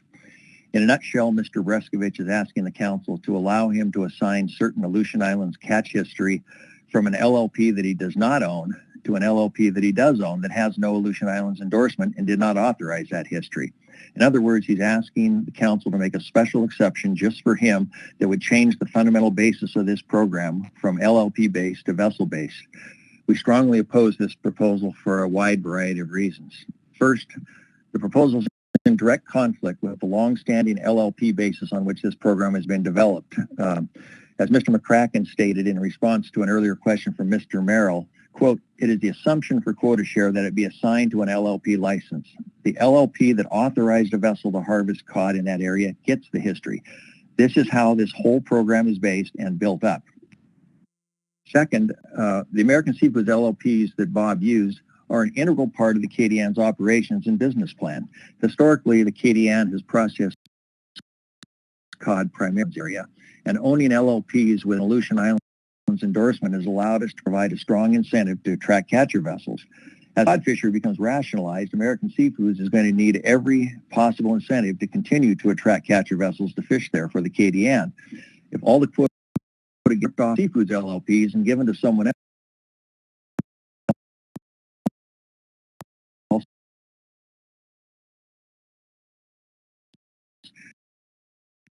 we will leave these on the proposal because he has not proposed any language. The combined potential side effects are immediately apparent. First, what happens to the history of the LLPs accrued on other vessels in years when Breskovich was not fishing for the KDN? Is it disruptive to assign all the catch history generated in the Aleutian Islands to an LLP that is not even qualified to fish there? What's the effect on Gulf sideboards if vessels using borrowed Bering Sea or Aleutian Islands LLPs choose to assign all the quota share to a stacked LLP that only has Gulf endorsements? These are just the beginning of a list of complications that I think are going to arise if the Council begins to create a special program intended to apply to only one owner. And finally, and probably the most important thing, is that we really value our long-term relationship with Mr. Breskovich. We worked with him literally for decades and have always treated him fairly and generously. I'm really disappointed in his testimony of his plan to quota share away from the KDN and to new markets, but that only highlights why it's critical that the Council not create a special exemption in this case. Our plan is to continue working with Bob and to give him every opportunity to keep delivering the quota share assigned to our LLP. Thank you for listening to my concerns. Happy to answer any questions. Great. Thanks for your testimony, Mr. Hyde. Any questions? Mr. Down. Thank you, Mr. Chairman. Thank you, Mr. Hyde. My question for you, Mike, is you'd mentioned that the person that was in favor of trying to move to a vessel-based program on this one LLP instance in the Aleutian Islands didn't bring up any language, but we had some language that was offered by the AP that was intended, I think, to get to this. So would you have any comments on that, on what your feelings are about the language that the AP offered on this? Well, I think Mr. Brannon confirmed that the language that was added by the AP doesn't accomplish what was intended, because you kind of have a tier structure for how quotas are assigned. First of all, if there's just one LLP on a boat, then it's obvious it goes to that LLP. The second tier is if there were more than one LLP, it goes to the LLP that authorized the fishing in the area that it occurred. And Bob doesn't pass that test. So it was the third portion of a test that says, okay, now we have multiple authorizing LLPs in one area. How do we divide that up? And there were two choices. You could split it or you could let the owner decide.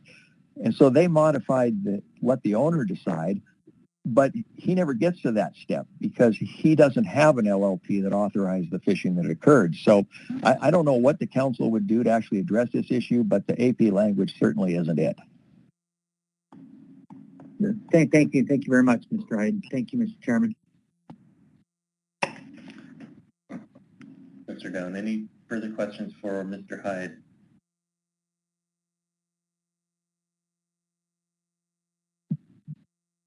All right, thanks for your testimony.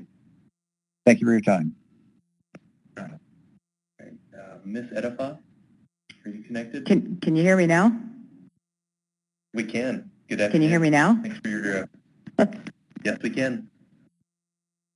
That's great. I've been working on getting this. I guess I'm a little bit of a Luddite sometimes.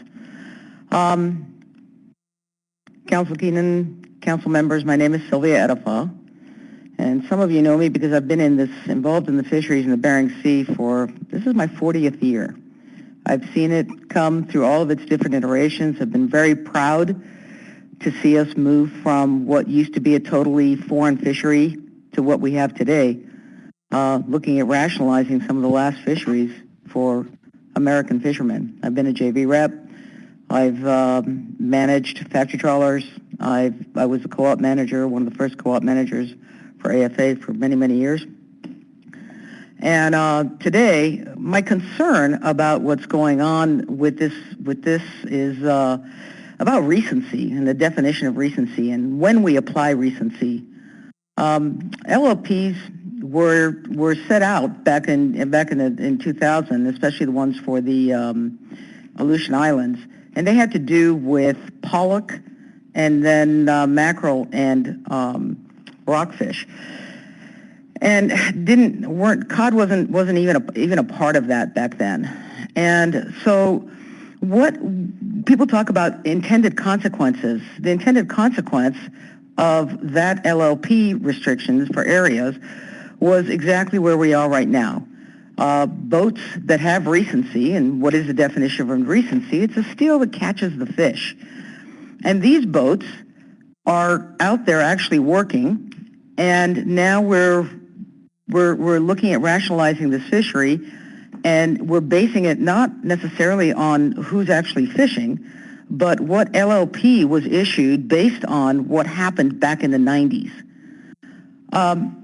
Theoretically, in an all-good world, people have relationships that continue, and they're guaranteed relationships. But we found that that isn't necessarily true, that things change as ownership changes hands, as companies begin to amass these LLPs and these histories. And as a result, we've created a lot of what we call in the industry the slipper skippers. Right now, we not only have slipper skippers, but we're starting to move towards what I call ghost fishing. And I think that the AP's motion, the 2.3.2 as written, helps address some of that. I think that it's important that when we have these independent vessels, that in order to be able to continue what we continue to say about keeping the fishery so that there are future generations that can get in there, as we go down that path, we need to keep these independent vessels alive.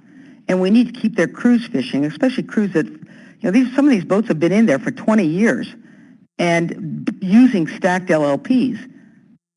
And there's no guarantee that they're going to be able to continue operating if we don't include them in the formula. Thank you.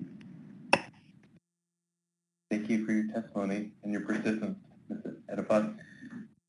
Any questions from council members?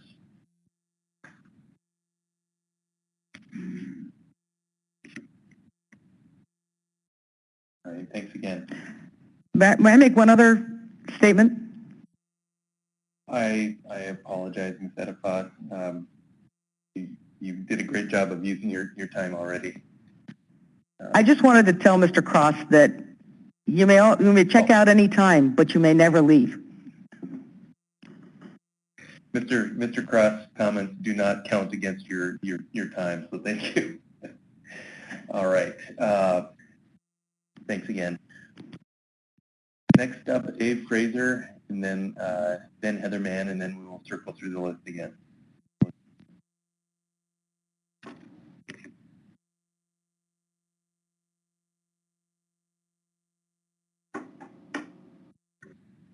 Dave Fraser.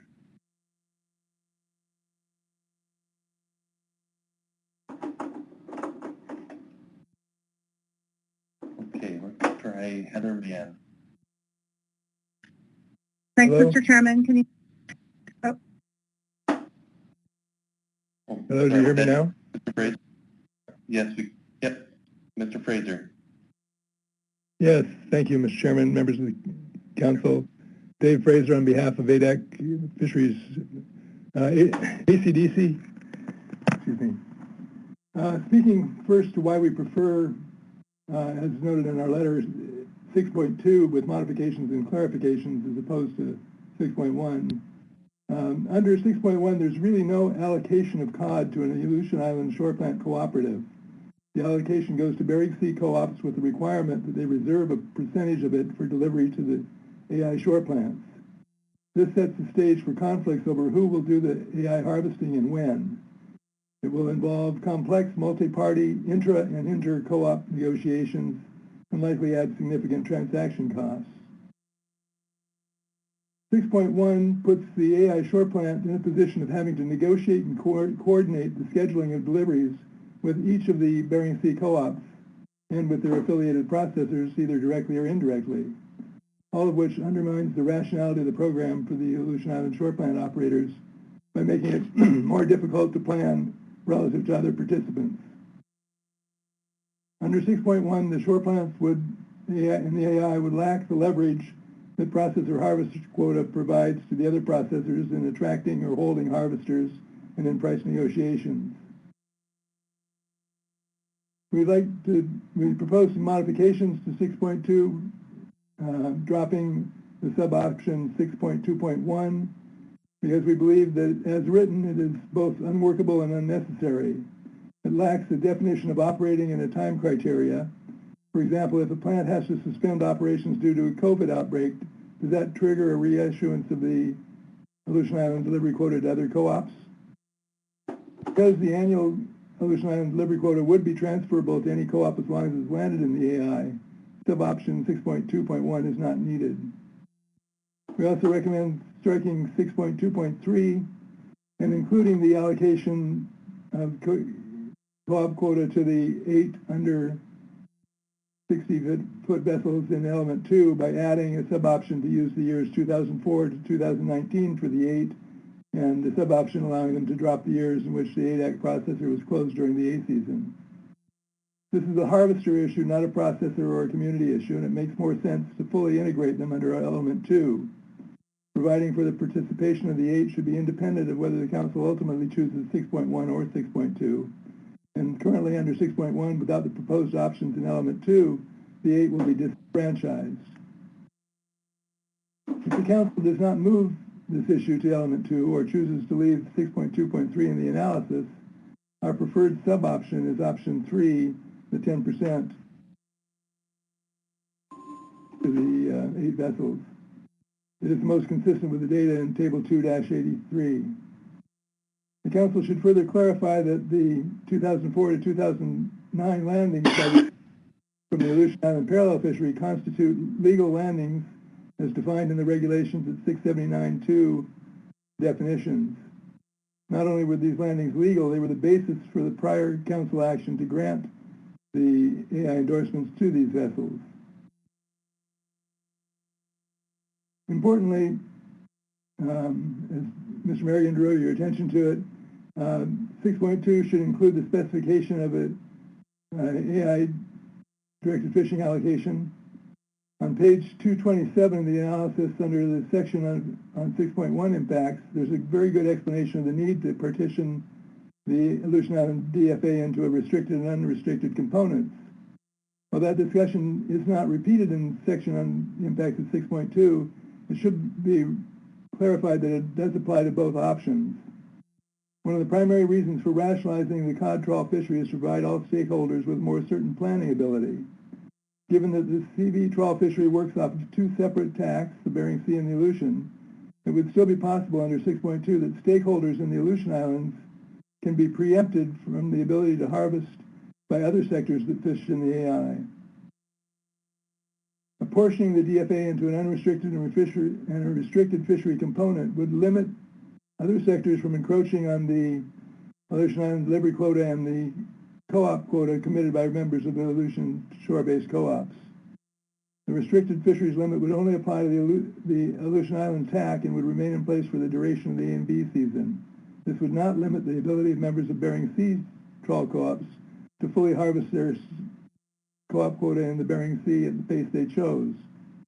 Without it, the Aleutian Island stakeholders would be stuck in a race for fish and wouldn't be able to capture the benefits that their competitors receive from ending the race for cod. Some other minor but important clarifications. One related to PSC. We ask that simply insert the phrase or Aleutian Island delivery quota in the last sentence of element 3, so it would read, the sector's halibut at PSC would be apportioned to co-ops in proportion to their members' specific cod qualifying catch histories and processing history or Aleutian Island delivery quota if applicable. Another brief one here is shore plant facility caps.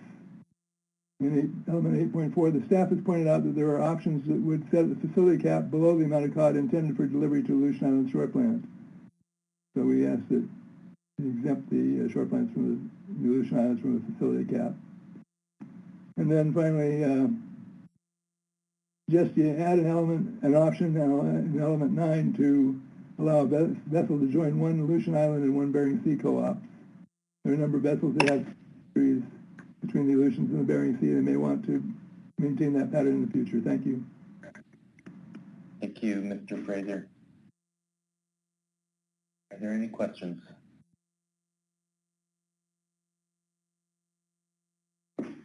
Okay, thank you for Ms. Baker has a question. Thank you, Mr. Chair. Thank you, Mr. Fraser, for your testimony. I wanted to ask you about your comments related to sub-option 6.2.3, which is the provision for the under 60-foot vessels assigned to a license with a transferable AI endorsement. And I read your written comments and heard your testimony that that is a harvester issue and should be dealt with in element 2. But my recollection is when the council received testimony in support of this option, the point of it basically was that these vessels using these transferable AI endorsements will have very limited Aleutian Island specific cod targeted history to qualify for this program, and so will not have very much leverage when trying to arrange deliveries under a cooperative structure. And so in order to provide an opportunity for those vessels, which the council initially intended when developing the transferable AI endorsements, that this type of delivery requirement was required. And so I just wondered if you could speak to that a little bit and why you think that particular rationale that we got is not relevant and that dealing with that issue in element 2 would address the problem. Thank you for the question, Ms. Baker. The choice that was in the AP motion of qualifying years beginning in 2009 certainly leaves the under 60s with almost nothing in terms of the 6.2.3 provision. But 6.1 leaves them with absolutely nothing. There's no provision at all in there for them to receive anything. I think that using the years, different years for these 8 vessels than are used for the rest of the catch a vessel fleet would provide them with a amount of cod that was proportional to what they were delivering in the years that they were active out there with in 2004 to 2009, and that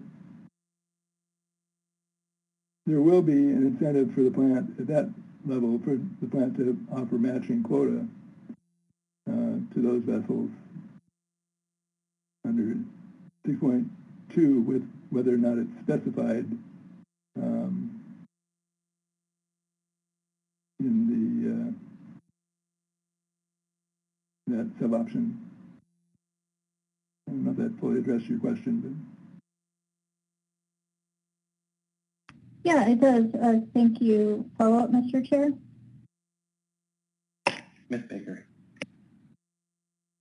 Thank you. And my second question has to do with your testimony on option 6.1, which is the set-aside. I think you mentioned you generally don't support that option because it could create some pretty challenging dynamics in terms of the Aleutian Island shore plant negotiating with all of the cooperatives to determine how the set-aside will be harvested and delivered. And so my question there is that really how you envision that would work? Is each cooperative would have to be dealt with individually versus some sort of inter-cooperative agreement that could be developed? Is that a possibility in how you're looking at this, or am I not understanding your comments? Yeah, you understand them perfectly, I think. That the concern there is that if anything can go wrong, it will go wrong, for ADAC anyway. And that entrusting it to an inter-co-op agreement when you can, under the options, end up with a co-op of one LLP that may not have an Aleutian Island endorsement, they're certainly not going to like the idea of being told they have to transfer 20% of their quota to the Aleutians, or whatever percentage. But it reminds me of the situation we had when Amendment 113 was overturned, where there was an attempt to put together a industry agreement to save some amount of quota for the Aleutian Island ADAC plant. And because of the issue of one person objecting, not wanting to participate, then the possibility of putting an agreement with everybody else together, falls apart. We can't afford going forward to be in a situation where it could fall apart because we're entrusting it to an inter-co-op process that we're not a part of. Under, as I understand 6.1, there's really no Aleutian Island short bank co-ops in that scenario.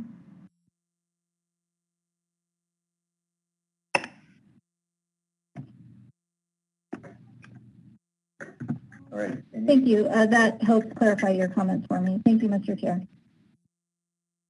Thank you, Ms. Baker. Any further questions for Mr. Fraser?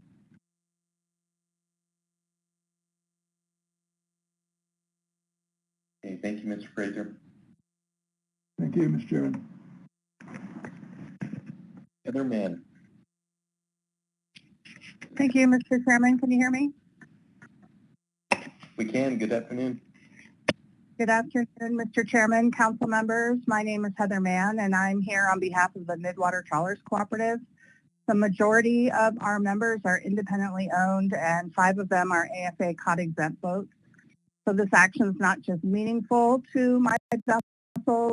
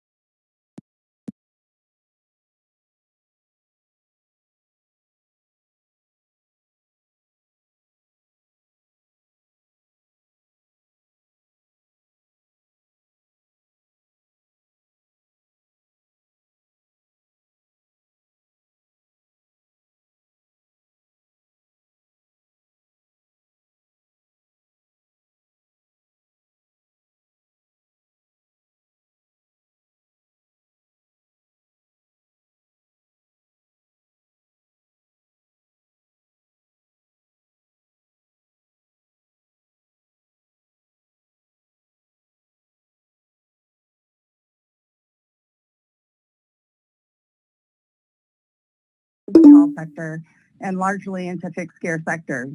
The analysis notes that the under 60-foot fixed gear sector has been the main beneficiary of the rollovers. During that same time period, excuse me, the analysis shows significant crab bycatch by the fixed gear fleets on several crab species. So how does increasing bycatch meet the goals of this program? We also keep hearing that the concern is about having pot boats and co-ops, and that's a distraction from the real concerns. Proponents of gear conversion are largely not in the trawl fishery, but they keep advocating that this provision will help us with our flexibility. And so I would ask you to listen to actual trawl captains on what will work for them. Including gear conversion creates uncertainty, it exacerbates gear conflicts, and punctures sector integrity. The intent of element 14, especially as amended by the AP, does not meet the goals for this action. Preventing the trawl industry from realizing an efficient and safe fishery unless the fixed gear fleet gets their cut of the trawl allocation is in conflict with federal fisheries management, the Magnuson Act, and standards 4, 5, 7, 8, 9, and 10. Next, we would like to see the council reallocate 5% of the trod cod allocations to the A and B season. This amount is small enough that it should not trigger an ESA consultation on sea lions, and it makes more of the trawl cod allocation available to the trawl fleet. Fish which is largely stranded right now in the sea season to trawl fishermen through no fault of our own. We've heard a lot about how other sectors not only benefit, but rely on sea season transfers of trawl cod, but these rollovers are not allocations. And the council recently reviewed the cod allocations created by Amendment 85 and determined that alternative cod allocations were not warranted. Impacts to other sectors are required to be considered, but MSA guidelines are clear under National Standard 4 that, quote, an allocation of fishing privileges may impose a hardship on one group if it is outweighed by the total benefits received by another group or groups. An allocation need not preserve the status quo in the fishery to qualify as fair and equitable if a restructuring of fishing privileges would maximize overall benefits, end quote. Reallocating 5% of the fish from sea season to A or B and leaving sea season unallocated seems to strike a balance to meet the needs of the stakeholders and the council, but only if element 14 as currently structured or as amended by the AP is not included. In terms of issuing harvesting shares to processors, I'm not sure if you would find a harvester more supportive of this approach than me, and probably this is a source of annoyance to many of my colleagues, but I do believe it is the right thing to do. However, even I can see that 30% is an unreasonable number of shares to move to the processing sector. Likewise, 5% is meaningless if the goal of issuing the shares is for processors to build on and retain their current independent vessel fleets. I represented processors during the development of Amendment 20 on the West Coast, so I'm very familiar with the benefits and pitfalls of this approach and how to mitigate them. Narrowing the range now, similar to choosing a PPA on allocation years, will help the industry focus on impacts and allow us to work together until between now and final action to come up with a percentage that works. Lastly, in terms of element 6, we support element 6.1 with an intercooperative agreement. Co-ops and co-op managers are in the best position to ensure that a percentage of the co-op's allocation is delivered to ADAC. I'm confident that 6.1 can work. It creates a system that can be broadly supported by trawl stakeholders rather than a special set aside under 6.2 that right now can be leased out and not even delivered to ADAC. I respectfully disagree with Mr. Frazier using a last-minute voluntary co-op that did not work as a reason that 6.1 can't work. In conclusion, Mr. Chairman, this program is urgently needed. There's no compelling reason to delay. PPAs will help identify another straw man, and stakeholders can pull out of the analysis how this program will impact them. Thank you for your consideration and hard work, and I'm happy to answer any questions. All right, thank you, Ms. Mann. Council members, any questions? Ms. Baker. Thank you, Mr. Chair. Thank you, Ms. Mann, for your testimony. And so I will ask you, you were pretty clear in discussing the element to issue harvest shares to processors, that while you're supportive of the concept, you don't think that the upper end of the range the council is currently looking at of 30% to processors really is reasonable, and it sounds like you support the AP motion to remove that from the options. And so I just wanted to ask you a little bit more, since you do have a unique perspective in terms of that. Can you give me some insight into why for this particular program you don't think 30% is even reasonable for consideration? Mr. Chairman, Ms. Baker, thanks for the question.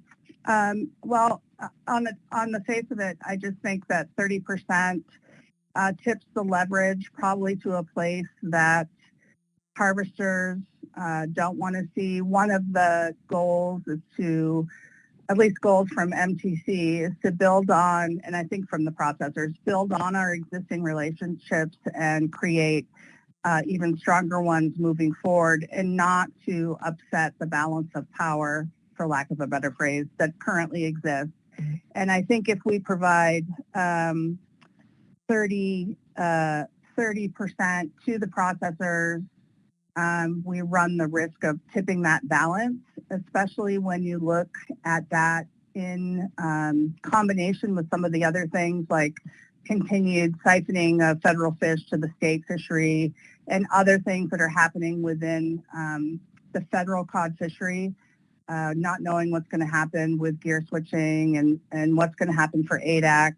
I just think that based on the experience we've had on the West Coast, that 30% really just tips the leverage to a place where the harvesters that I work for believe that level of power, bargaining power, even with protections, just a tip too far to bring it back into alignment. I hope that answers your question. Thank you, Mr. Chair. Thank you. It does. Follow up, Mr. Chair? Ms. Baker. Thank you. And my second question has to do with your opposition to including the gear conversion provision in this package, and I appreciate your explanation of that, your opposition to that, and it sounds like your group as well. And so can you help me understand, at least from your members' perspective, even having that option in there in this type of a program, whether it's used or not, what is the threat sort of overall to the trawl sector and their ability to work within this program if the gear conversion option is available? Can you give me some insight into those dynamics? Sure. Through the chair, Ms. Baker, thanks for that question. Page 2 of the document I uploaded does have some detailed reasons that we would be concerned about unintended consequences. But I would say that in general, a lot of the MTC members participate in West Coast groundfish, and this is the non-whiting sector of it, where we have had a gear switching provision. It has had severe unintended consequences. And while I know that fishery is a multi-species fishery, which is different than cod, the erosion of the trawl allocation over to fixed gear has happened even with some protections in place. There's always loopholes that are available. And even if people aren't doing anything that, is untoward, it's all legal, it does result in impacting the integrity of the sector. It results in what we're concerned about is just uncertainty for the trawl sector. Saying that there's protection, so why are you worried, which I've heard in public comment, there's easy ways to get around those protections.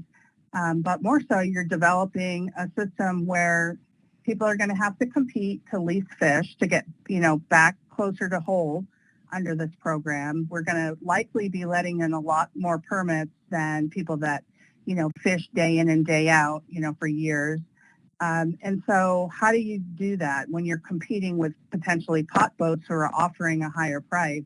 Is the trawl fisherman then that's leasing out that quota out of the goodness of the heart and to keep the trawl fishery whole going to lease it to a trawler, or is he going to lease it to the highest bidder, which could be the pot boat? They have less cost. They don't have the 100% observer coverage. There's just a lot of considerations there. And I think that if something like this is desired by the majority of trawl fishermen, the captains want to see something like this, then we could take a look at that under the 5-year review and look at it then.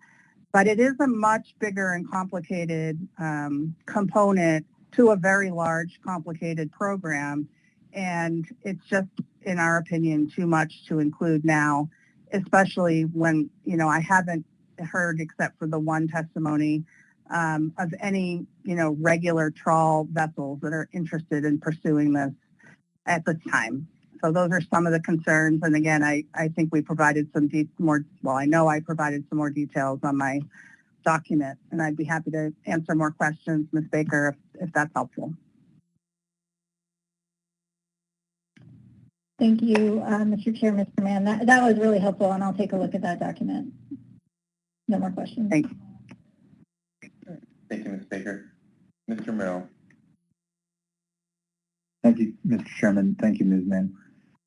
My question is around comments in the SSC process as it relates to data availability and the analysis of what is an appropriate amount of allocation that should go to processors. I think there were a number of comments that were made in that document about perhaps looking at some of the methods that were used on the West Coast. I'm not familiar with some specific analytic tool or methodology that was used there to determine what the right, quote, split was between processors and harvesters, but I'd appreciate any insight that you may have from your experience. Thanks. Thank you, Mr. Chairman, Mr. Merrill, for the question. There was no specific analytical process that we went through. There was a range of 0 to 50% that was being considered, and both sides were pretty dug in. And the night before final action, an influential council member took us in a room and said, "You guys figure it out, or I'm going to figure it out for you, and I don't think you're going to like what I come up with." And so we sat in a room for hours and agreed on 20%. Brent Payne will say that ECB didn't agree. I don't recall that, but we ended up with 20%. That's what we brought up to the council, hand in hand, processors and harvesters together. The majority of us were in support of that, and the council welcomed that because there is no data to inform what the right percentage is. I think a lot of it is on gut. And I agree with Chris Anderson in some cases, it would be helpful to have some data, but it doesn't exist. And I think what's in the document right now is something that all stakeholders that are thinking about element 5.4 can really look at and figure out how it impacts their business, especially with the protections of how those quota shares are used. But no, there was no special analysis done. I hesitate to call it a political decision because I don't think it was political. I mean, it was a real agreement of what can we live with as harvesters, and from the processors, what do we need to make this work? And so that's how it came about from my recollection. Thank you for that perspective.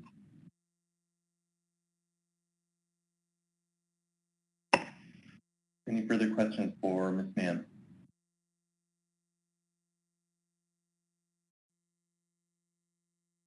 Okay, thank you for your testimony.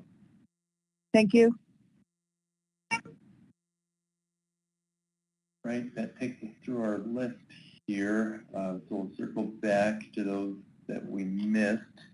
Mike Alfieri, Arias Nogaki, or Kent Heligzo.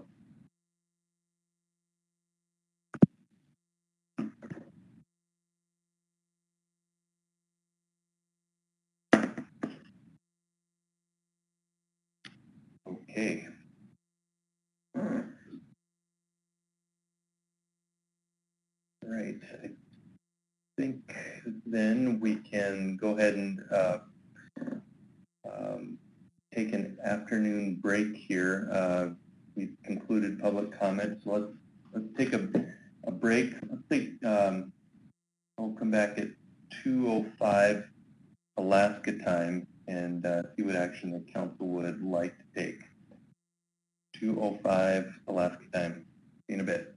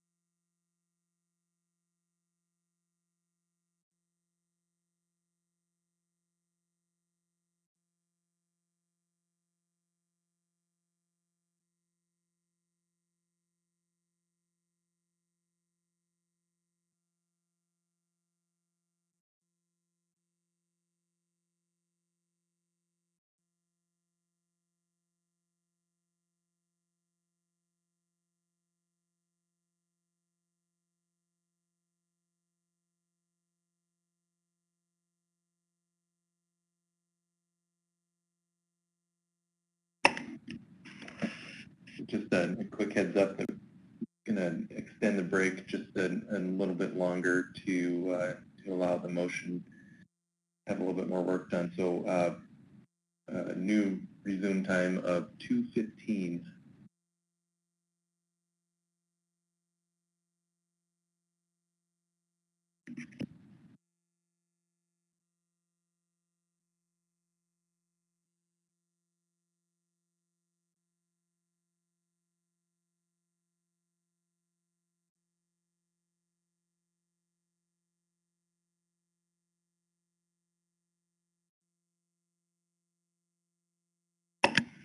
Hey, John, we're going to hold on a little bit longer, start up at 2:15.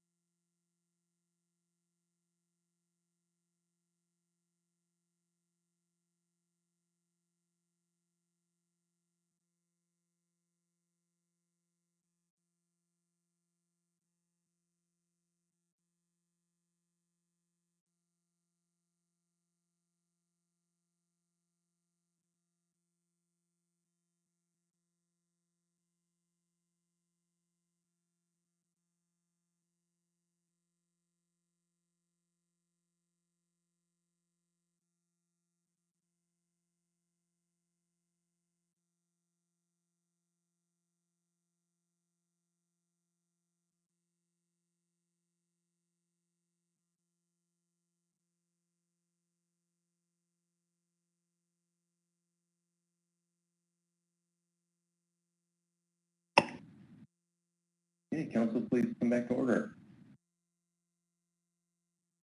We have finished with public testimony, and unless anybody had any questions before taking action, we are ready to see what the council would like to do.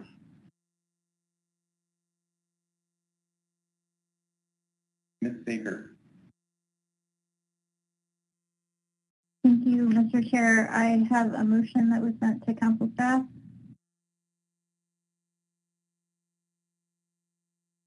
Can wait for that to load.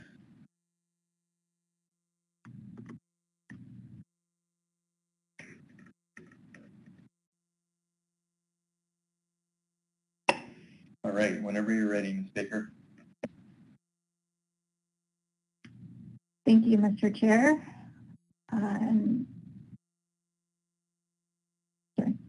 So the motion is the council recommends releasing the analysis for final action after making the following revisions to the elements and analysis.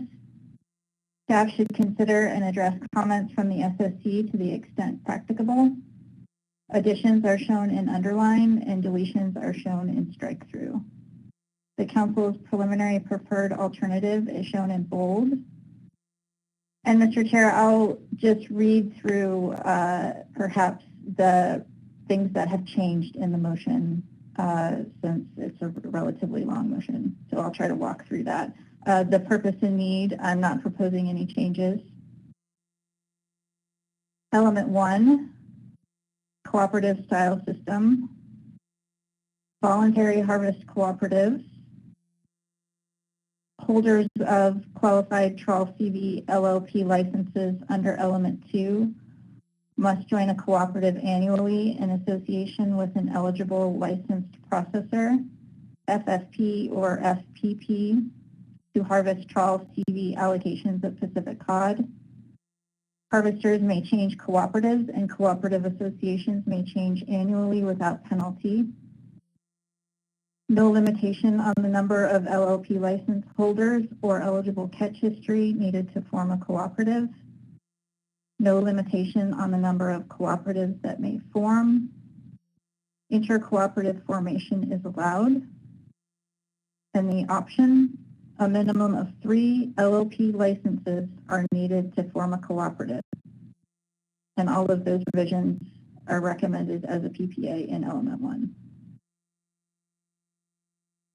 Element 2, allocation to LLP licenses, CPA catch history to determine allocations under this management action will not be considered beyond December 31st, 2019.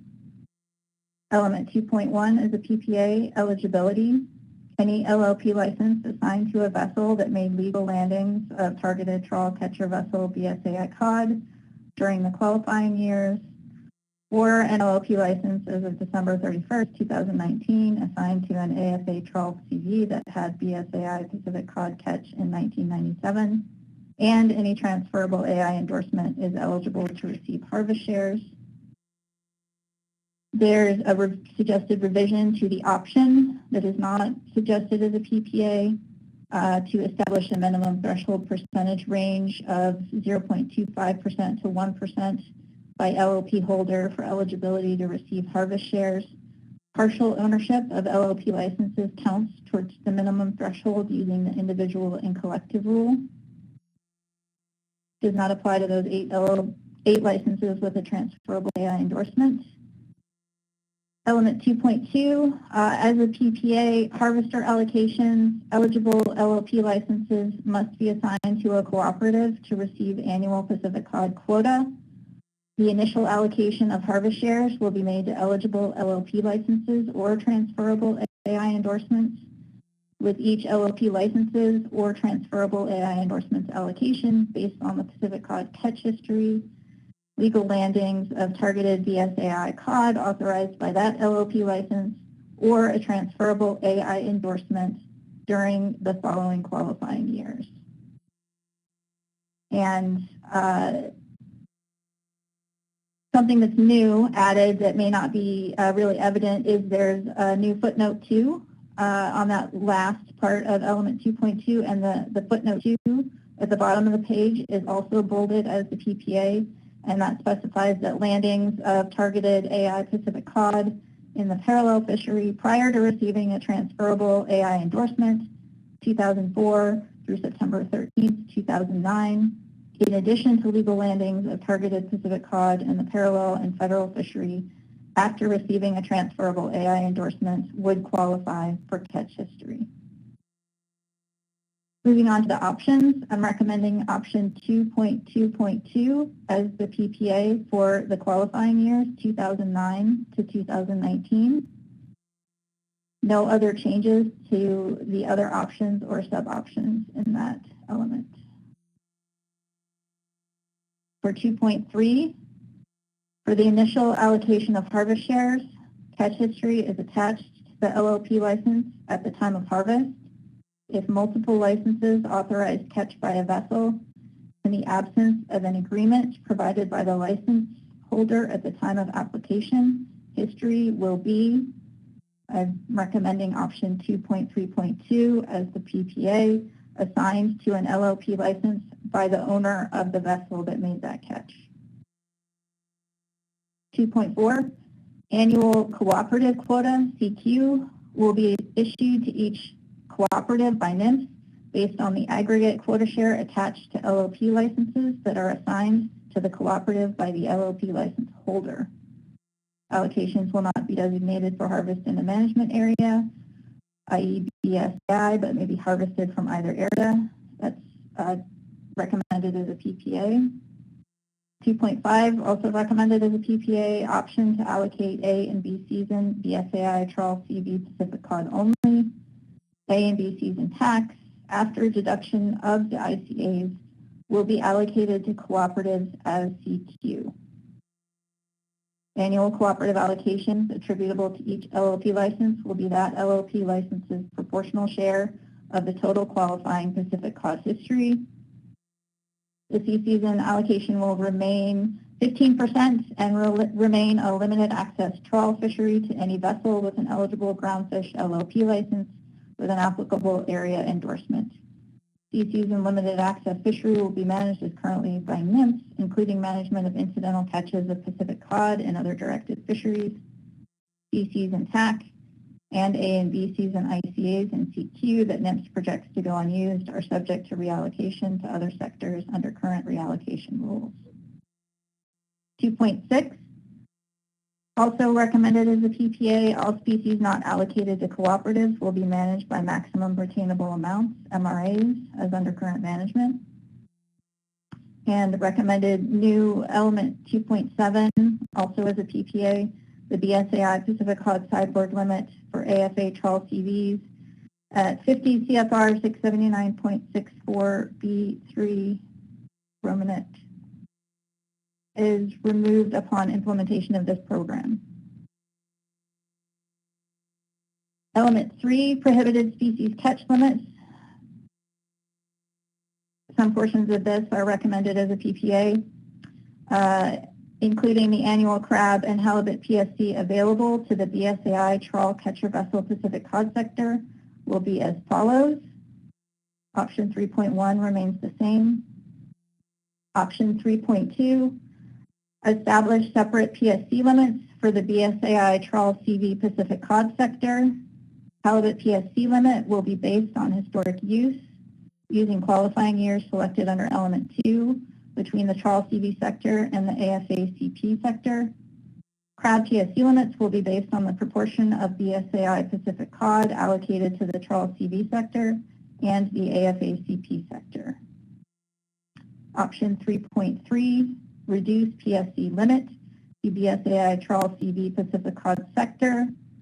New option, sub-option 3.3.1, reduce halibut PSC limit by PPA 25%. New sub-option 3.3.2, reduce crab PSC limit by recommended PPA 35%. New sub-option 3, which is not recommended as a PPA, phase in PSC limit reduction over 3 years. 1/3 of the total reduction is implemented each year. new option 3.4, excuse me, which is recommended as a PPA. If element 2.5 is selected, establish separate sea season halibut and crab PSC apportionments from 5 to 15%, which is not bolded as a PPA recommendation, before applying PSC limit reductions for the PCTC program.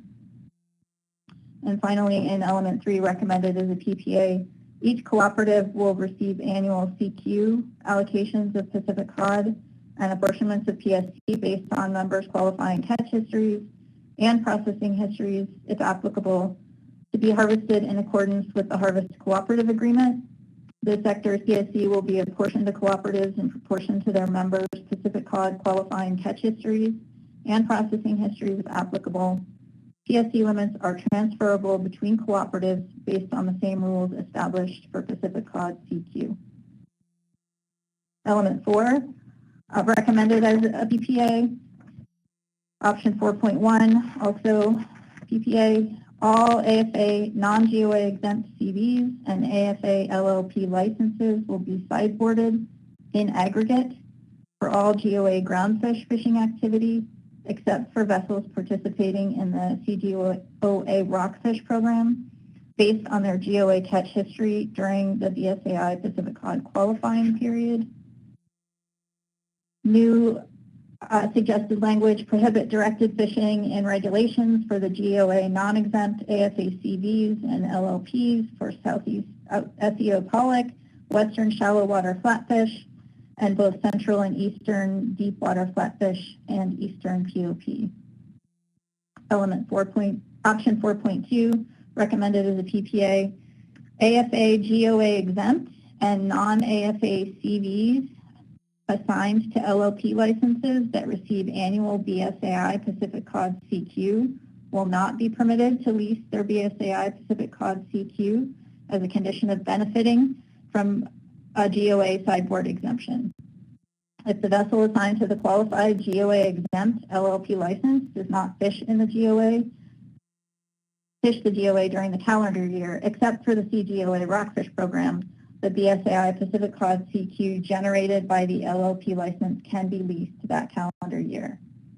Cooperatives will be required to monitor GOA AFA exempt and non-AFA vessels to ensure they do not lease their BSAI Pacific cod CQ and implement a penalty structure for violations.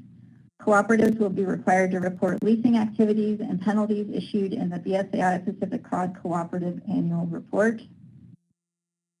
Suboption 4.2.1 is selected as a PPA. AFA GOA exempt and non-AFA CVs with LLP licenses of less than, and the options stay the same, and there is no PPA selected for the actual metric ton thresholds of average annual qualifying BSAI Pacific cod history may lease their BSAI Pacific cod history and benefit from the GOA sideboard exemption. Element 5, processor and community provisions is in bold as a PPA. 5.1, recommended as a PPA, no closed class of processors. All processors with an eligible SPP or FFP are eligible to process BSAI Pacific cod under this program, subject to eligibility requirements under BSAI FMP Amendment 120 to limit catcher processors acting as motherships.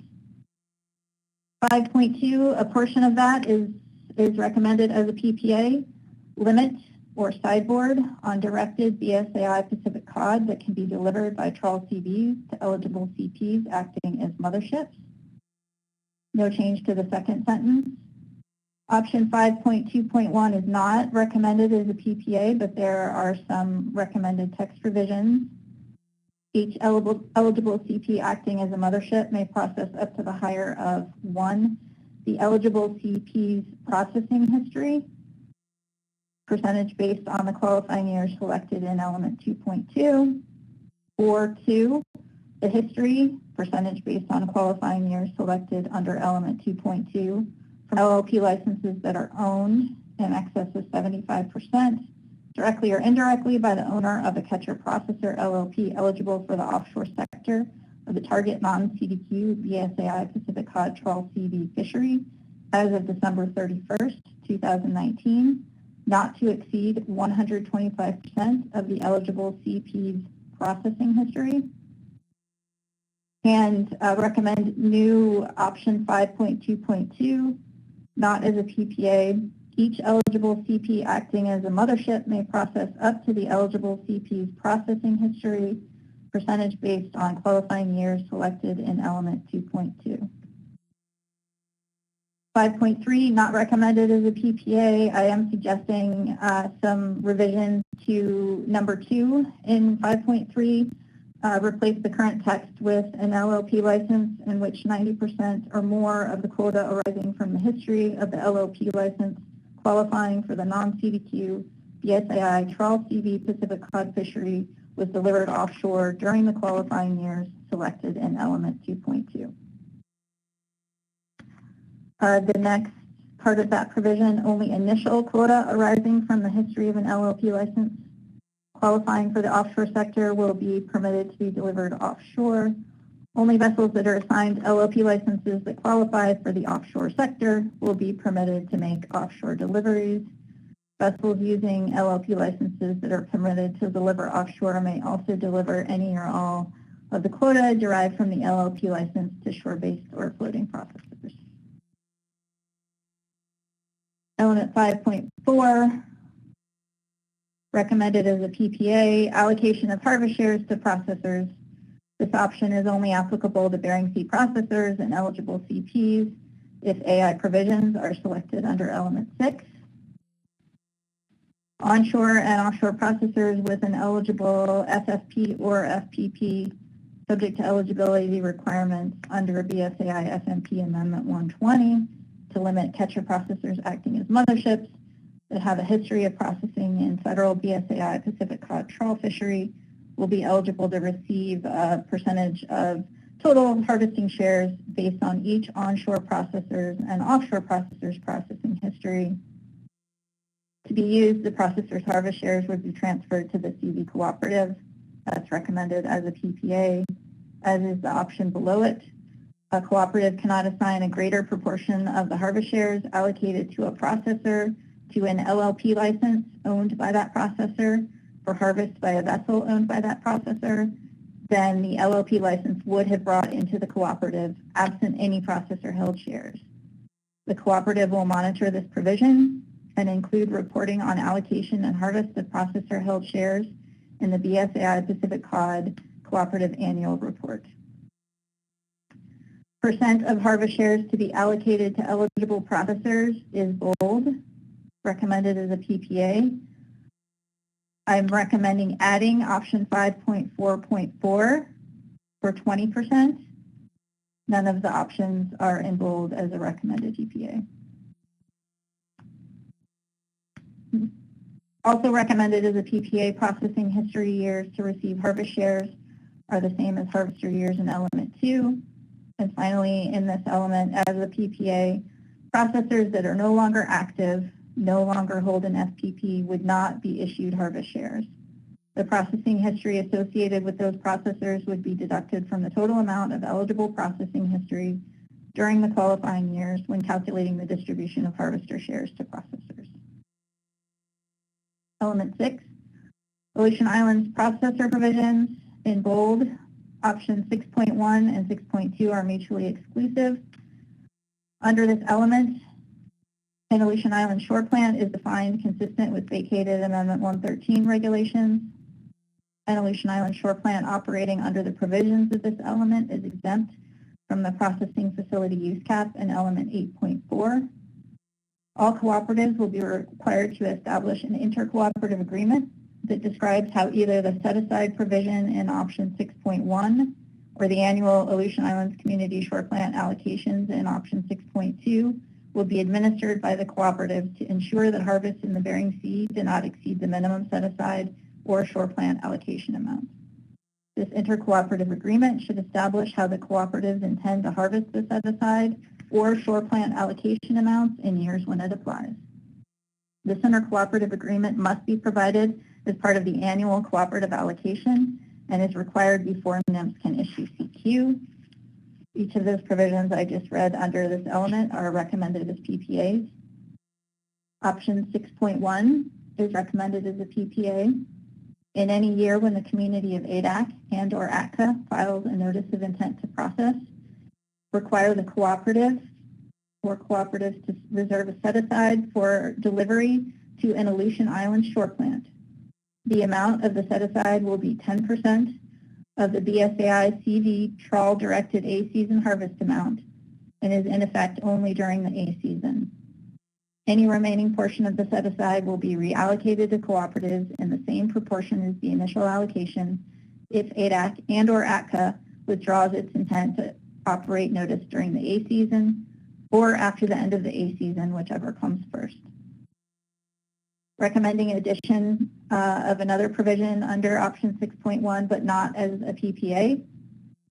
The intercooperative agreement must establish how cooperatives would ensure that CVs less than 60 feet LOA assigned to an LLP license with a transferable AI endorsement have the opportunity to harvest a percentage of the Aleutian Islands set aside for delivery to an AI shore plant. Option 1, 50%, option 2, 25%, or option 3, 10% of the A season Aleutian Islands community set aside. In option 6.2, I'm recommending we delete one of the options in the lesser of 5,000 metric tons before option 1, 5.5%, or option 2, 10%. All the rest of option 6.2 remains the same, as does option 6.2.1. The next paragraph, there are no changes. That starts annual Aleutian Islands community. Sub-option 6.2.2 is not recommended for change. Sub-option 6.2.3, some suggested revisions to the text. AI trawl vessels with less than 60 feet, AI trawl vessels less than 60 feet assigned to an LLP license with transferable AI endorsement will be eligible under the program to be assigned to a cooperative annually in association with the ADAC and or ATCA plant, regardless of whether they otherwise qualify for the program. Option 1, 50%, option 2, 25%, or option 3, 10% of the annual Aleutian Islands community shore plant allocation must be harvested by these vessels. Element 7, transferability, is in bold as a PPA, as is 7.1 is bold as a PPA. Catch histories are attached to trawl CV LLP licenses and are non-severable from the LLP. Transfer of an LLP license eligible for this program results in the transfer of any program eligibility and catch history or harvest shares associated with the LLP license. Sub-option 7.1.1 is bolded for the PPA.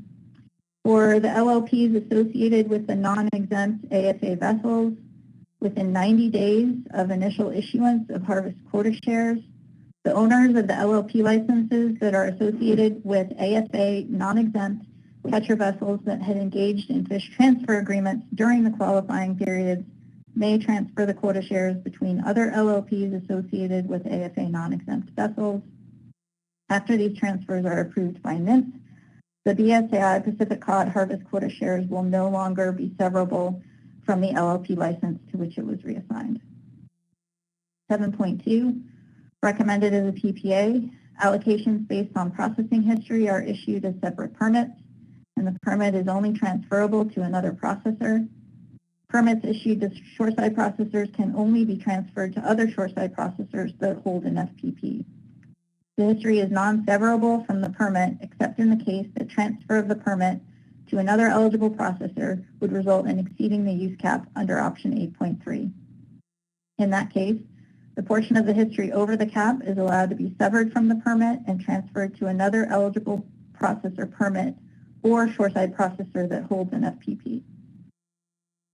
7.3, recommended as a PPA, annual allocations of Pacific Cod and PSC, whether derived from harvesting or processing histories, are transferable between cooperatives. 7.4, recommended as a PPA, post-delivery transfers of CQ are permitted, but must be completed by December 31, i.e. prior to annual CQ expiring. Element 8, recommended as a PPA, ownership and use caps. 8.1, recommended as a PPA, harvester issued cooperative shares. Processor issued cooperative shares do not count towards this use cap. No person may hold or use more than option 5% of the Pacific Cod CQ issued. Option 8.1 is recommended PPA using the individual and collective rule. No change to option 8.1.2. Sub-option 8.1 is recommended as a PPA. Persons over the cap at the time of quota share issuance are grandfathered. 8.2, recommended as a PPA, no vessel may harvest more than 4% of the annual Pacific Cod CQ issued in the fishery. Option 8.2.1 is recommended as a PPA. Vessels over the cap at the time of quota share issuance are grandfathered. 8.3, recommended as a PPA, processor issued cooperative shares. No person may hold or use more than option 15% of the Pacific Cod CQ. Option 8.3.1 is recommended as a PPA using the individual and collective rule. No change to option 8.3.2. The sub-option 8.3 is recommended as a PPA. Persons over the cap at the time of quota share issuance are grandfathered. 8.4, recommended as a PPA. No processing facility may process more than 20% of the Pacific Cod CQ. Option 8.4.1, recommended as a PPA. Processing facilities over the cap are grandfathered. Element 9, cooperative provisions, recommended as a PPA in its entirety. Annual cooperative applications must be filed on or before November 1 of the preceding year. Cooperatives shall be formed by holders of qualified LOP licenses with Trawl CV Pacific Cod quota share. Each LOP license may be assigned to one cooperative. A list of CDs, both trawl and pot gear vessels, if element 14 is selected, eligible to harvest a portion of that cooperative CQ must be identified in the annual cooperative application. Cooperatives are intended only to conduct and coordinate harvest activities of members and are not Fishermen's Collective Marketing Act, FCMA cooperatives. Membership agreements will specify that processor-affiliated members cannot participate in any price-setting negotiations except as permitted by antitrust laws. Element 10, recommended as a PPA.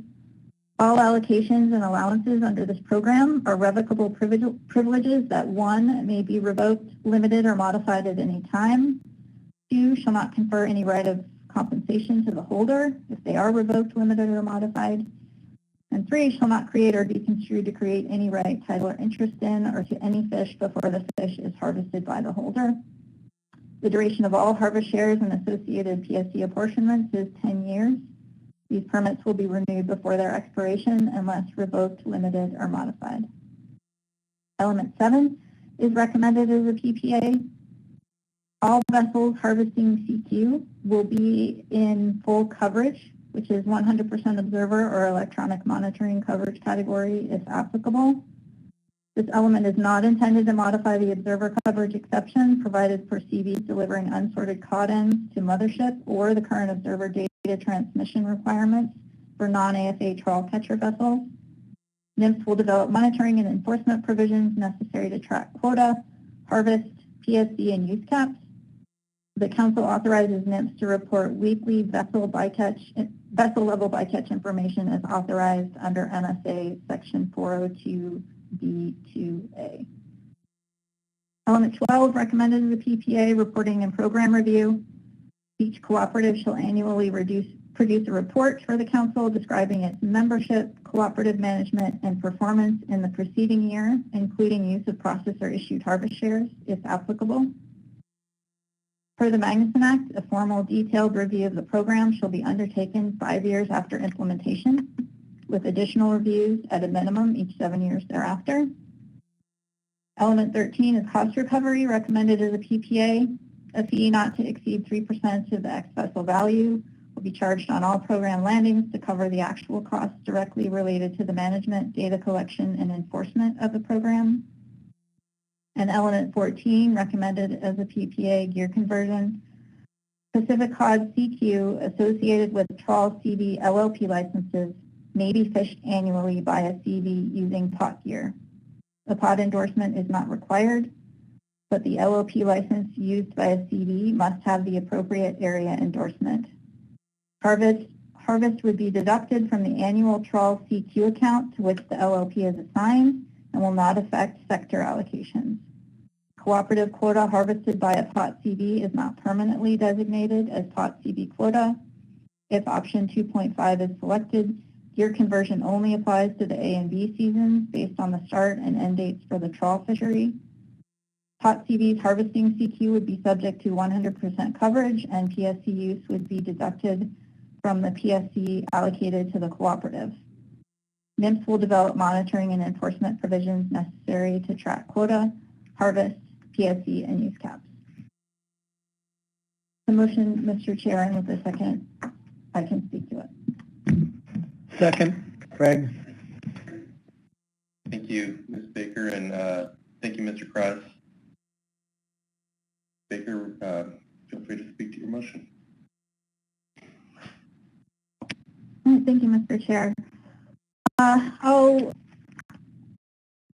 try to hit the high points here. Obviously, it's a pretty lengthy motion, and I'll just start off by saying that I am, in this motion, recommending that we release the analysis for final action with the following revisions, and also that are listed in the motion, and also after considering comments from the SSE to the extent practicable. I think that we've had some discussions here on the record in terms of the SSE comments related to the sufficiency of the analysis for releasing and consideration of final action. I feel like we had a good lengthy discussion with the SSE to clarify some of the concerns that they had, and we also, I've had some discussions with staff, and I think that it is largely entirely possible for staff to address the concerns that the SSE outlined, the relevant concerns, I would add, that the SSE outlined in our report. And some of the things that the SSE outlined, frankly, I think we've had a discussion is there's really no more quantitative information available, or perhaps very limited qualitative information enough could provide to the analysis. I think really one of the most helpful things for the analysis going forward that the SSE also commented on, this motion passed, that the council recommended a preliminary preferred alternative for a number of elements in this option, which will help define an alternative largely selected by the council specifically to help compare and contrast the alternatives. So moving through the different elements of the motion that I'm proposing, I'm not proposing any changes to the purpose and need. I think that the purpose and need is still appropriate and accurately outlines the objectives that we have for this action. I am recommending PPAs for the entire in element 1 in terms of recommending a cooperative style management system. This program, I'll just walk through a few of the changes that I'm suggesting to make clarifications for one part, and then also another revision to the type of program we were looking at. I am recommending voluntary harvester cooperatives. This council had a lot of experience with voluntary harvester cooperatives, and that is the type of program that we envision for this fishery. The holders, just a few clarifications really in the second paragraph of that element 1.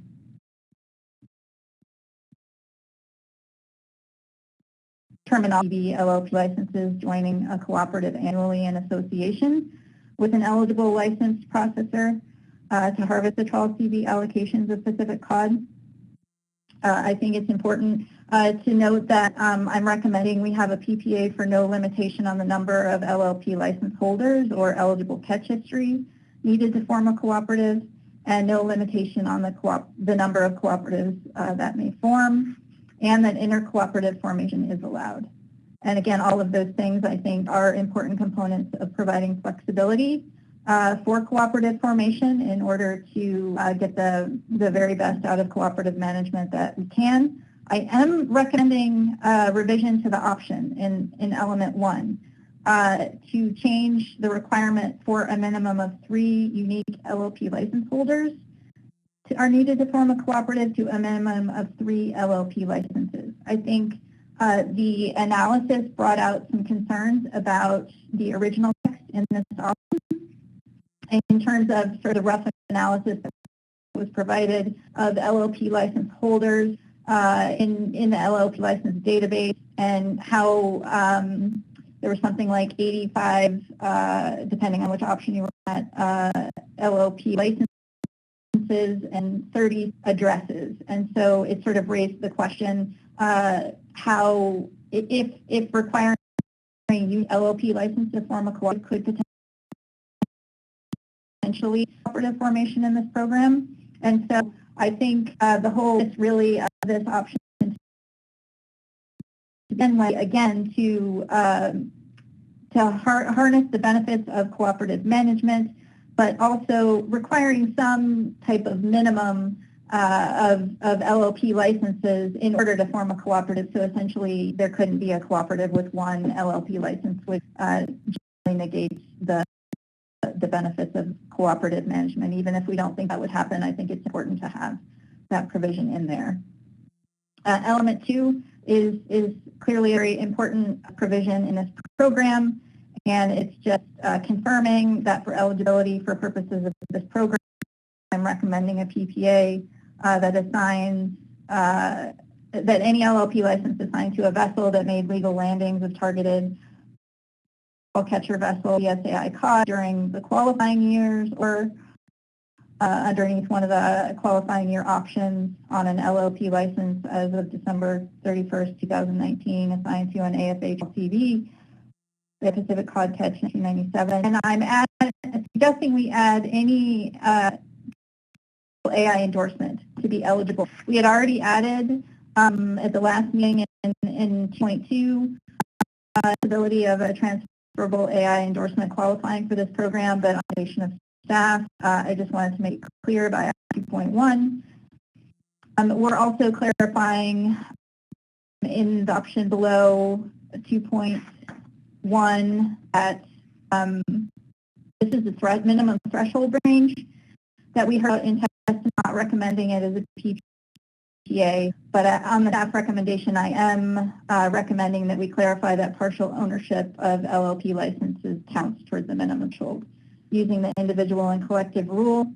Moving on to 2, another very important element of this program, I discord in the lead-in text.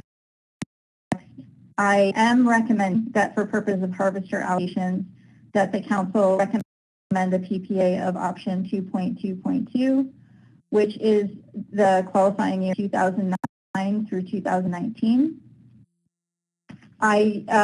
This was the option recommended by the advisory panel, and we also heard some support for this option in testimony. I think we support and testimony for year options. I really think that 2.2.2 really strikes the balance of what we're required to consider for purposes of making allocations in these catch share programs. We have to consider both recent and historical participation as per the Magnuson Act. And so I think option 2.2.1 to only consider the most recent 2019 doesn't consider historical participation, and for similar reasons, 2.2.3 that goes from 2004 to 2019.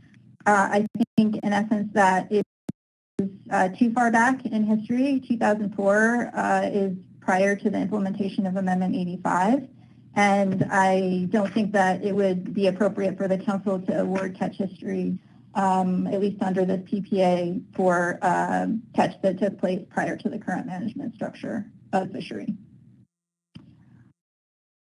Option 2.3, I have recommended a few wording changes for clarification. What I did want to point out is the recommendation for a PPA for option 2.3.2.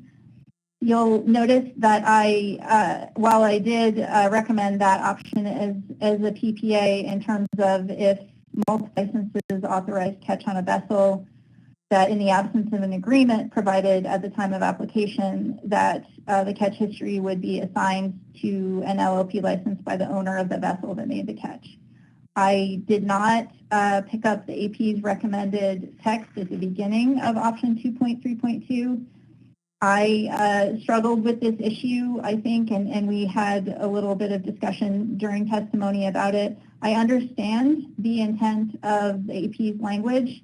I think we heard it's not entirely clear that the AP accomplished its intent to address one specific situation. And while I am sympathetic to that situation, I am concerned about a couple of things by trying to address the situation that we talked about in terms of LLP, catch history being assigned to an LLP license if the LLP license only has the area endorsement in which the history was made.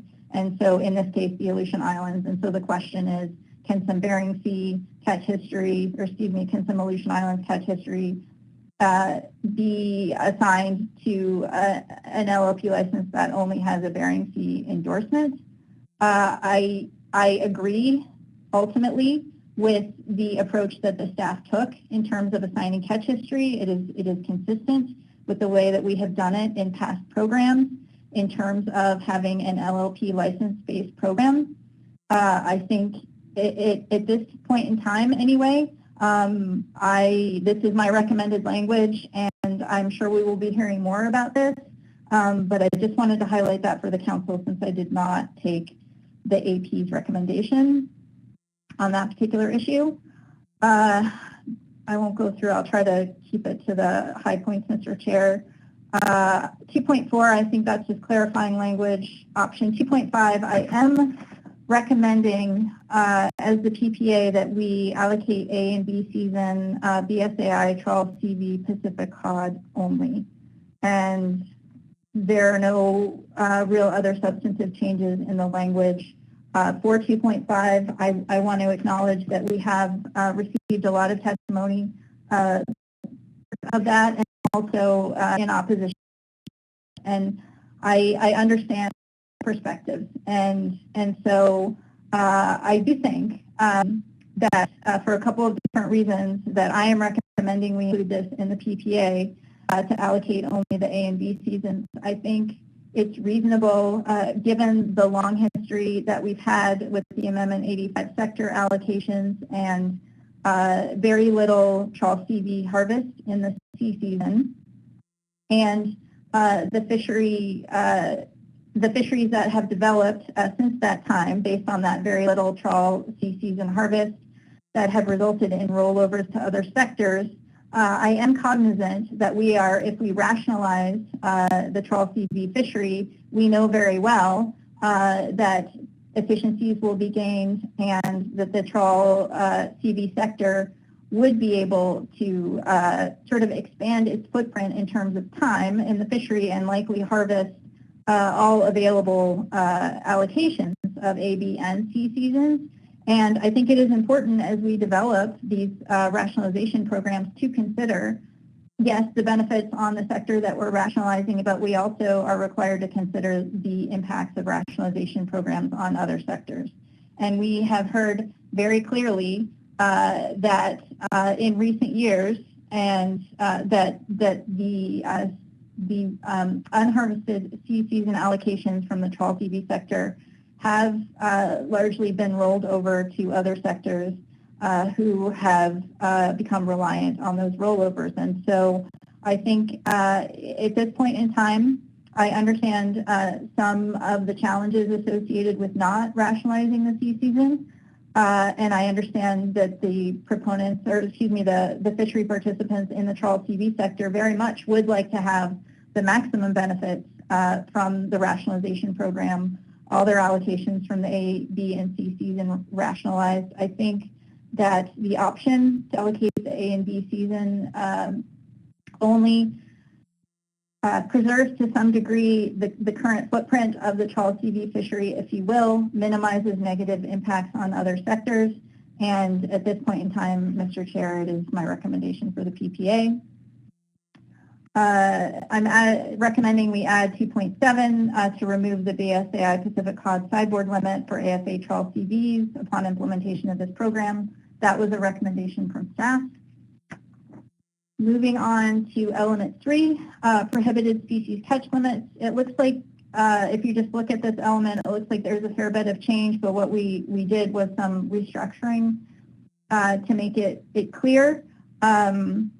I think, as you can see, I've recommended prohibited species catch limits as a PPA for this option, and for this program, and I'll walk through what the different provisions and options do here. My motion would adopt as a PPA the provision to establish an apportionment of crab and halibut PSC between the trawl TV sector and the AFA-CP sector. The analysis describes the potential impacts of leaving PSC apportionments at the TLAS fishery level, primarily that annual negotiations would need to take place regarding apportionment of PSC between the sectors, and that this could serve to reduce the benefits from cooperative fishing and potentially bring other Pacific cod fishery sectors into the process. And I'm concerned about this potential, and so, and for consistency with previous rationalization programs, I think it's appropriate to establish separate PSC apportionments for the sectors.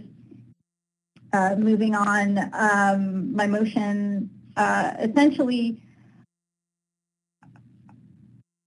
sorry, just trying to explain how. So option 3.2 was there before. That is not a change, to establish separate PSC limits for the BSAI trawl CV Pacific cod sector, and that is recommended as a PPA.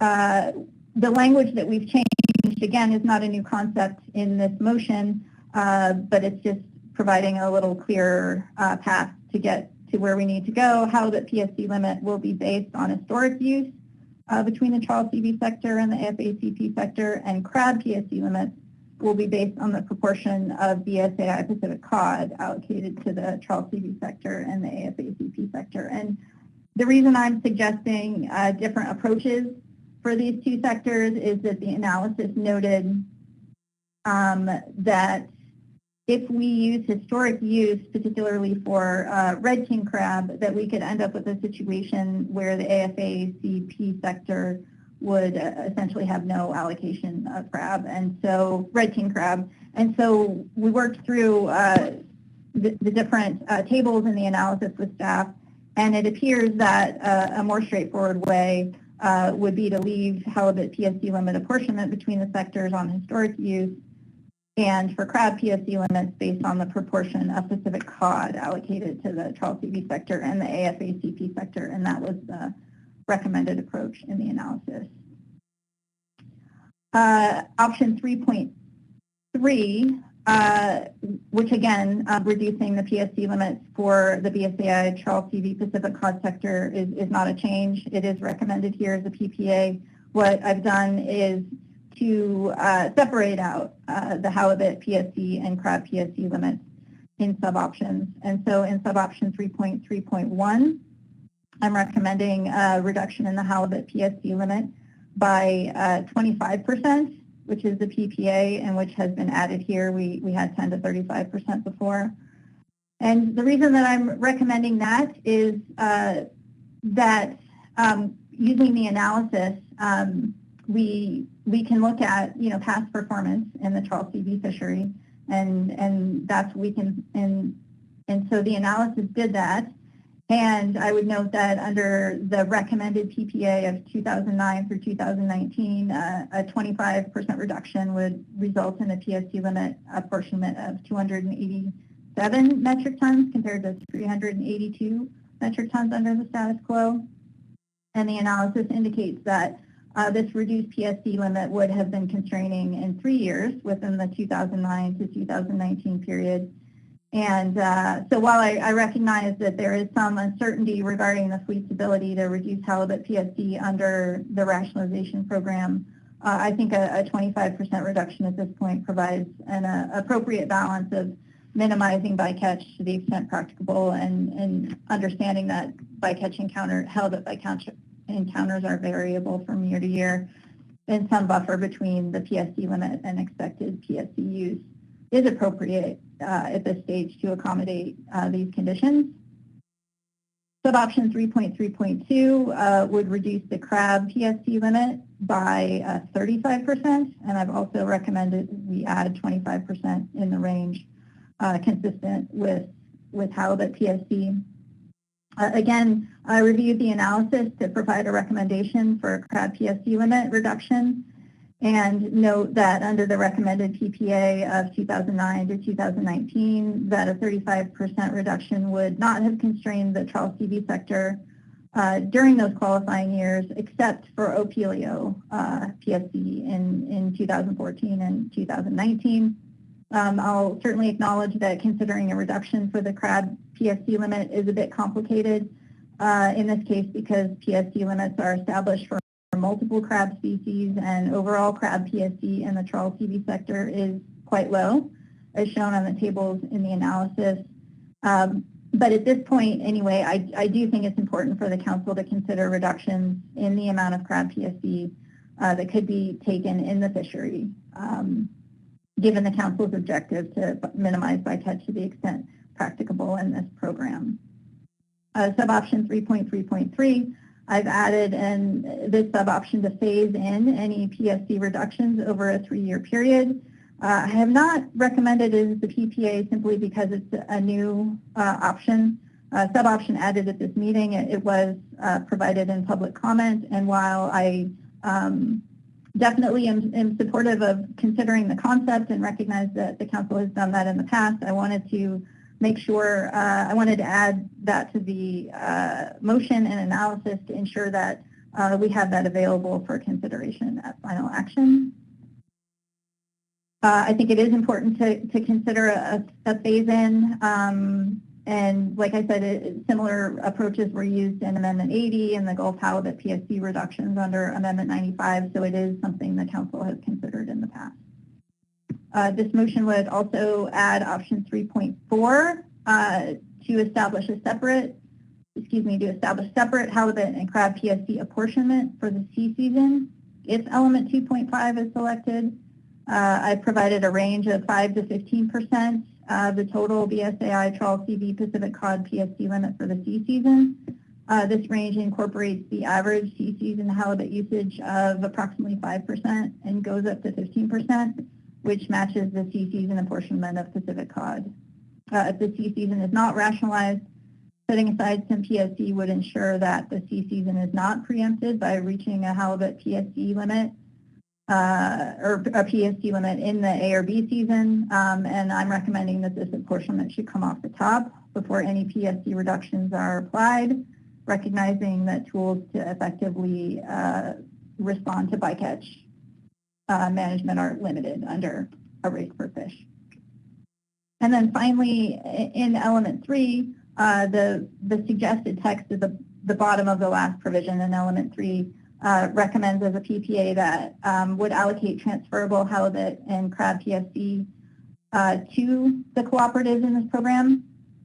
And I just wanted to note that while I recognize that some trawl CV fishery participants would prefer to leave crab PSC at the trawl CV sector level or even at the TLAS sector level, the inclusion of the gear conversion option in my recommended PPA in element 14 would necessitate that we provide a specific amount of crab PSC to each cooperative, since crab PSC rates vary between trawl and pot gear, and we would want to have individual cooperative accountability for the PSC. I have heard from some stakeholders that allocation of crab PSC to cooperatives may be unworkable given the relatively small amounts apportioned to the fishery. So My expectation is that the analysis would address the practical effects of this PPA should it pass, and include a 35% reduction to the Charles CV sector PSC limit before allocating the limit among cooperatives. And then I would just admit that if the analysis shows there are considerable complications, then the council can address the issue at that time. I want to acknowledge that the proposed revisions to element 3 include a balance of considerations with respect to ensuring we establish a rationalization program that provides the fleet with tools to minimize bycatch to the extent practicable. I think it's important to acknowledge that including the options to leave the sea season unrationalized in the PPA and year conversion in the PPA have the potential to somewhat reduce the benefits of the rationalization program in terms of bycatch reduction. And I think the council should carefully consider the trade-offs. And again, I expect the next version of the analysis will allow us to do that. And then finally, Mr. Chair, in element 3, I just did want to address the suggestion we heard in public comment to incorporate ABM into element 3. I did not include this in the PPA. It wasn't included in the AP's motion. And given the ongoing challenges we've had with identifying a reasonable path forward in the council's ABM action, I think it's premature to consider ABM for this program at this time.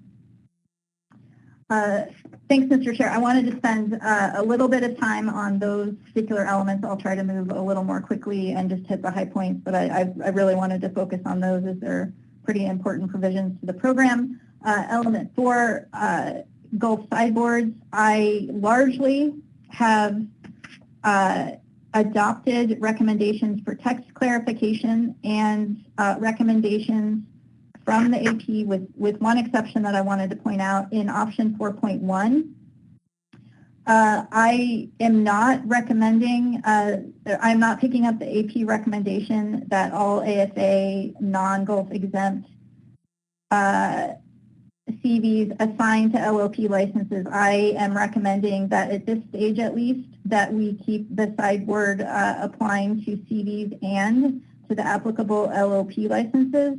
I think that we heard some testimony that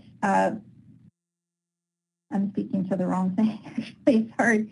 I'm confusing elements. And so I'm going to correct myself and say there are no changes to the way that was in option 4.1. What I am not picking up, my apologies, Mr. Chair, is the recommendation from the AP to sideboard only groundfish fishing for AFA non-Gulf exempt CVs and AFA LLP licenses. And so we heard testimony about this specifically. Again, my apologies. The AP recommended that we do, as we interpreted it, and I think we heard in testimony, that the AFA sideboards would only be recalculated for groundfish, target groundfish fisheries, and the halibut PSC sideboard limit for the AFA would actually be removed. We heard some testimony that expressed concern about removing that AFA halibut PSC sideboard, and so I was just a little bit concerned about that testimony, and was concerned about picking up the AP recommendation until I have a better understanding of the implications of that, Mr. Chair. So now, and I also picked up the AP's recommendation to list list specific directed fishing prohibitions in the regulations. In option 4.2, I also I also picked up the AP recommendations. I don't think I've made any changes. I'm just looking through here really quickly, except for I didn't use exactly the same language. My apologies to those members of the public, but the intent is the same. I've essentially picked up the staff recommendation to clarify what sideboard exemption we're talking about, the GOA sideboard exemption. If the vessel is assigned to a qualified Gulf exempt LLP license, does not fish in the Gulf during the calendar year except for the Central Gulf Rockfish Program, the BSAI Pacific Cod CQ generated by the LLP license can be leased that calendar year. So there was some written comment, and we received public testimony asking the council to clarify what benefiting from a Gulf sideboard exemption means. And I've picked up the AP's recommendation there. Sub-option 4.2.1, we heard some mixed testimony on this as well. I have picked up as a preliminary preferred alternative here to recommend that the sideboard provisions we've been looking at go forward as a package. However, I have not selected a specific metric ton threshold in sub-option 4.2.1, beneath which AFA Gulf exempt and non-AFA CVs with LLP licenses of average annual qualifying history may lease their Pacific Cod history and benefit from the Gulf sideboard exemption. I think generally that approach makes sense to me. I guess I would just recognize we did hear some concern about that in public testimony, so my hope is that the preliminary preferred alternative analysis would help us make a determination on that. Element 5, processor and community provisions. This is recommended as a part of the PPA and is a very important component to me as part of this program as a representative of the state of Alaska.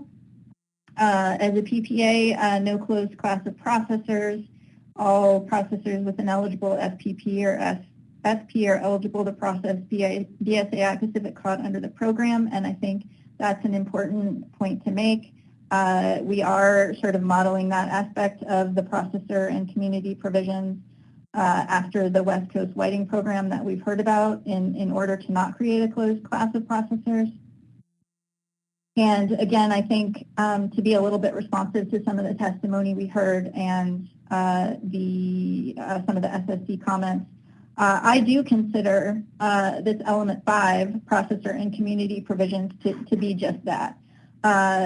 While the bulk of our elements here are specifically focused on what processors, for example, are eligible to participate and contemplating an allocation of harvest shares to processors, I think for this particular fishery, really the community component is really the participation of the shoreside processing plants and the benefits that occur from the shoreside processing plants in those communities. And so I fully agree with the title that we have right now on element 5 in terms of these being important components of the program, one of the important components of the program for community provisions as well.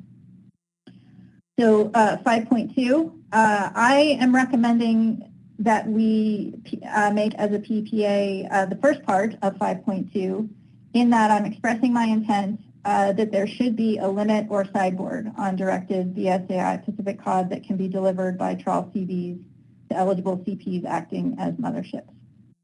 I think we've heard a lot of discussion on this particular issue. I would note that we had two options in terms of how to address this particular issue in terms of sideboarding offshore processing.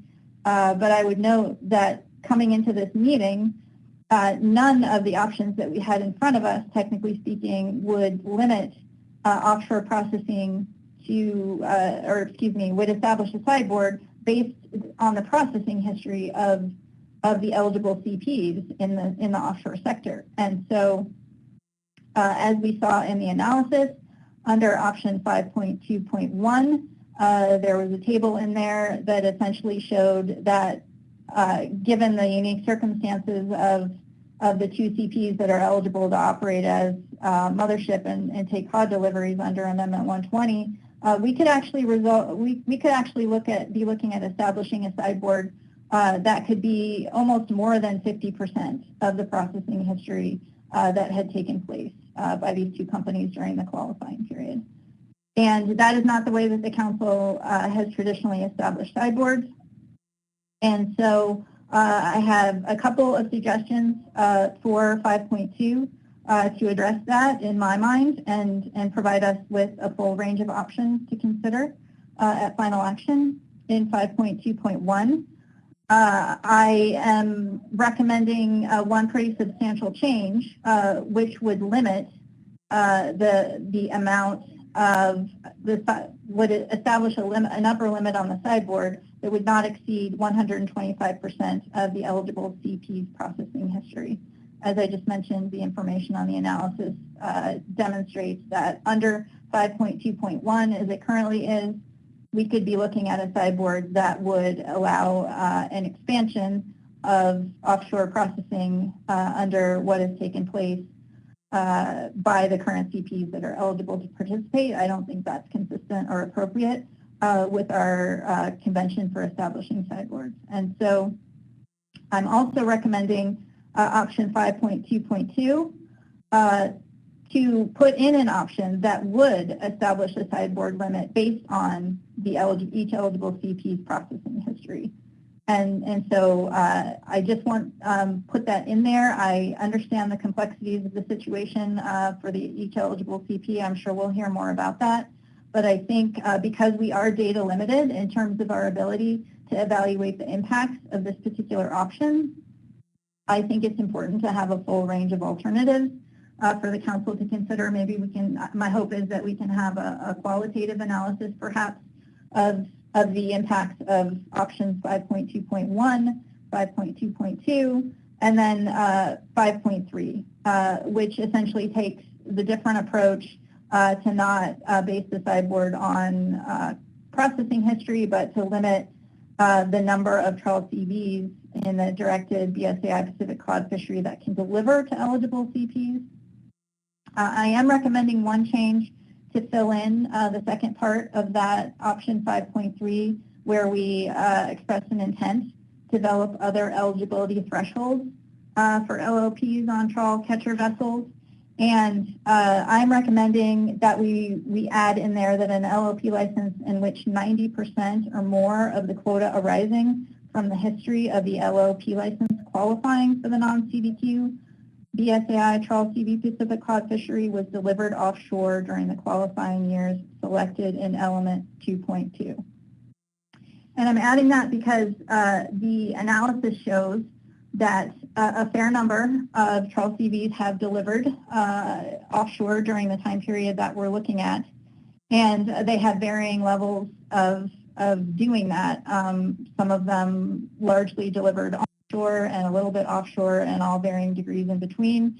And my concern would be that if we don't have some upward constraints on sort of a threshold for participation or threshold for delivering offshore in this case, that we could see a fairly substantial increase in deliveries going offshore under this program if we don't look at sort of dependence on that activity in the way that we normally do versus just having a very low or no threshold in terms of ability for trawl catcher vessels to deliver offshore under this program. And so I would just say, again, we heard some testimony sort of questioning the need for why we even need to think about implementing any kind of sideboard limitation or limitation on the offshore sector. I would just say that this is very consistent with the Council's intent under BSAI Amendment 120, where, if you recall, we closed a loophole on unlimited mothershipping of cod by CPs that had excess processing capacity due to participation in other rationalization programs in a fishery that had been primarily an inshore fishery and critically important to the shore-based processors that were historically dependent on cod and the communities, as I mentioned earlier. And I would just note that the sections that we have in the analysis on community dependence and tax revenue are indicate the importance of that. And I would just note, you know, the analysis references Amendment 120 a couple of times, but staff may need to be more clear in the next version about the intent of that action and the efficacy of that action in terms of preventing further growth in deliveries offshore and the negative impacts to shoreside processors and communities on that. And so I just wanted to point that out in terms of to be responsive to some of the public testimony we got. In terms of moving on to 5.4, these changes are largely suggestions from staff to clarify what the council intends in this action. Just looking through these to make sure that's what those are. I'd be happy to answer any questions about those, but I won't go into detail right now. Moving on to the middle part of element 5.4, I have recommended as a PPA that this council elect to provide a portion of harvest shares to eligible processors. I think, again, that's an important component of this program for the state of Alaska and our coastal communities. I have recommended that we add option 5.4.4 of 20% in order to provide a full range of options for the council to consider. We had a fairly broad jump between option 5.4.3, 15%, and option 5.4.5 of 25%. I think, as we all acknowledge, this is this is one of the more challenging issues for the council and stakeholders in this program. And so I thought it was important for purposes of discussion to have a full range of alternatives. I have not selected a PPA. At this point, we did not receive a recommendation for a PPA from the AP or directly in public testimony either. And so I feel like while we could select a PPA, I'm not sure that selecting one at this point, that staff would be able to give us a lot more information in the next version of the analysis to help with that policy determination. I think it's actually, it should be fairly helpful if this motion passes and we pick PPAs on some of the other fairly large policy choices. I will say, though, that in closing on this particular issue, while I'm not recommending that we pick a PPA, and I'm also not recommending that we remove option 5.4.1 of 5.55% and option 5.4.6 of 30%, I probably at this point would agree that those two options are unlikely to be what the council ends up selecting, at least from my understanding at this point. But because I haven't recommended that we remove any other options in this motion, I think I'm staying consistent with that approach in this one as well. I think it's important to, again, make sure that the council has a full range of alternatives. I look forward to further consideration of this particular issue, but I guess at this point I would just signal that I think probably 5 and 30% are unlikely, but for me, as one council member, I probably would be looking more to the middle of that range or upper end of that range, maybe 25%, 20%, 15% within that range. That seems reasonable in the types of suggestions we've been hearing from stakeholders. And so I think that will be very important for the decision of the council. The other important component I wanted to point out that I'm suggesting adding to element 5 is at the very end. The staff asked specifically for clarification on council's intent for processors that are no longer active in the fishery. And I did consider testimony that we received on this particular issue and sort of the overall intent for the program, and determined that since in this particular case the issuance of harvest shares to processors is not intended to be an asset per se, perhaps as some of the other types of quota share that have been issued in other programs, or maybe that other people are thinking of. It's really intended to be more of a tool for harvesters to attract landings and to provide stability for their operations, and to work to really foster cooperative behavior between harvesters and processors.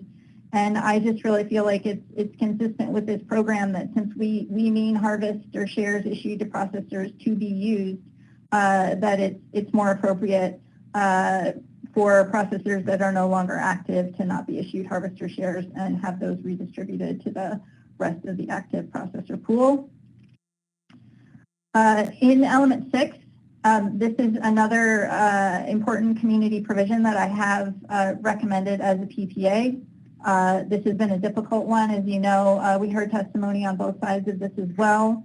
I have, in the beginning of this element, tried to pick up what I think are provisions that would apply to either 6.1 or 6.2. Those are largely recommended in the analysis. And I have recommended that we select option 6.1 as the PPA. This was a difficult decision. It is a PPA. I will remind folks of that. But I think in balancing all of the different factors that go into some sort of Aleutian Islands processor provisions, which of course has consistently been in front of this council for many years now, and several approaches have been tried to provide opportunities for Aleutian Island shore plants if they're in operation. I think that the approach that the council has already largely developed in Amendment 113 with the harvest set-aside, that is a policy that the council has worked on for many years. We implemented and unfortunately was withdrawn due to legal action. But I think it just seems more workable and appropriate to me to include that concept that we already know essentially how it works, and the stakeholders know how that works as well, to incorporate that into the cooperative management program that we're developing here. I heard the concerns about essentially putting it all on the cooperatives to determine how the set-aside provision would be harvested. I understand some of those concerns, but I again, by recommending a PPA on this particular element, my hope is that we could get analysis back that would help us work through some of those potential challenges. As a part of option 6.1, I have recommended a set-aside PPA of 10% of the BSAI CV trawl-directed A-season harvest amount. I looked at the information that was provided in some comment letters that we received, and there's a lot of different ways that you can look at history, as it were, to figure out the appropriate amount of the A-season set-aside. And I think it is appropriate in this action to change the set-aside amount from a metric tonnage, specified metric tonnage, to a proportion of the trawl-directed A-season. I did look at the information provided in the comment letters appropriate to element 6 in terms of what we have for the ADAC plant in terms of processing history, and felt that depending on whether you look at the entire PPA qualifying period, 2009 through 2019, or just the years the plant was in operation, I think that 10% provides a reasonable opportunity for that plant to have a set aside for landings that would be required to be delivered to that plant. And I think that again, that Amendment 113 set aside concept worked for a few years. I think we found out ultimately for multiple reasons we couldn't have that set aside concept apparently in a limited access fishery. But I do feel fairly confident that under a limited access privilege program like we're contemplating here, that this very specific provision for Aleutian Island shore plants, that's ADAC or ACA or both, if they're operating, could benefit from this set aside. And just to reiterate, I think really the goal, my goal anyway, in making this a PPA, is to just do what the council's been trying to do for many years and provide an opportunity for landings if there's a plant in operation to keep that plant in operation, understanding that a certain amount of volume is needed to do that from the federal fishery. And I think option 6.1 is responsive to that. I have added to 6.1, although not as a PPA, a provision, essentially a small boat provision, as it were, somewhat similar to sub-option 6.2.3, which is in option 6.2. This is in response to some testimony and discussion that we had earlier in thinking I've been doing about the small boat provision in sub-option 6.2.3, which would essentially ensure that those under 60-foot vessels that are using transferable Aleutian Islands endorsements have the opportunity to harvest a portion of either the Aleutian Islands set aside or the quota allocated to an Aleutian Island shore plant or the community. I was not able to think through all of the potential implications of how a small boat delivery requirement would work under option 6.1, since it's new for this version of the motion that I'm proposing.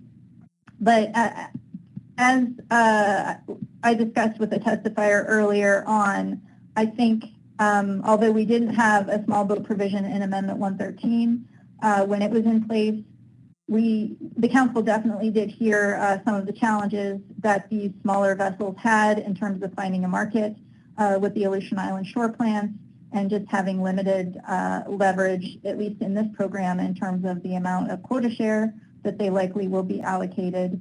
I thought it was important to include this as an option to consider for the next version of the analysis.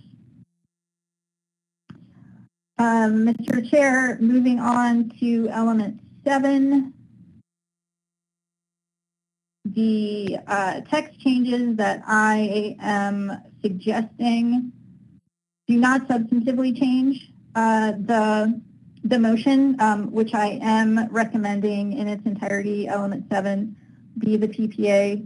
I would note in 7.2, the text that I'm suggesting at the end of that paragraph, that is to clarify a staff assumption that in cases where an eligible processor would exceed the use cap, that the council selects in option 8.3, understanding that portion of history over the cap could be severed from the permit and transferred to another eligible processor permit. In the analysis, staff assumed that only eligible processors that received an allocation under this program could receive that severed quota share. And I just wanted to clarify that it's my intent, at least, that a shoreside processor that holds an FPP but did not receive an allocation of harvest shares under this program could also receive that quota share, that severable quota share, and potentially provide another opportunity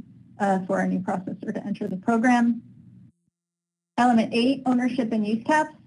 These are selected as PPA and on all of the 4 different types of caps we have.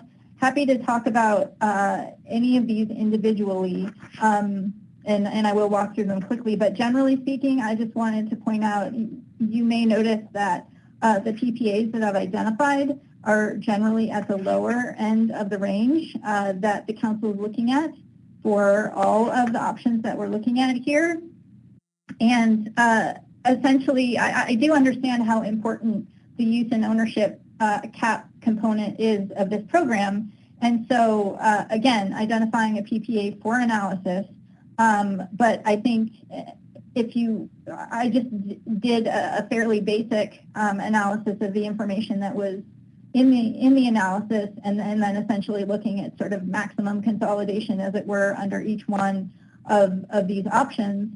And even at the PPA options that I'm suggesting, there is room for a fair amount of consolidation. And so that is always something that's of concern to the council. And so, for example, I'll under 8.1, harvester issued cooperative shares, as I'm understanding it, the information provided in the analysis essentially shows that if we're looking at a 5% use cap, we would have about 40 LLP licenses that would not be grandfathered under LLP license holders that would not be grandfathered under that cap, and about 6 that would be.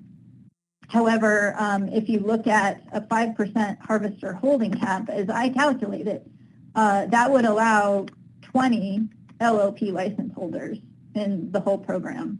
And so that's just LLP license holders. A similar exercise occurred when I looked at 8.2, the vessel use cap. And we are looking at a range of 3 to 5% in terms of vessel use cap there. And the 3% vessel use cap would result in 34 minimum number of vessels, and 5% could result in a minimum of 20 vessels. And so I know that some stakeholders were interested in expanding the range, for example, of the vessel use caps we're looking at in 8.2. However, after this analysis that I did, a 4% vessel use cap could potentially result in 25 vessels harvesting, the entire BSAI Pacific cod, Charles CV ITAC, and looking at the information in the analysis, the smallest number of vessels we've ever had in that fishery is 48. So that, again, just seems like a fairly significant opportunity for consolidation. And the same held true, Mr. Chair, for options 8.3 and 8.4. I have recommended policy choices for the council where we have the policy choice in option 8.1.1 and 8.3.1 to use the individual and collective rule for calculating use caps as opposed to the 10% ownership and threshold approach. It's my understanding that the individual and collective rule is a way of calculating ownership that is more tailored to ownership interests. If you own 50% of something, then you get credited for 50% of its use, whereas the 10% ownership threshold is a more blunt tool in terms of if you own 10% of something, you're credited for 100% of that entity's use. And it's my understanding we've moved more toward the individual and collective rule in our cap monitoring, use and ownership cap monitoring, and so I'm recommending we take that approach. I'm also recommending in all of the sub-options that persons over the cap at the time of quota share issuance are grandfathered. That is consistent with previous council rationalization programs. And I think it's important to prevent destabilization of fishery participants who've developed businesses under the current race for fish and potentially not grandfathering those participants who would be over the cap could force divestiture. And I don't think that's consistent with providing a stable fishery and environment in the BSAI Pacific cod Charles CV fishery.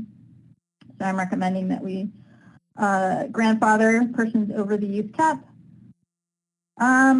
I will go through my recommendations for element 9. I think this is important to some changes here just to clarify what's intended relative to some other provisions. I am suggesting that we specify that cooperatives are formed by holders of qualified LLP licenses with Charles CV Pacific cod quota share, and that each LLP license may be assigned to one cooperative. And I'm also suggesting that we follow the rockfish cooperative model and that a list of CVs, both trawl and pot gear vessels, if element 14 is selected, that are eligible to harvest a portion of that cooperative CQ must be identified in the annual cooperative application. I had a little discussion about that in testimony. I think that's a consistent and logical way to approach cooperative formation as we have in the rockfish program, and potentially incorporating the gear conversion option that we'll talk about in element 14. No change to the rest of element 9. No change to element 10, which is the share duration, which is essentially language from the Magnuson Act. Element 7, Element 11. Just one suggestion for clarification that I wanted to point out, and we did hear testimony about this. Again, all vessels harvesting CQ will be in full coverage. And while this element is not intended to modify the observer coverage exception provided for CVs delivering unsorted cod to a mothership, we also wanted to clarify, nor is it intended to change the current observer data transmission requirements for non-AFA trawl catcher vessels. I think we heard, again, some testimony requesting that for those non-AFA trawl vessels that participate in this PCTC program, requiring data transmission at sea could impose some pretty significant costs. And so consistent with our approach in the Rockfish program, when we reauthorize that program, I'm recommending we do that here. In terms of element 12, the reporting and program review, as you know, with cooperative management, that's an important component of cooperatives. It essentially places a large portion of the monitoring and reporting for cooperative activities on the cooperatives themselves instead of on the agency. And so I've suggested we add some requirements to the annual cooperative report that each cooperative would be required to produce for the council. And also, no changes to the Magnuson Act requirement that the council would undertake a formal review of the program after 5 years initially, and then every 7 years thereafter at a minimum. No change to the cost recovery element, which we are required by the Magnuson Act to have as part of this program. Element 14, I do want to walk through the clarifications to this element since it's been the subject of a lot of testimony. That as I'm proposing the PPA under gear conversion, Pacific Cod CQ in this program associated with trawl CV LLP licenses may be fished annually by a CV using POC gear. And so I think that's an important distinction is that and we talked about it early in element 9, that cooperatives are formed by holders of qualified LLP licenses with trawl, CV, Pacific Cod quota share. However, the language was left somewhat flexible in order to retain the option for CQ to be fished by a CV using POC gear. A POC gear endorsement, a POD endorsement is not required, but the LLP license used by CV must have the appropriate area endorsement. This suggested language clarifies, as I think staff requested, that any pot CVs harvesting CQ would be subject to 100% coverage. And again, we already had in the motion that PSD use would be deducted from the PSD allocated to the cooperative. Mr. Chair, those are the things that I wanted to highlight for the council. I'm sure there are questions, and I'm sure I forgot some specific details that people would like to remind me of. So I will take a break for a minute and answer questions. All right, thank you, Ms. Baker. I suspect you're right, although you've given us a lot to go off of so far. With that, let's turn over to council members for any questions on the motion.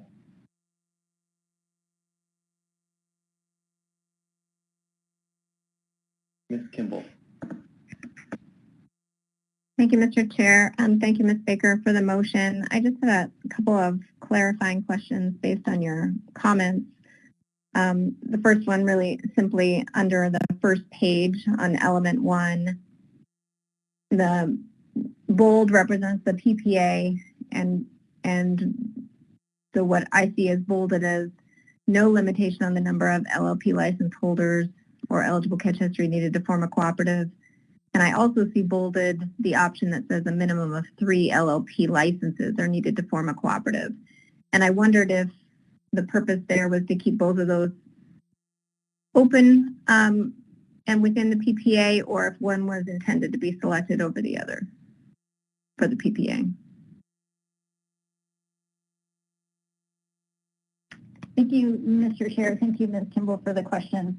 As I read those two provisions, they are different in my mind. And so if I'm wrong about that, I would definitely appreciate clarification. The first one is no limitation on the number of LLP license holders or eligible catch history needed to form a cooperative. And the option refers to a minimum of 3 licenses with no reference to LLP license holders. I've struck that. And so my thinking was the reason that I changed the option from LLP license holders to LLP licenses is sort of the situation that I mentioned before in terms of it's not always easy to figure out in the data, as staff pointed out, what a unique license holder is, and it can make a difference in terms of people that hold multiple licenses. And so my intent with making both of those bold is that there would be no limitation on the number of license holders or eligible catch history that would be needed to form a cooperative. But there would be a requirement for 3 LLP licenses to form a cooperative. Thank you. Thanks for that distinction. Follow-up, Mr. Chair. Ms. Kimball. Sorry, it's really not a follow-up. It's a second question. I just wondered, Ms. Baker, if you could clarify under element 4. And I may have misheard, but I believe you said you were, you spoke for a while about the changes to option 4.1. And distinctly, I think, saying not picking up the AP language that would clarify, like very clearly, that those what's being sideboarded is Gulf groundfish fishing activity, and this was relative to the halibut PSC sideboards. I still see the word groundfish as an addition under option 4.1, and I just wondered if you could clarify if I'm mistaken about that need to have that word included, or if that was meant to be. I just think I have a mismatch between that word there and your statements in support of it.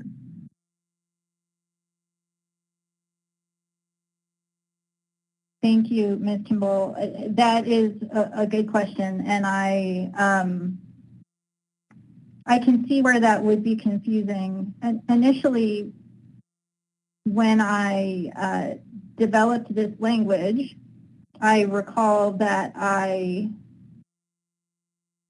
pretty sure that I talked about it with staff, and the question came back to me, well, are you talking about sideboarding only the target groundfish fisheries, or what is your intent for halibut PSC? And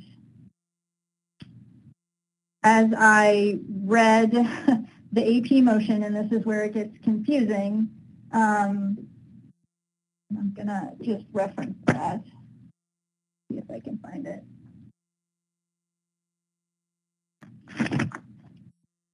Sorry, I'm just going to make sure that I have.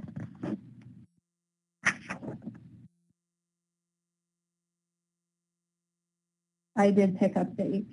My apologies.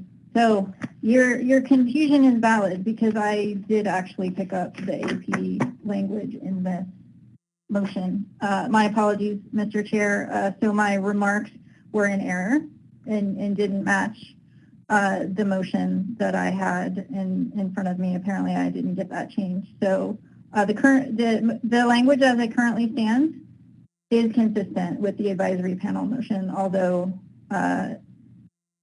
as by my remarks, you can tell that was not my intent.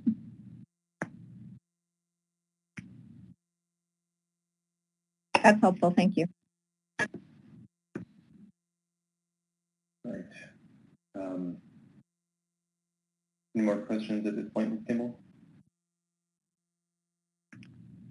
No, not anything. Okay. All right. Thank you. Ms. Campbell. Thank you, Mr. Chair. Ms. Baker, I just have a couple of questions to clarify your intent. And the first one is under element 2, where you have selected a PPA for the qualifying years of 2009 to 2019. And then there's the footnote that reads landings of targeted AI Pacific cod in the parallel fishery prior to receiving a transferable AI endorsement, 2004 through September 13, 2009, in addition to legal landings of targeted Pacific cod in the parallel and federal fishery after receiving a transferable AI endorsement will qualify for catch history. And I just want my understanding of how that works with element 2 is that those landings that took place prior to receiving a transferable AI endorsement would only count to the extent to which they fall within the qualifying years. So if the council ultimately chooses your PPA of 2009 through 2019 for qualifying years, only catch history from January 1st of 2009 through September 13th of 2009 would be affected by this footnote. Am I interpreting how those work together correctly? Thank you for the question, Ms. Campbell. Yes, you are. And I thought we did receive some public testimony, and also staff pointed out that we could clarify in what I've done in footnote 2 in terms of crediting the parallel fishery. And you have characterized that correctly. So I wanted to make sure and get that in there in the event the council selects qualifying years that include that parallel history. Thank you, Mr. Chair. And Ms. Baker, just one more question. So, and that's on element 4, under option 4.1. So you're talking about all AFA non-GO exempt capture vessels and AFA LOP licenses will be sideboard in aggregate for all GOA groundfish fishing activity. And then it says except vessels participating in the CGOA rockfish program. And is this intended to accept vessels that participate in CGOA rockfish, or just to say that when they're participating in CGOA rockfish, that activity doesn't accrue towards the sideboard? I just want to make sure that I'm fully understanding that. Thank you, Ms. Kimball. That is a good clarification. My intent was that the sideboards would not apply when a vessel was participating in the CGOA rockfish program. Okay, thank you. I don't have any more questions. Okay, thank you, Ms. Campbell. Mr. Down.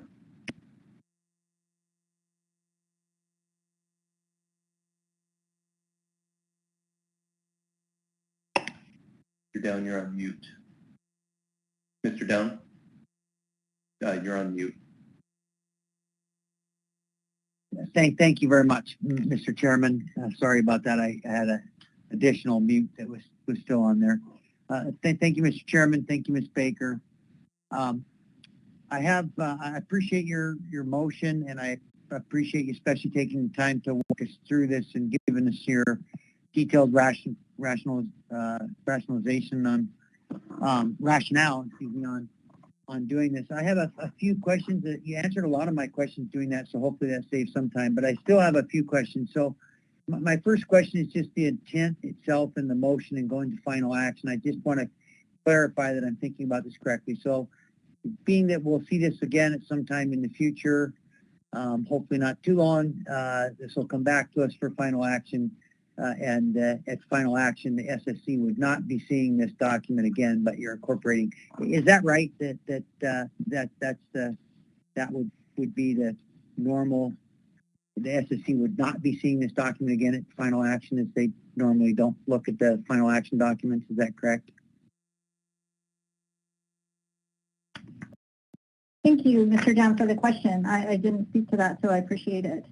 I did speak with staff about this, and thinking about the path forward in terms of the SSC comments that we received, I think we probably can find an opportunity for the SSC to review the document at final action. that has happened with past actions, and it seems reasonable to consider, if we can figure that out in our scheduling, that we can talk about at staff tasking. After talking with staff, I feel fairly confident that the SSE comments can be addressed in a pretty timely manner, and so it would be my intention, anyway, that we do give the SSE another opportunity to review the analysis. Thank you very much for that, Ms. Baker. I didn't hear you say that, and I was curious about that, so I appreciate you clarifying that would be your intention. I'm just scrolling through. I marked a couple things as we went through this. On option 3.3 on the reductions I appreciate the reductions that you've taken, the rationale that you have for this. The one question I had was on the reduction on the crab PSC limits, being that the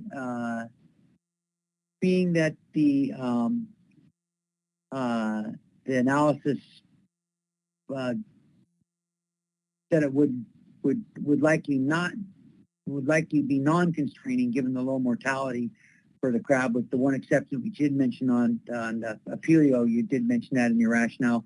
I'm just curious as to, particularly where we're at with Bristol Bay Red King Crab, why you wouldn't have added an option to go further with Bristol Bay Red King Crab, being that 35% is sounds like a big number, but it's really insignificant when it comes to Bristol Bay Red. I'm curious as to why you didn't look at an option, or if you considered looking at an option that was larger than 35%.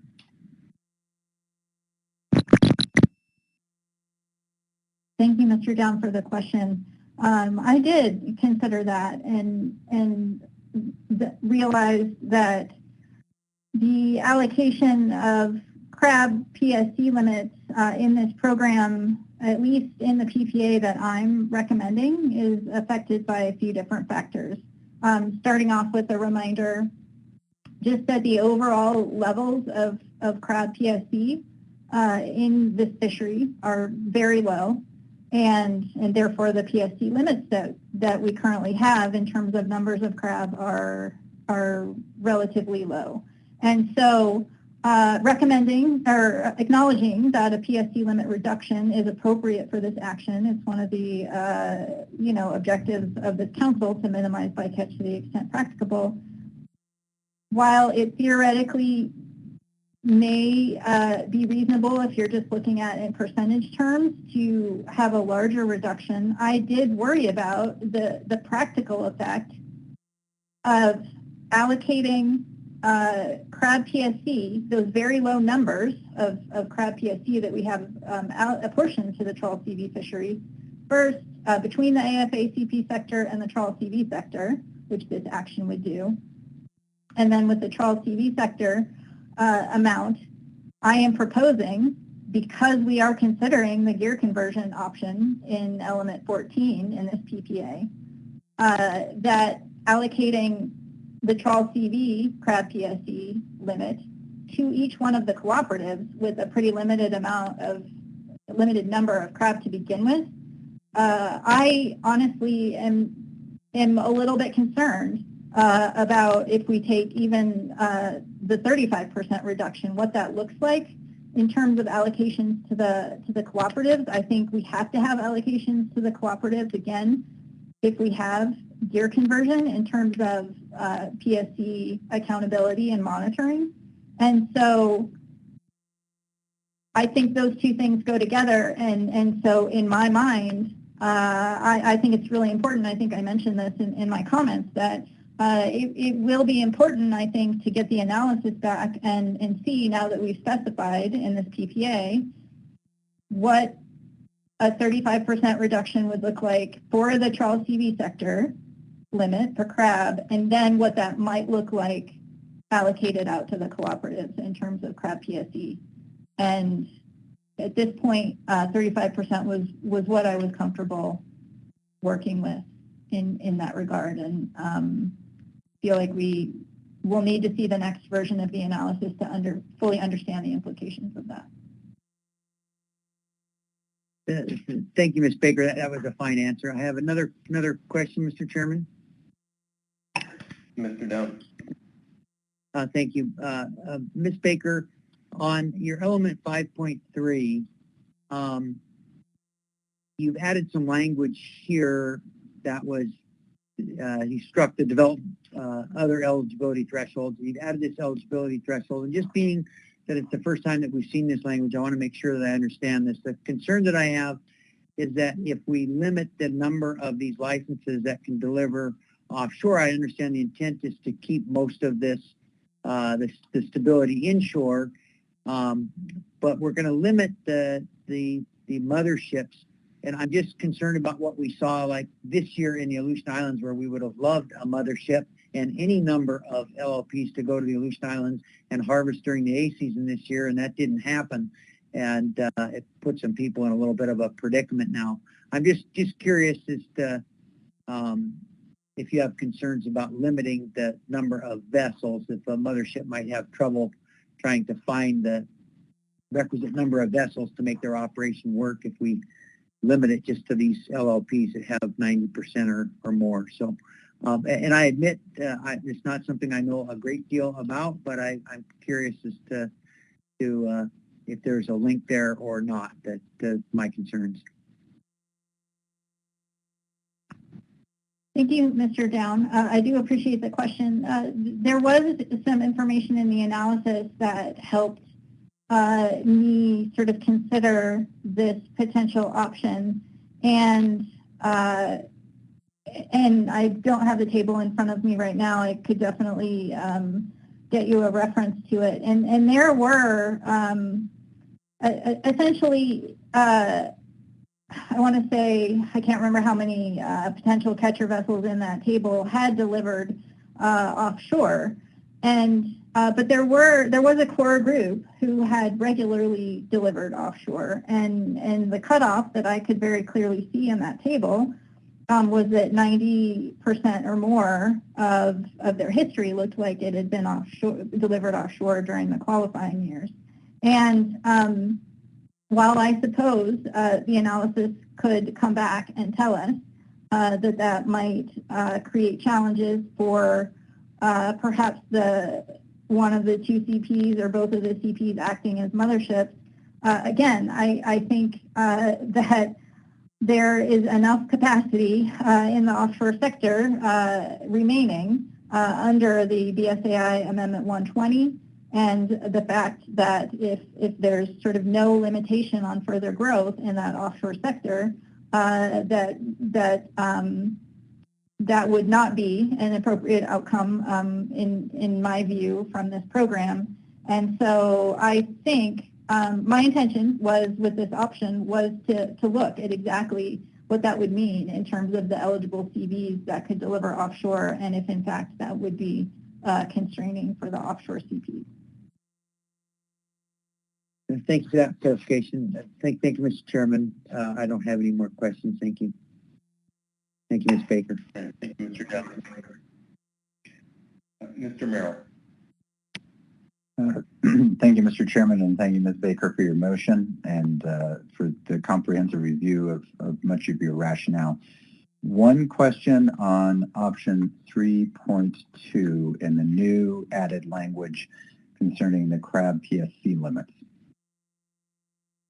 And I'm not sure if this is necessarily a question best suited for you, or perhaps maybe if Mr. Brandon is available, that might also help as well. But my understanding of how this would work would be that there would be roughly a 90-10 split between the amount of the PSC limit that goes to the trawl CV sector, and then the rest of it would go to the AFA CP sector.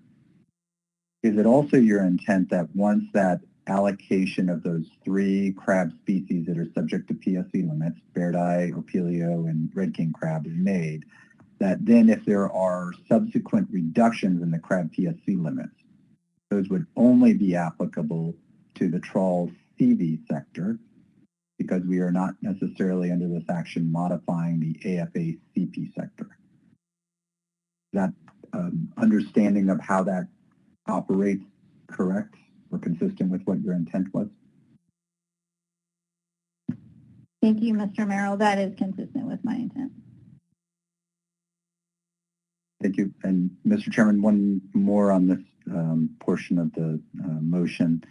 Under sub-option 4.2.1, we have an exemption that would allow for certain vessels to be able to participate in the Gulf. Their, quote, average annual qualifying history was at a certain amount. I want to make sure that I understand that this would be a one-time calculation that the agency would be making about who meets these requirements in order to be able to lease their history in the Gulf of Alaska, but that the agency wouldn't necessarily be in a position of recalculating every single year to see whether certain vessels, or certain LLP licenses are either above or beyond that limit, that this would be a fixed, if you will, sideboard exemption that would be established for these LLP licenses. Is that the intent of this provision? Thank you for the question, Mr. Merrill. Yes, that is my understanding of how that would work. Thank you, Mr. Chairman. Thank you, Mr. Merrill. Mr. Twite.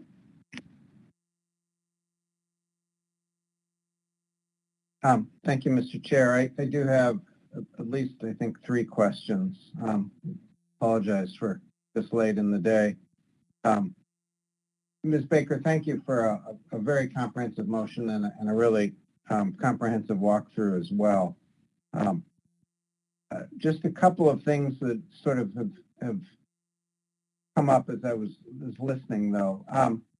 Under element 2, the basic eligibility criteria, and this is probably just an intent thing, but if we adopt a 90-day period, say, for transferable, this eligibility would encompass any of the outcomes from that too.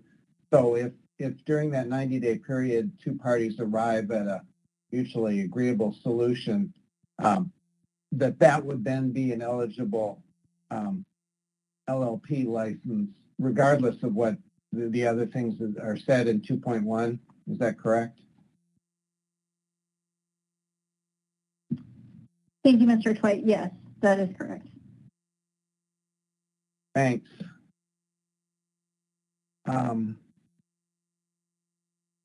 Also, in element 2, I guess I got a little confused as you were talking about 2.3 and the issue of stacked licenses. And you chose not to pick up on the AP's language for 232. So your intent, so you probably said this, and I just may not have tracked this well, so I may be asking you just to repeat yourself. And if so, apologies. But the intent then on 232 is to stick with where we were initially on 232. You're not proposing any new interpretation then of 232? Thank you for that, and that is correct. My explanation of it was perhaps not as clear as it could be. So yes, I am not proposing, although there are some suggested wording changes, the intent, the original intent of 2.3 remains in this motion. Thanks, although I'd be a little more likely to attribute it to my listening skills than your communicating skills, but you're kind. As I thought about some of the changes you made in element 5, and I guess they're not completely reflective of changes. One question that I had, though, about the new language on 521 right at the end, not to exceed 125%. Is that meant to, the 125% meant to be measured at the so-called sector? I mean, in other words, the combination of the 2 vessels, or is that meant to be applied vessel by vessel?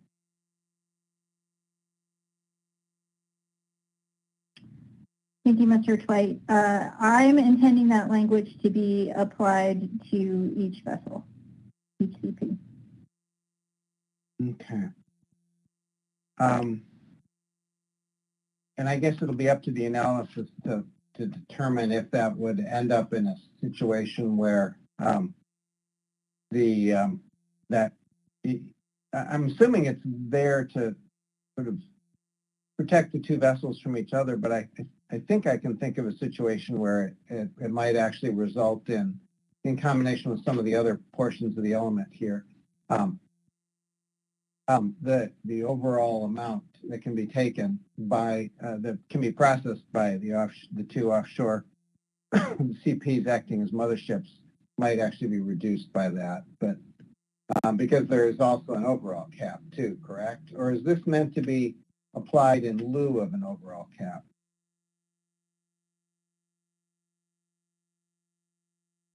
It is not meant to be applied in lieu of an overall cap. It's a sideboard, and so it would be an overall limit on cod that can be delivered to eligible CPs acting as motherships. So it would act in conjunction with a consolidation limit, if that's what you're referring to in terms of overall limit. Oh, thank you. So the intent is also to get, though, at the issue of if the sideboard is just set as a flat percentage where they add up to 100%, then essentially the sideboard set at the average across several years production level, which is only right half the time. Am I correct that you're trying to address the problem that occurs when you use averages and essentially they add, and then making them add up to 100%?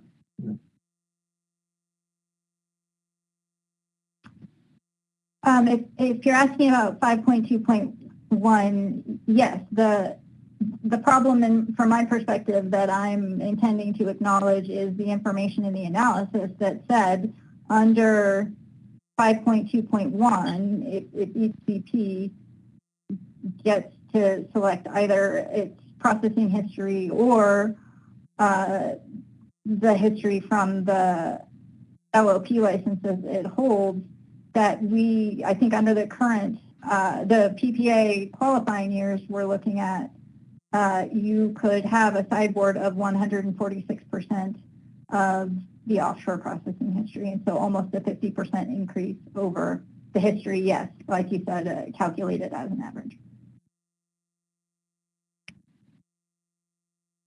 Thank you. In element 9, cooperative provisions,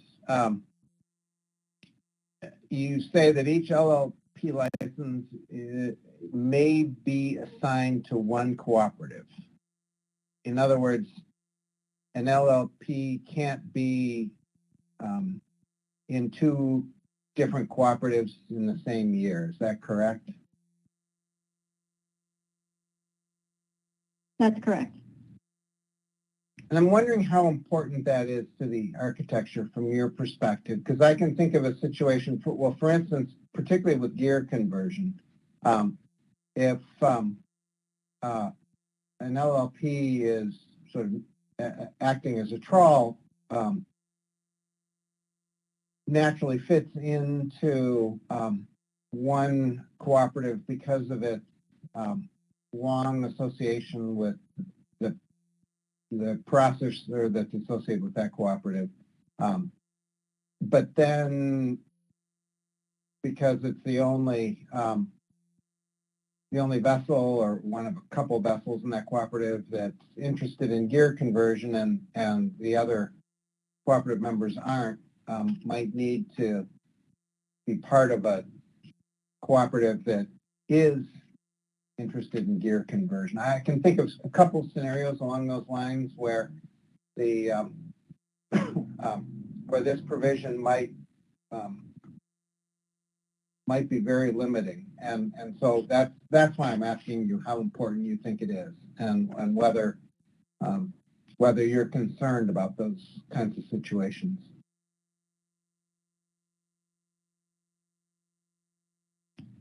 Thank you, Mr. Twite. I have thought about that a little bit, and I think the primary objective that I see in terms of establishing cooperative formation requirements is flexibility. To allow similarly situated or harvesters with similar interests to join one cooperative.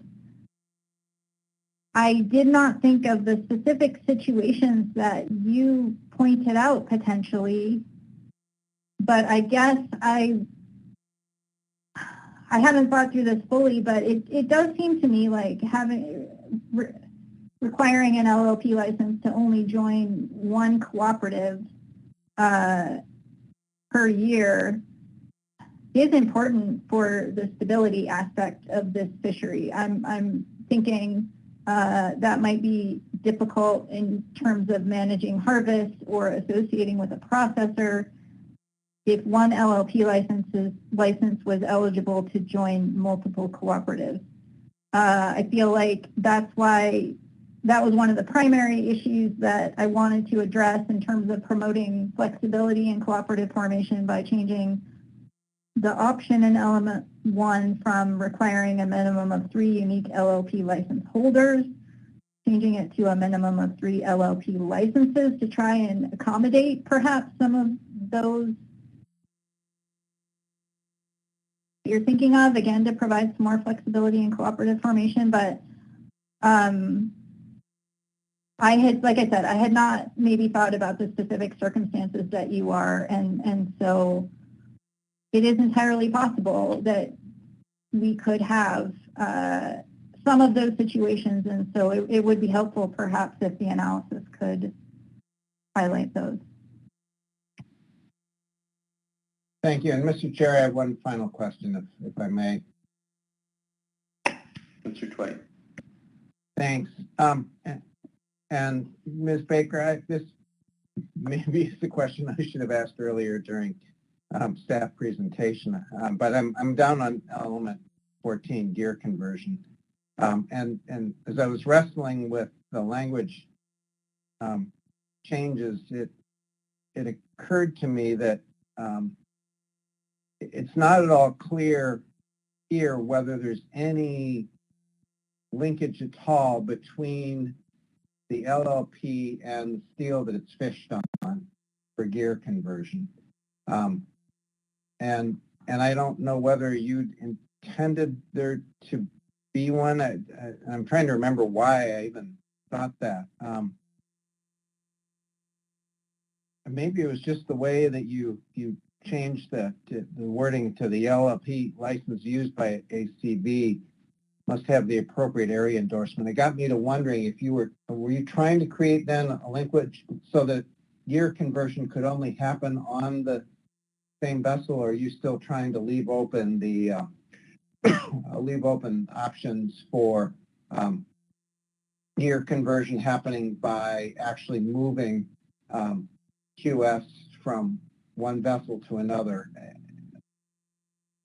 in which case, and then some of your wording about the LLP didn't make sense. So I apologize that there's probably some confusion in here that could have been helped if I'd actually asked more questions about this during the staff presentation, but so you're being victimized by that right now. Not fair to you, but appreciate your thoughts on this. I made the motion, so it's all fair. Mr. Chair, the way that this motion is worded, I am not suggesting that there has to be a linkage between the Trawl CV LLP license and the LLP license used by a pot CV. However, in element 9, I am suggesting that as part of an annual cooperative quota allocation, that a cooperative must provide a list of CVs, both using trawl and pot gear, if element 14 gear conversion is selected, that are eligible to harvest any portion of that cooperative quota in that year.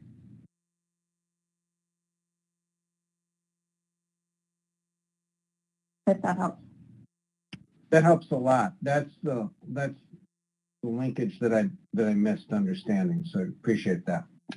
I don't have any more questions. Thank you. And again, Rachel, thank you very much for a really well put together motion and really thoughtful walkthrough of it. Thank you, Mr. Twite. Mr. Marks.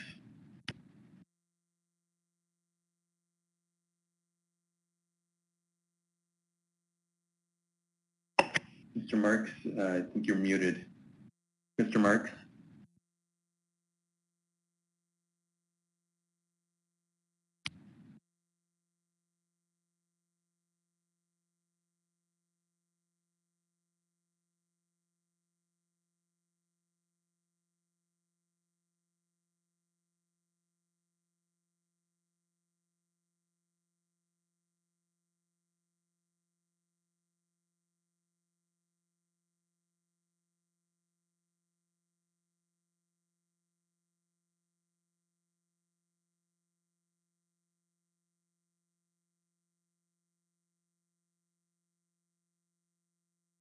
Can you hear me now? Hello? Yes. All right. Sorry about that. Thanks, Ms. Baker, for your motion. Very complex, and you've obviously put a lot of time into this. So appreciate what you've done.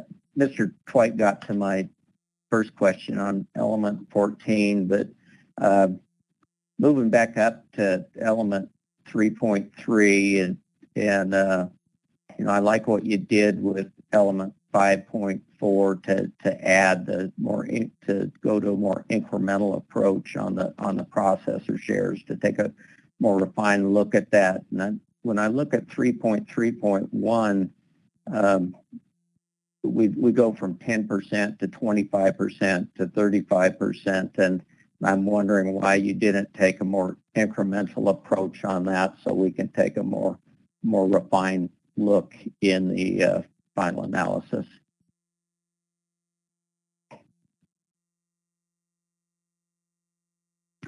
Thank you, Mr. Chair, and thank you, Mr. Marks, for that question. I did think about that, and to begin with, the council has received pretty strong support for how the PSC limit reductions in this program.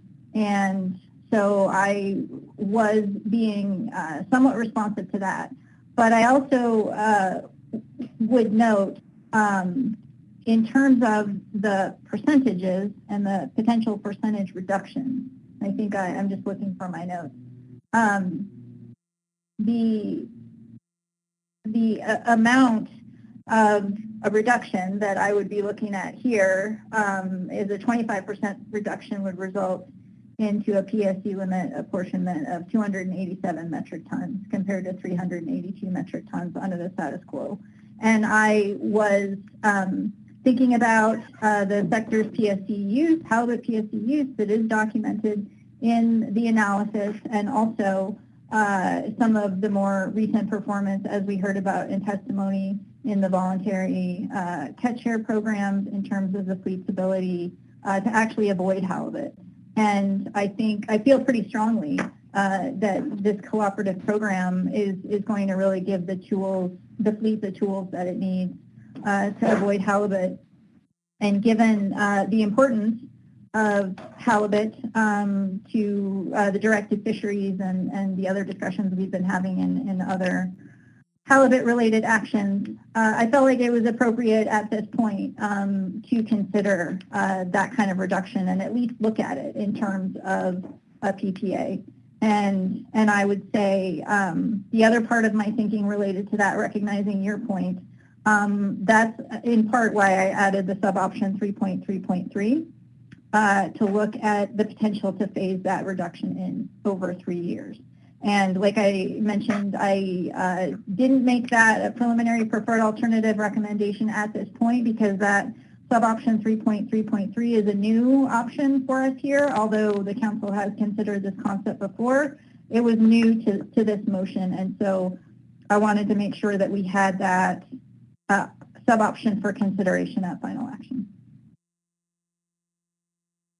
Thanks. Mr. Marks?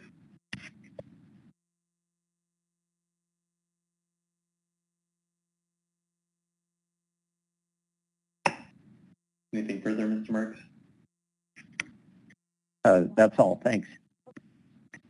All right, thanks. Ms. Kimball? Thank you, Mr. Chair. Thank you, Ms. Baker. And also on element 14, I think I'm trying to look at the element 9 language and your element 14 language together. And my understanding is that a co-op member could then designate a pot boat to fish its quota on an annual basis.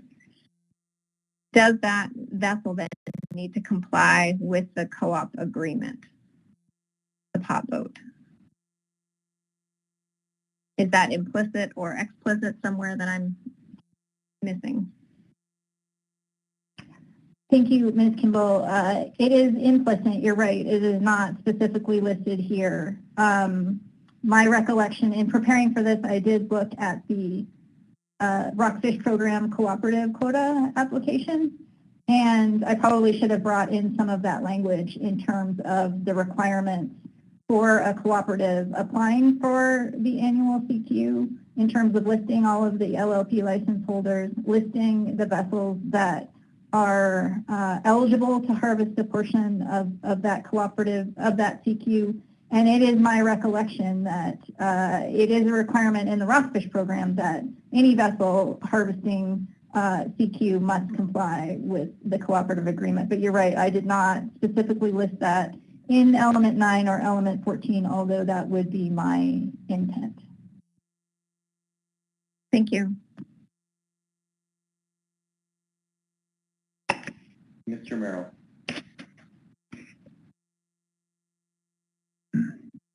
Thank you, Mr. Chairman. Thank you, Ms. Baker.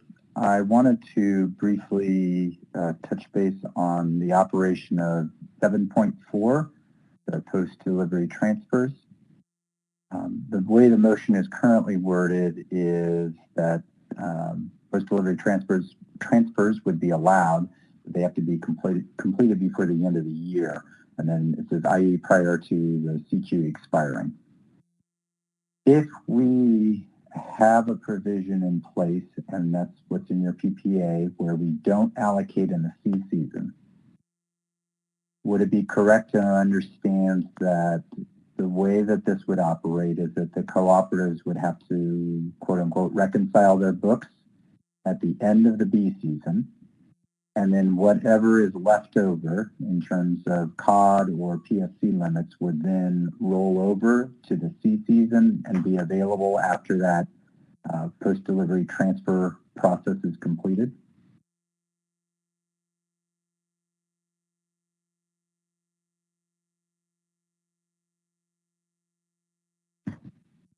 Thank you, Mr. Chair. Thank you, Mr. Merrill, for that question. Yes.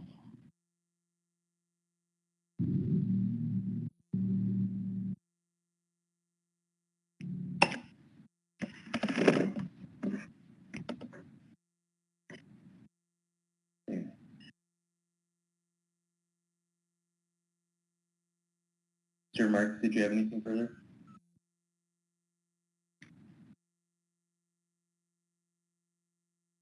Okay. Any further questions for Ms. Baker? Ms. Kimball?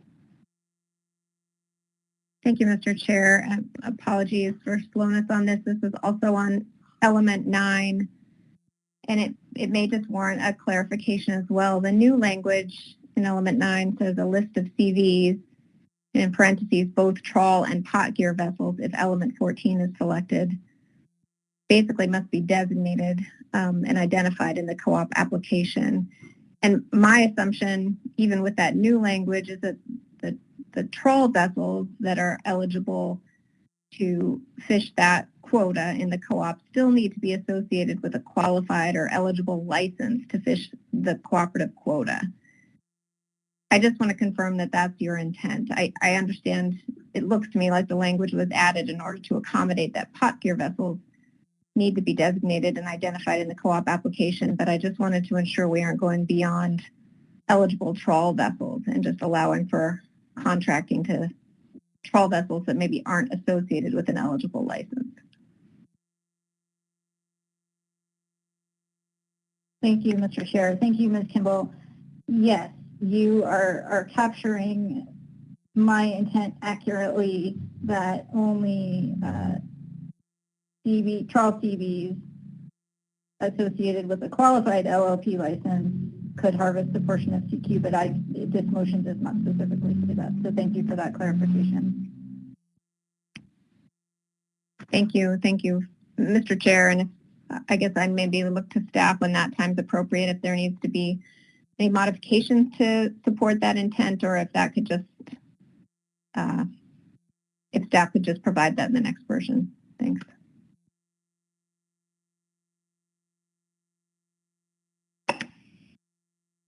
Further questions on the motion? Mr. Merrill. Thank you, Mr. Chairman, and thank you, Ms. Baker. My one additional follow-up question was element 11. And under element 11, I see you've made some modifications that state that we're not anticipating changes to data transmission protocols for AFA vessels, but non-AFA vessels would still be subject to the existing requirements. Then there's also the statement that we will develop monitoring enforcement provisions that are necessary for implementing this program. I guess, is it your intent that you're clarifying the intent of the council is to have a specific data transmission protocol in place for the non-AFA vessels? We'll come back at the next iteration of this analysis and have additional discussion about how we would intend to monitor the non-AFA vessels and other challenges or issues that may arise with data transmission? Or is there something else that you had in mind with that? Thank you. Thank you, Mr. Merrill. That does capture my intent. My rationale for suggesting we add the specific language or the current observer data transmission requirements for non-AFA trawl catcher vessels is really stemming from the reauthorization of the Central Gulf of Alaska Rockfish Program, whereby I think that the council also weighed in on that program, that those affected vessels, that requiring at-sea data transmission could be costly to those vessels. And so ultimately, it's my understanding that that requirement did not go into place for the reauthorized Rockfish program. And so similar intent here. We've heard clear public testimony that requirement for particularly non-AFA trawl catcher vessels could be burdensome. And so, yes, it is my intent that the statement that we are making to the agency in terms of our preference for monitoring for this program. And my hope would be that in the next version of the analysis, just as you said, if there are concerns, challenges associated with that stated council intent, that you would bring those to our attention.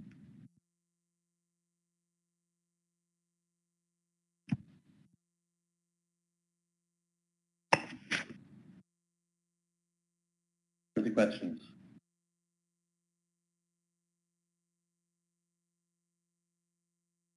All right. Move into amendments. Not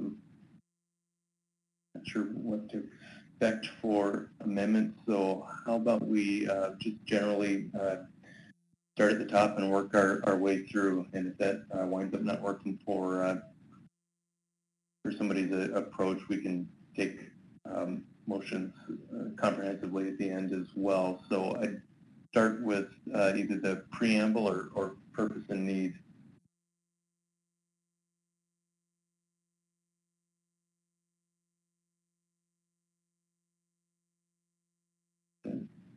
No amendments there. Element 1.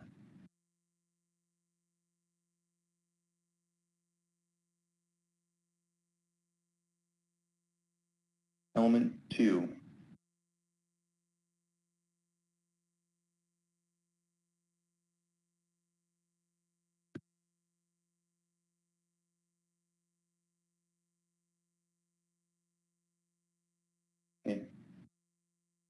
Element 3.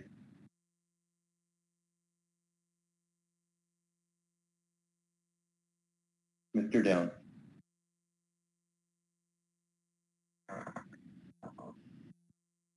Thank you, Mr. Chairman. I have an amendment, option 3.3. It'll be simple. I don't have this in writing. The option 3.3.2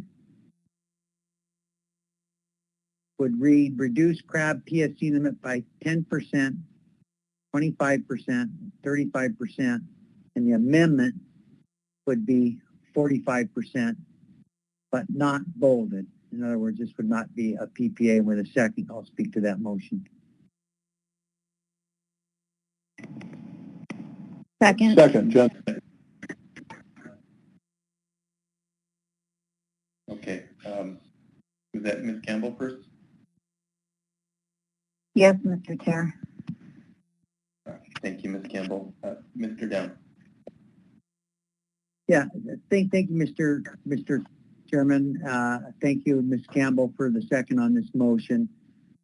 I think it's appropriate here to add 45%. I'm not picking this as the PPA. I'm leaving the PPA at 35%, but I'm adding 45% because one thing that was clear in the analysis was that 35% for the other two species other than Apelio was going to be insignificant. And so I think it's important here that we're not stating up front that we're doing something insignificant, that we at least analyze what it would look to go further. And I didn't do the math or have the time to do that in the amount of time that we've been for this motion to know that 45% was necessarily the sweet spot that would become significant and not be insignificant. But I think it's important that we don't just choose a PPA here that the analysis already has told us is insignificant. I think it's important that we analyze something above that level, and for that reason, I've selected 45%.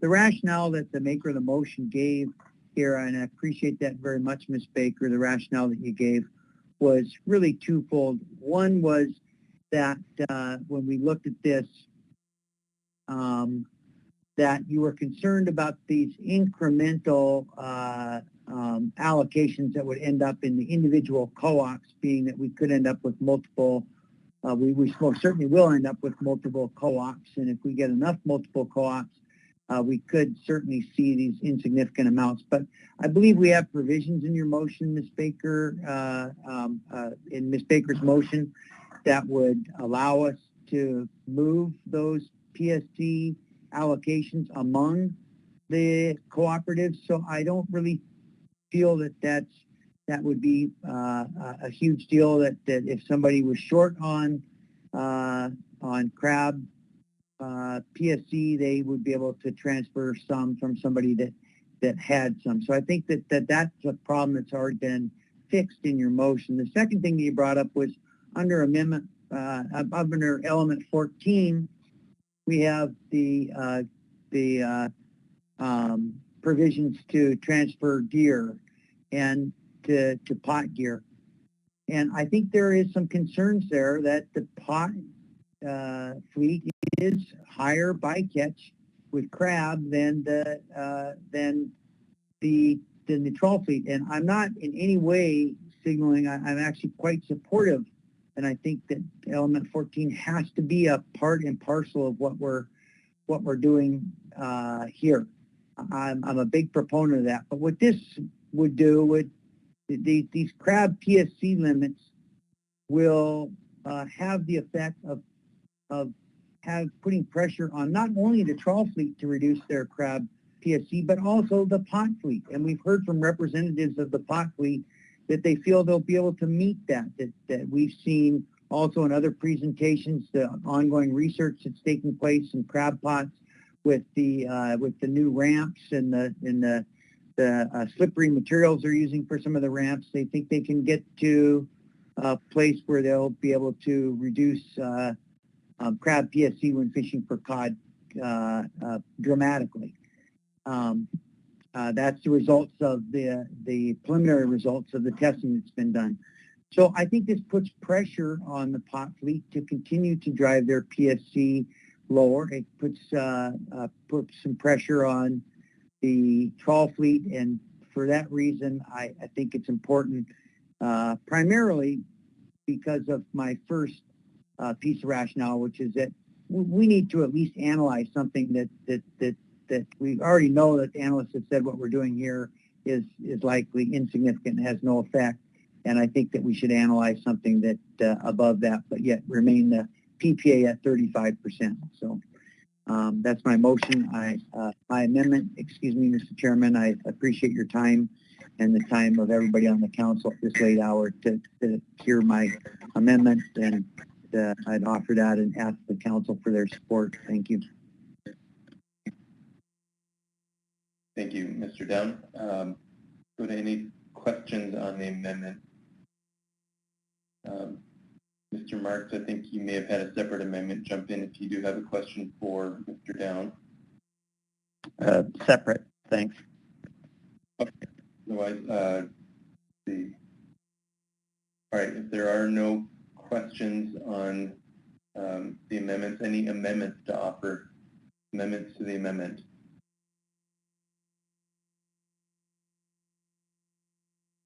Comments on the amendment?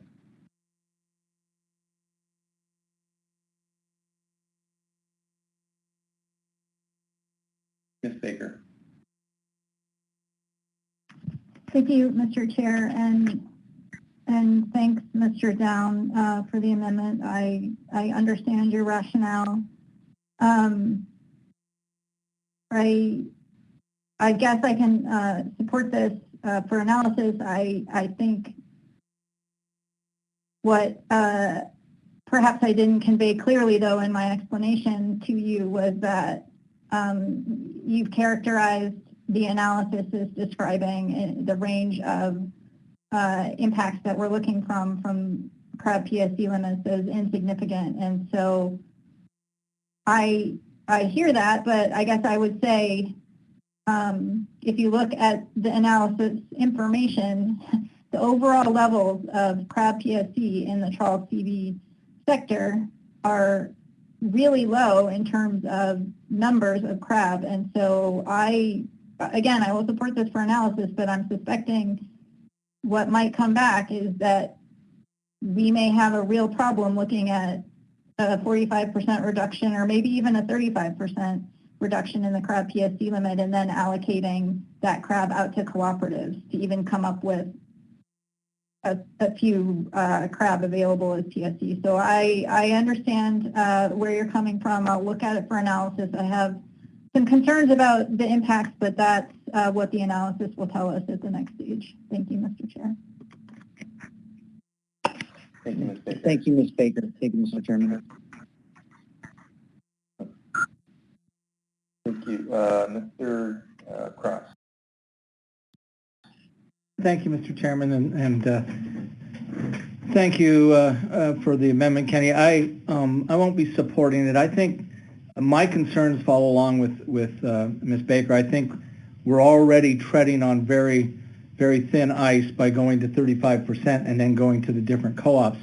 And the fact that one of your explanations was that, well, the co-ops have inter-co-op and they can transfer. The problem is about transferring is it's also about timing. Every co-ops want to keep their crab so that they can continue harvesting their cod as they go along. So timing would make that very, very difficult. Not impossible, but very difficult. I think when this was put in, it was put in at the top range. It's been looked at. I believe that this is going to have issues because of going to the co-op level. Many trawlers wanted to make it through the whole sector because then the inter-co-op transfer makes a little more sense and can be monitored and handled by the inter-cooperative structure. But when it's done by co-op, makes it much more difficult. So understand what you're trying to do, but I won't support it. Thank you.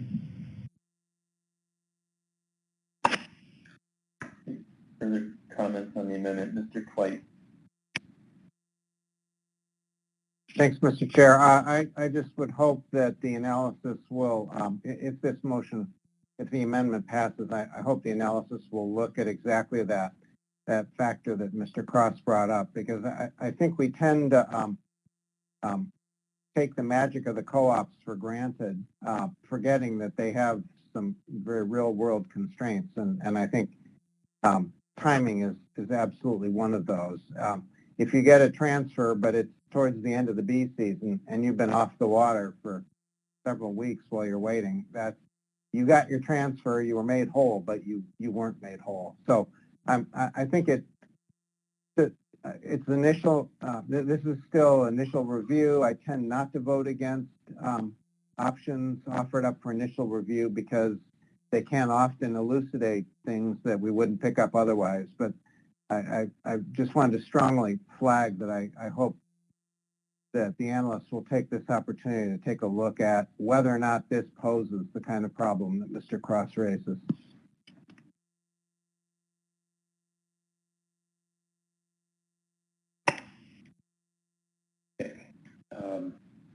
Further comments?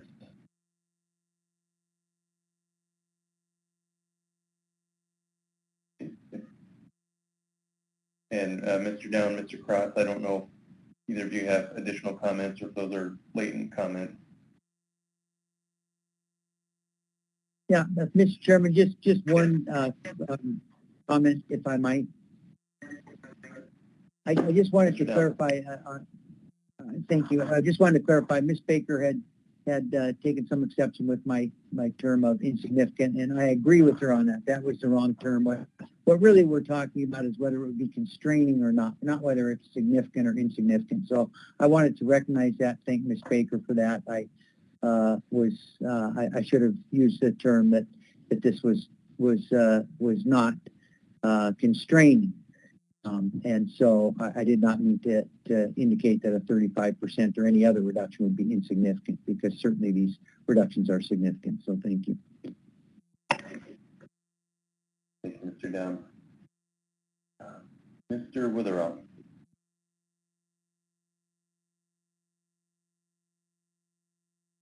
Calling the roll.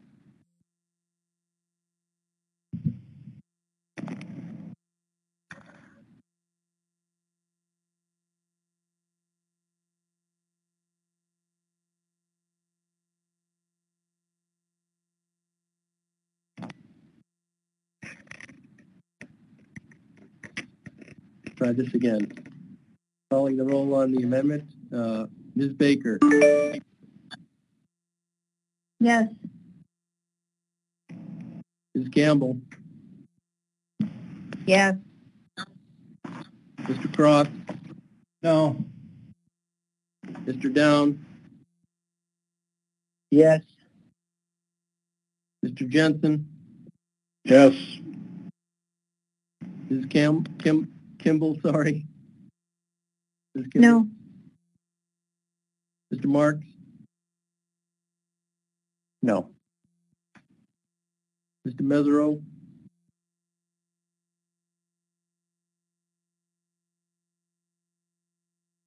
No. Mr. Twite. Yes. Mr. Merrill. No. Mr. Canine. Yes.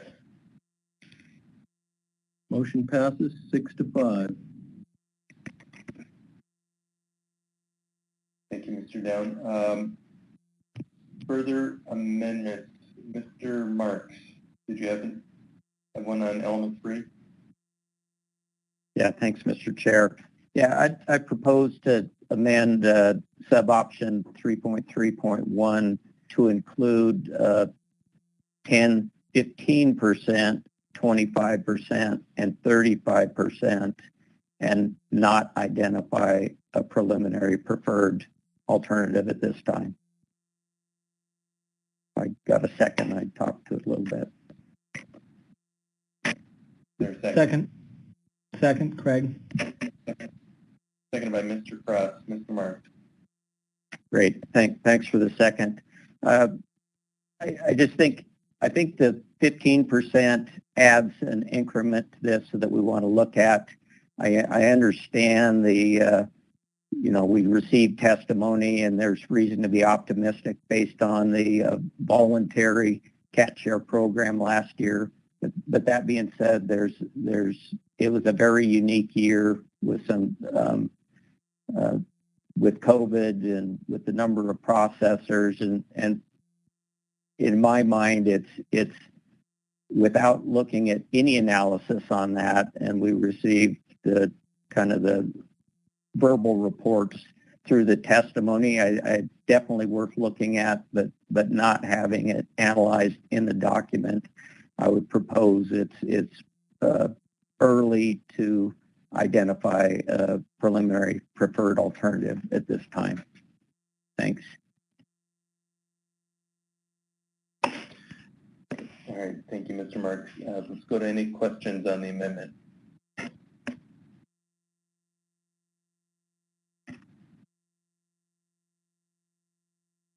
And Mr. Down, I'm going to assume that that's an old hand raise. All right. Any amendments to the amendment?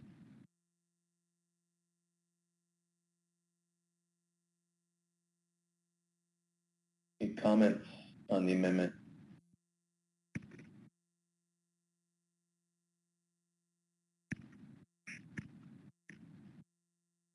Okay, Ms. Baker. Thank you, Mr. Chair. Thank you, Mr. Marks, for the amendment. I appreciated the discussion that we had about this earlier, and understand definitely your perspective on this. I could support adding 15% for analysis purposes, but I guess the part that's giving me pause is the removing the PPA from my motion. I think I hear what you're saying in terms of, from your perspective, it might be too early to do that. I think identification of a PPA, the purpose of doing that is to really focus the analysis for the next round to help us compare and contrast the alternatives.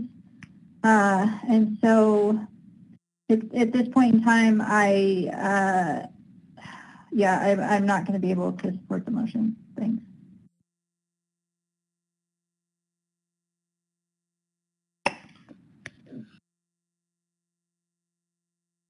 Further comments on the motion or the amendment?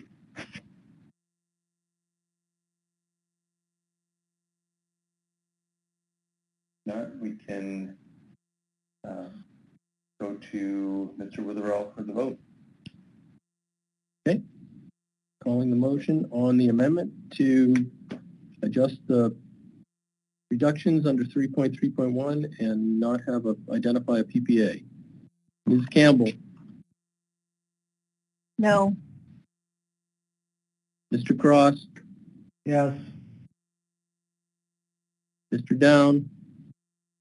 No. Mr. Jensen. No. Ms. Kimball. No. Mr. Marks. Yes. Mr. Mesereau. No. Mr. Twite. Yes. Mr. Merrill. No. Ms. Baker. No. Mr. Caneen. Nope. Motion fails 3-8. Thank you, Mr. Witherell. Any further amendment to element 3?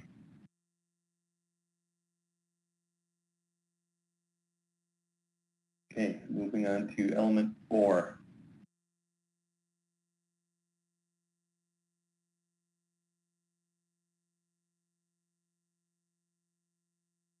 Element 5.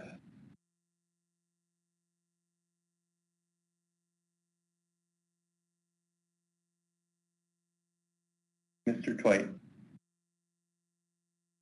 Thank you, Mr. Chair.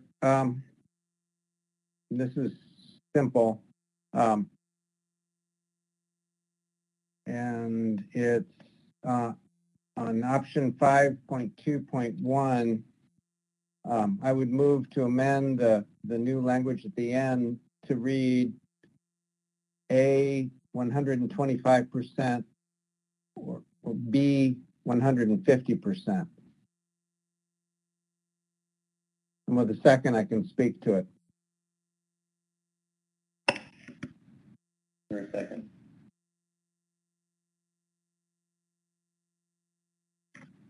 Second. Seconded by Mr. Marks. Mr. Twite.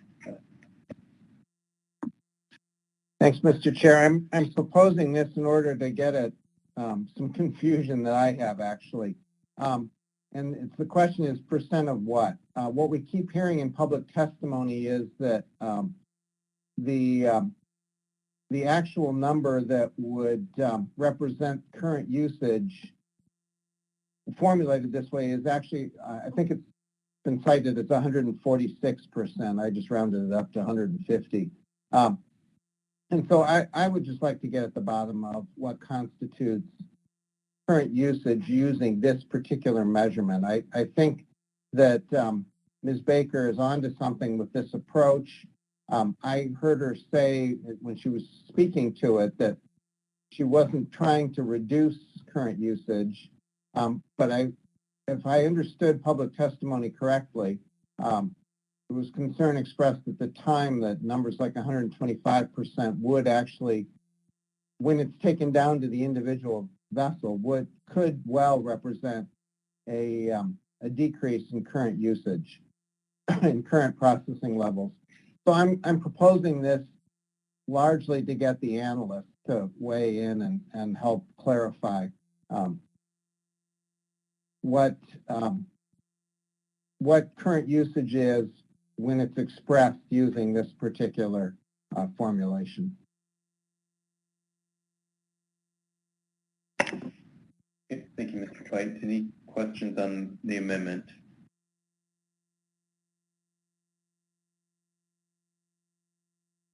Kimball. Thank you, Mr. Chair. Thank you, Mr. Twite. I guess my question is, are you expecting the council and the public to see some data associated with it that's different from how Ms. Baker spoke to her motion? Unfortunately not.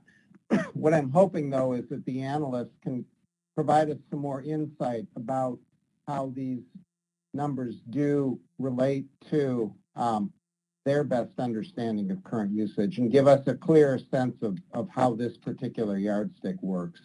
I'm just not really clear on how it works, and as you say, we're not going to have a table that shows that, but at least we can have some assessment of.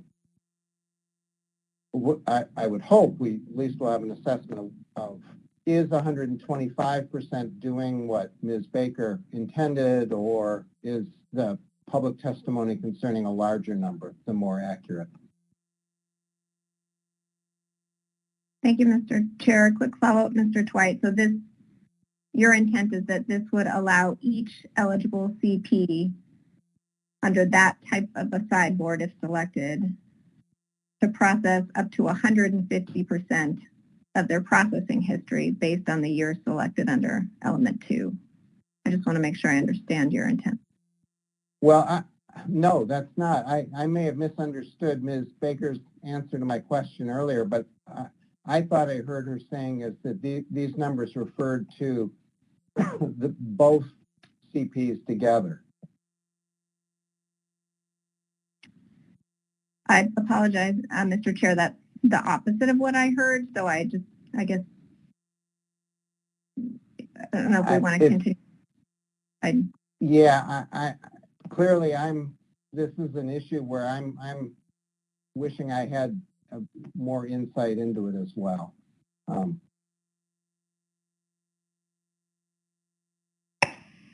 No more questions. All right. Mr. Cross has a question, and I imagine we'll want to follow back up on that one, but let's go to Mr. Cross and a question. Thank you, Mr. Chairman. Mr. Twite, wouldn't we accomplish the same thing instead of going to 150%, just to ask the staff to better analyze the 125% and the limitations on each end of it and what it represents and the different ways that it could be applied in the next analysis?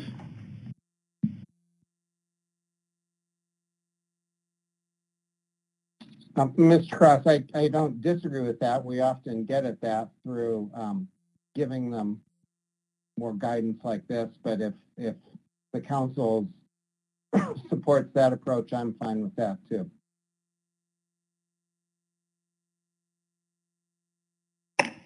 Okay. Further questions on the amendment?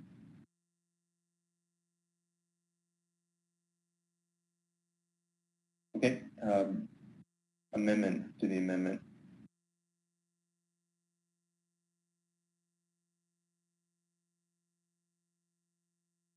Or comment on the amendment.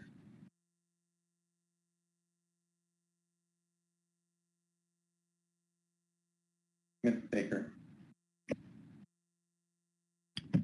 Thank you, Mr. Chair, and thank you, Mr. Twite, for the amendment. I think you're not the only one that struggled with this concept a little bit. I think I understand what you're trying to do with this motion. I guess, though, what I would say is I think we already have this information in the analysis and in table 2-125 in terms of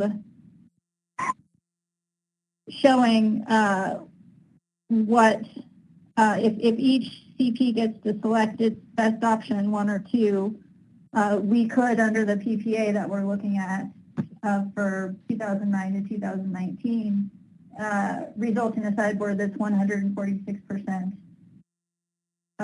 over each CP's processing history. And so if I'm misinterpreting that table, that's entirely possible, but I am not sure we don't already have that information, and I don't know, much like Mr. Cross said, that this motion would get us any more information. So I'm hesitant to support it just because I don't fully understand it.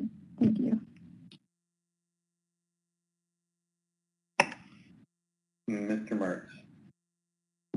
Thanks, Mr. Chair. Thanks, Mr. Twite. Yeah, I think it's important to I really wanted to hear your proposal, but I tend to lean with Mr. Cross that maybe we ask staff to flesh this specific proposal of the 125% out and approach it in that manner. Thanks.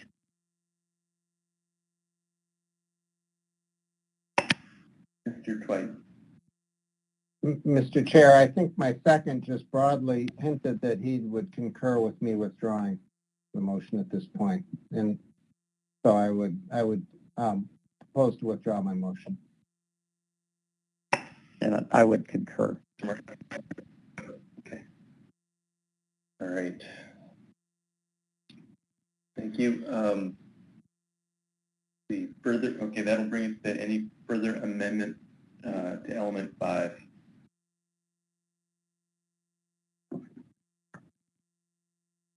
And Mr. Marks and Mr. Twite, I don't think those are current hands. No, actually, Mr. Chair, I regret to say my hand is up with another. Okay. Mr. Twite. Thanks, Mr. Chair. Moving down to 5.3 sub 2, I would just move that they insert 75% as the second option in, so it would be read option A, 90%, option B, 75%, or more of the quota arising from the history of the LLP license. And second by Mr. With Downs. a second, Okay, I think Mr. Downs just seconded that. Mr. Twite. Thanks, Mr. Chair. I heard Ms. Baker's rationale that she had seen a pretty clear break at 90%. And I have to admit I didn't see quite as clear a break. And given the importance of this, relative to the viability of the offshore processors, I think it'd be useful to take a look at 75% as another cut point.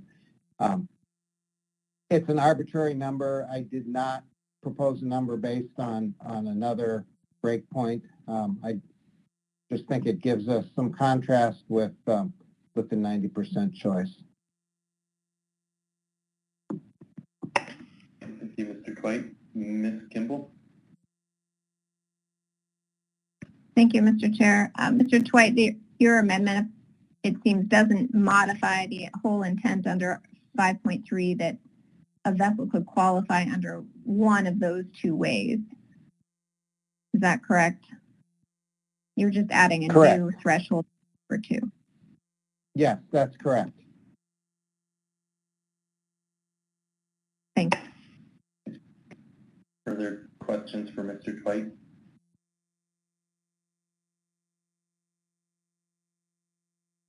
Any amendments to the amendment?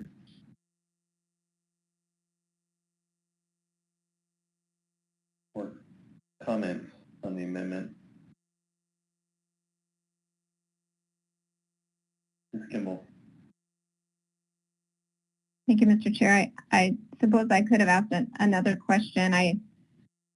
I'm certainly not opposed to looking at another threshold, but when I look at table 2-126 and the years selected in the PPA, I think it makes zero difference as to the number of vessels that would qualify, given that at least 10 vessels qualify simply by, or LLPs qualify by being owned by one of the eligible CPs.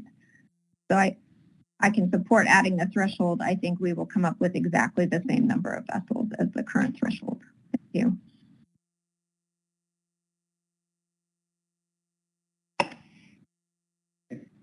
Additional comments?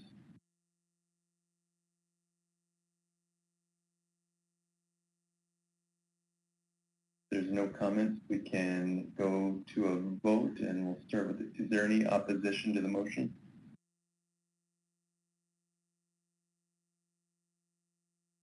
Okay. No opposition. The motion passes unanimously. The amendment passes unanimously. Okay, anything further under element 5? Mr. Merrill. Thank you, Mr. Chairman. Just briefly to make sure that we're closing the loop on this, I wanted to return to element 4, if I may, and I just want to make sure that our understanding is the same in terms of how we are dealing with halibut PSC, that is not intended to be included as a sideboard limit under this action. I'm not sure that we necessarily need to modify the language, but I just want to make sure that that is in fact the understanding of the interpretation of the language.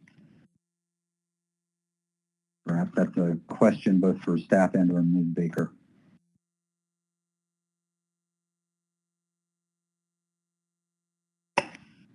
Ms. Baker.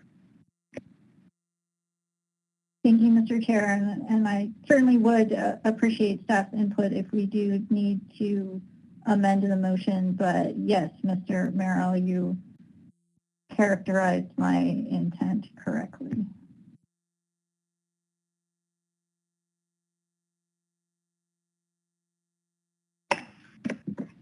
Okay.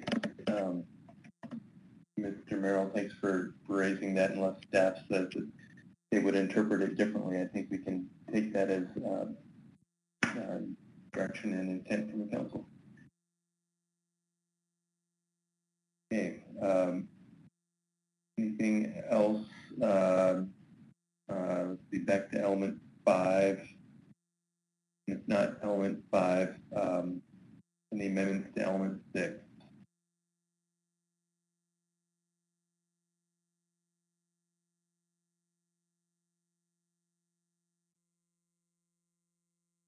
All right, element 7.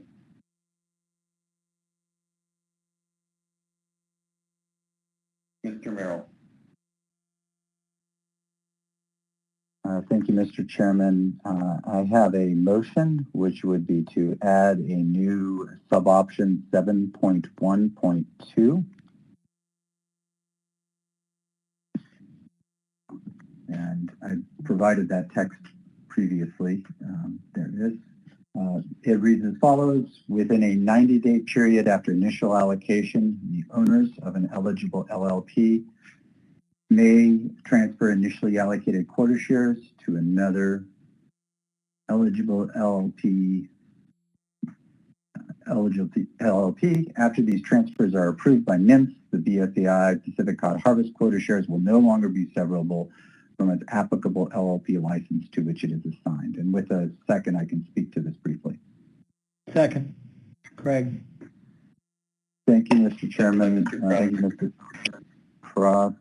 Just briefly, one of the challenges that we often face when we implement one of these programs is trying to make sure that we can relatively quickly implement quota share and have that in the hands of folks on a timely basis.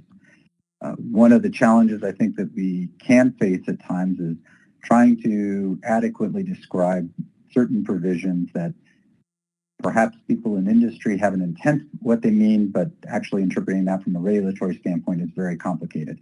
What is a fish transfer agreement? How would we measure that? How would the agency determine whether or not that is an adequate fish transfer agreement or not? Does it exist? Does it not exist? Is there a dispute about that?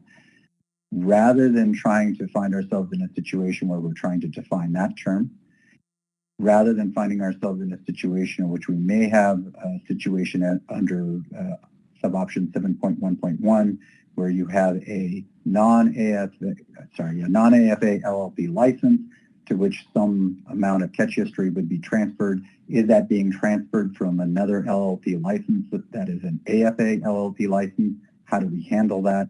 Rather than getting into a lot of those details about trying to more specifically define those terms, it may help for us to have a sub-option available for us to examine a broader way in which there could be a limited duration period for LLP holders to rectify quota shareholding among the various participants, be able to undertake transfers that could address a wide range of issues without the agency necessarily being in the role of trying to identify whether or not that is or is not an adequate fish transfer agreement that is subject to this particular provision or otherwise limiting the specific LLP licenses.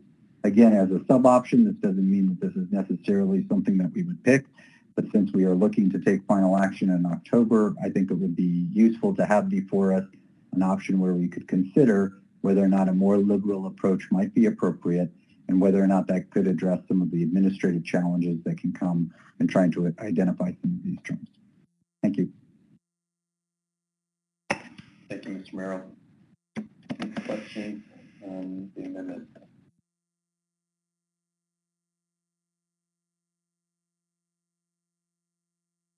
Any amendments? Or sorry, Ms. Baker. Thank you, Mr. Chair, and thank you, Mr. Merrill, for the amendment and speaking to it. I'm wondering, has the North Pacific Council ever provided this kind of transfer option in a previous rationalization program that we've developed? Thank you, Ms. Baker. We have a variety of ways that we've had handled quota transfers. In some programs, they're freely transferable. How the Biglefish IFQ, you can transfer large or small amounts. There's the block program, obviously, within that program as well. We have great flexibility within the crab program. In some of our more recent programs, we have fixed the amount of quota share that's available and how that is transferred to specific LLP licenses. In the case of the Amendment 80 program, we provided a provision where you can transfer your quota share either to another LLP license or onto the steel itself. So I think we dealt with quota transfers in a wide variety of ways depending upon the program.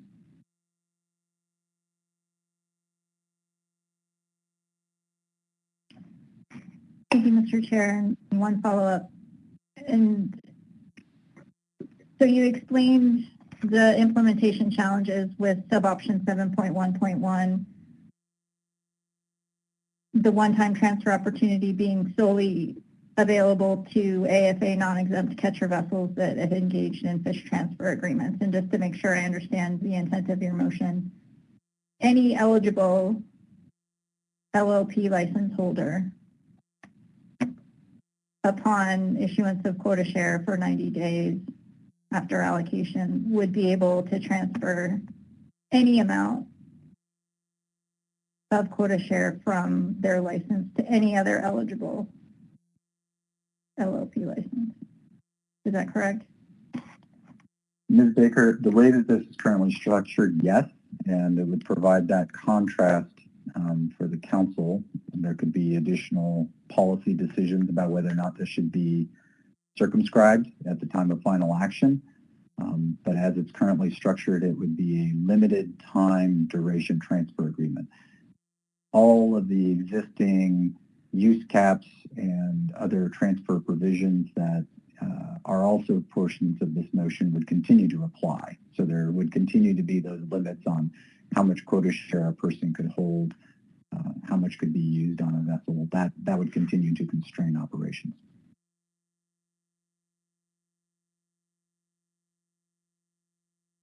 One more question, Mr. Chair, if I may. Ms. Baker. And thinking forward to how this sub-option would be analyzed, how would that sub-option be analyzed? What do you envision for staff being able to provide for that? Thank you, Mr. Chairman. Thank you, Ms. Baker. I think what the analysis could consist of is a discussion about the types of arrangements that might exist. I think it may provide an opportunity to compare and contrast between a provision that's relatively open for a limited period of time to allow those transfers to occur and what that might mean in terms of the types of transfers that could be accommodated under that. There may be situations that could come to light in that analysis about transfers of small amount of quota share, operational efficiencies, if there are LLP holders who hold more than one license that may qualify for relatively small amount of quota. Some of that information could be provided, and I think with the PPA that you've selected as part of your motion, Ms. Baker, we have a much better idea in terms of what we're looking at in terms of the qualifying years and what those quota allocations may look like. So that could provide a little bit more detail for us and for the staff in the analysis.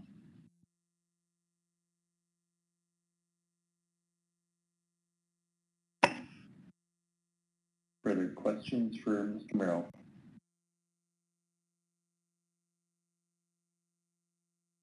Any amendments to offer?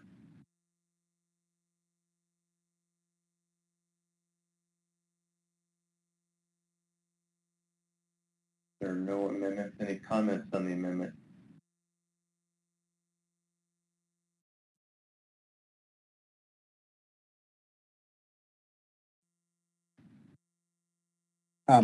Thanks, Mr. Chair, and thanks, Mr. Merrill, for offering this.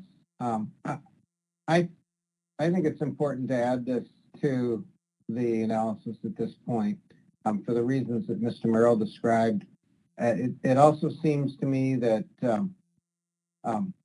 that this may well, and I think Mr. Merrill sort of hinted at this, but this may actually simplify the agency's task of having to deal with a lot of challenges that will potentially tangle up this a lot more. This offers a potentially a simplifying approach for implementation too, and so I support it for that reason as well. I was thinking a lot about Ms. Baker's question about have we included something like this, and I just in agreement with Mr. Merrill's response about this is a pretty different program really than other rationalization programs. The degree of restriction on transferability, severability is very high, but also equally, we're disrupting we're knowingly choosing to disrupt a fair number of existing business arrangements within the fleet that have arisen over the last couple of decades and that have become an integral part of people's plans. offering this kind of a window that where we don't put the responsibility on the agency to get it worked out. But once the final rule is available, and folks have a chance to look at the details of the final rule and begin to make decisions about whether or not they want to make some changes to how quota would be allocated in order to modify their existing business plans and come out as whole as they can. I think that's the kind of thing that we should be supporting, is that giving the industry time to adapt and use the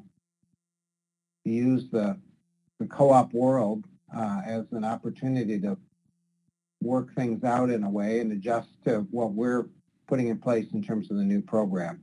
So I initially had proposed this largely to address the amendment that I made at the time we saw this previously was just to address one particular problem. We've learned that there's more business arrangements that this is going to change, and I think it's smart of the agency just to say, you know, we can't anticipate all the consequences, so let's make this tool more broadly useful. I think that's a laudable endeavor.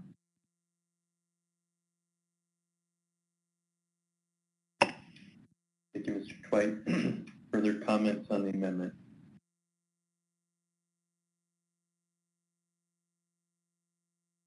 Okay, Ms. Campbell. Thank you, Mr. Chair. I'm a little bit torn on this amendment because I don't understand how it would be analyzed, because it's basically a free-for-all. And it seems that the possible outcomes are A, a rush to consolidate, or B, in a program where anybody can transfer quota freely by joining a cooperative, what we're really allowing people to do here is to sever their history from their license. And so people can retain their license and benefit from a windfall associated with their history by permanently transferring it. And our sideboards in the Gulf and everything else are based on those licenses continuing to be associated with the vessels and the co-ops. And so I'm having trouble, just for myself, understanding any positive implications of doing this. It seems like it will be very difficult to tell how much history might be transferred to whom during this period. And I was okay with the original 7.1.1 that was narrowly tailored to address some very specific business arrangements that we know exist that likely won't be accommodated. I'm feeling less comfortable with this.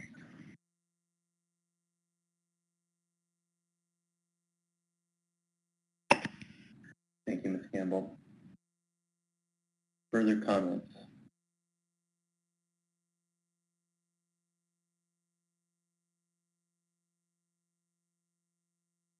Okay.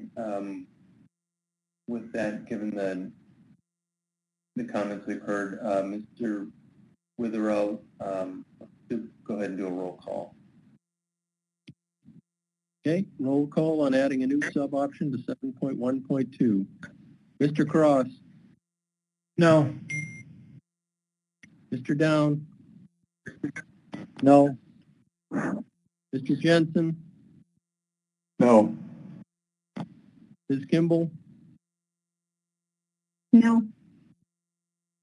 Mr. Marks? Yes. Mr. Mesereau? Nope. Mr. Twite? Yes. Mr. Merrill? Yes. Ms. Baker? No. Ms. Campbell? No. Mr. Canine? No. Motion fails 3-8.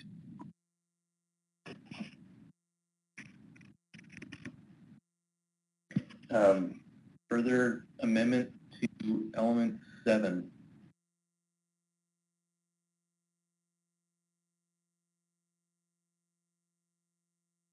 Element 8.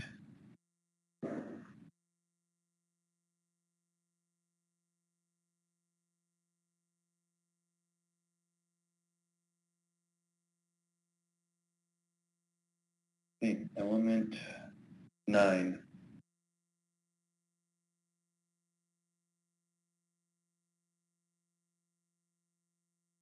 Mr. Twite.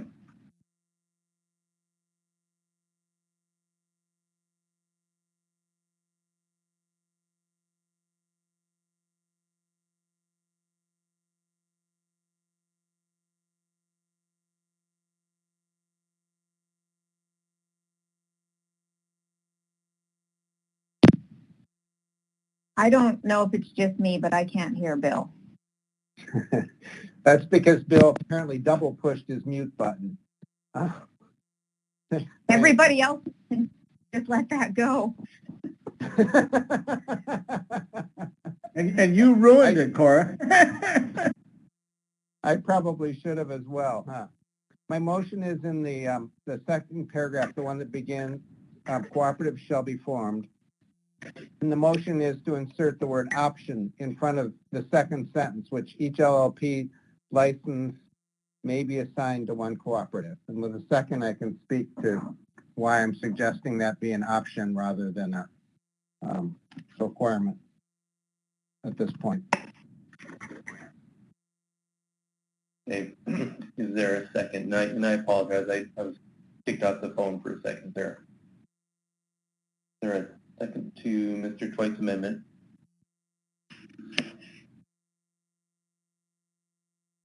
Actually, we lost Mr. Jensen as well. Mr. Chairman, could I get that motion again, please? Yeah, I think that's a good idea, Mr.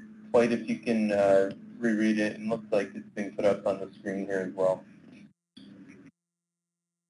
So the effect of my motion is just to make this sentence, each LLP license may be assigned to one cooperative, an option that the council can choose or not choose at final action. It does not change its status as an option in the PPA.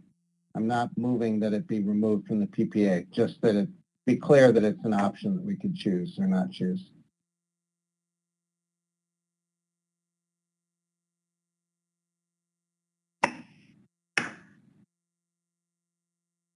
Okay. Is there a second to Mr. Twite's amendment?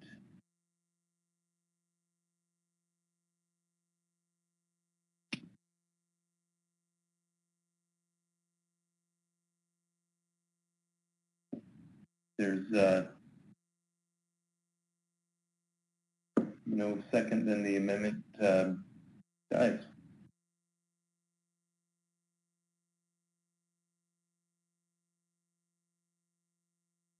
Okay.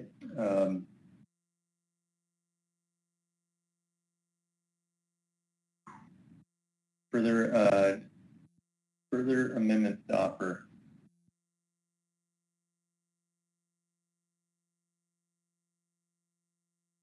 Element 9.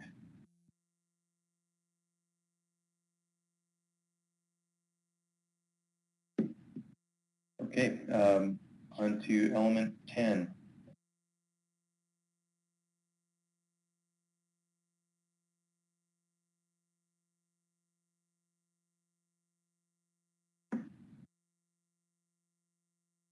Element 11.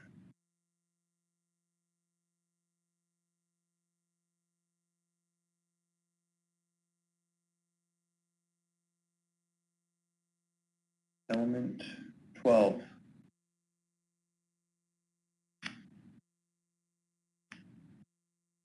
Element 13. Or element 14.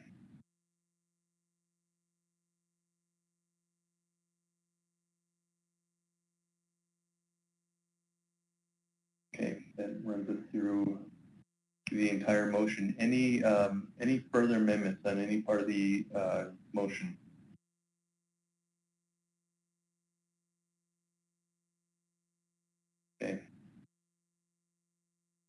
Mr. Merrill. Thank you, Mr. Chairman. I don't know that this requires a motion or not, but one of the things that can happen in a larger motion like this is use of terminology can be a bit confusing. So we use the term catch history and quota and landings and legal landings, and we use a variety of different terms that we say all mean the same thing. I think it would be helpful at the next iteration of this analysis to perhaps ask staff to go through and rectify those terms so that they're consistent.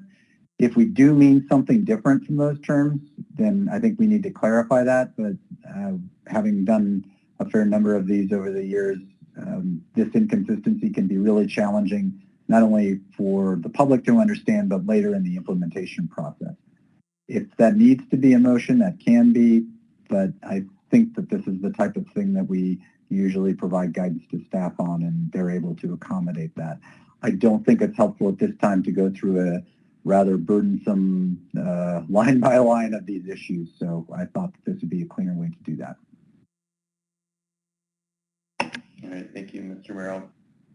I think it's probably not productive to try to do that either.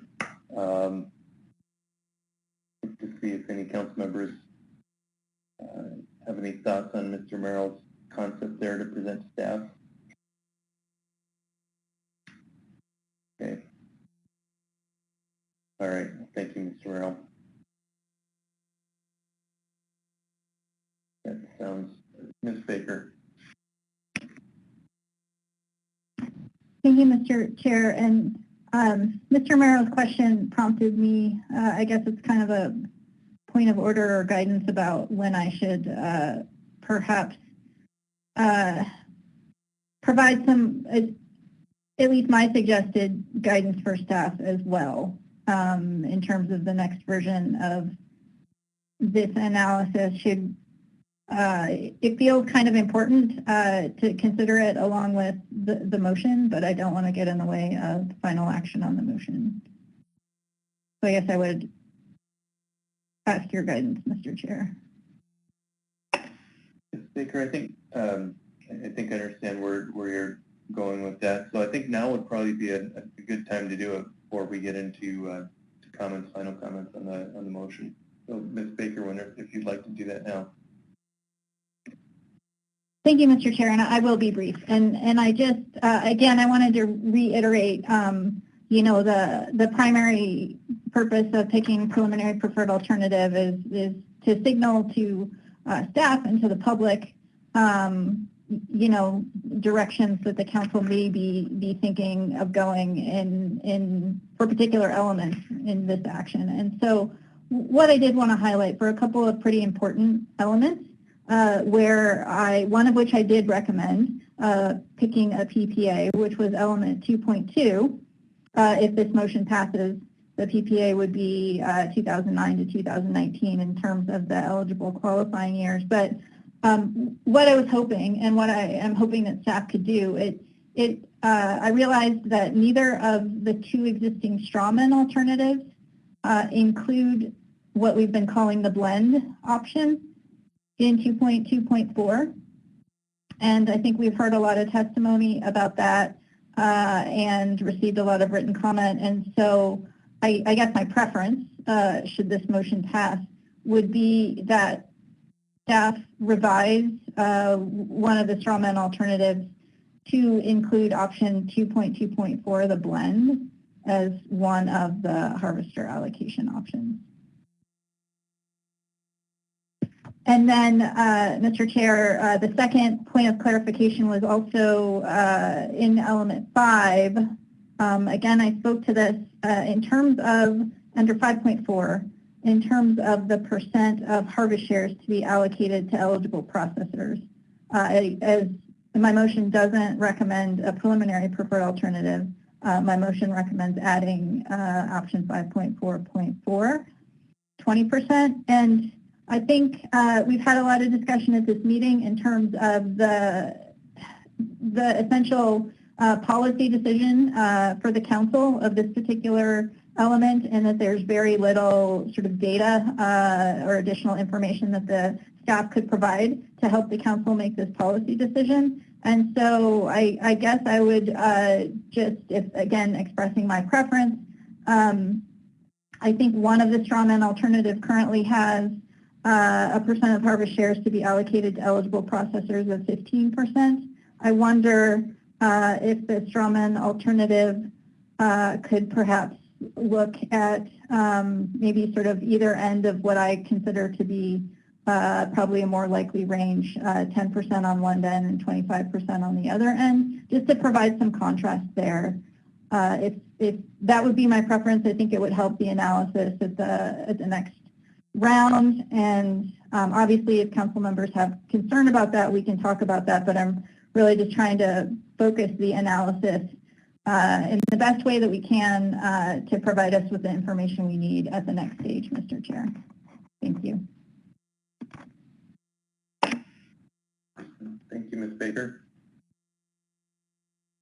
I think I'm comfortable as another council member with that direction going to staff, and certainly welcome feedback from other council members.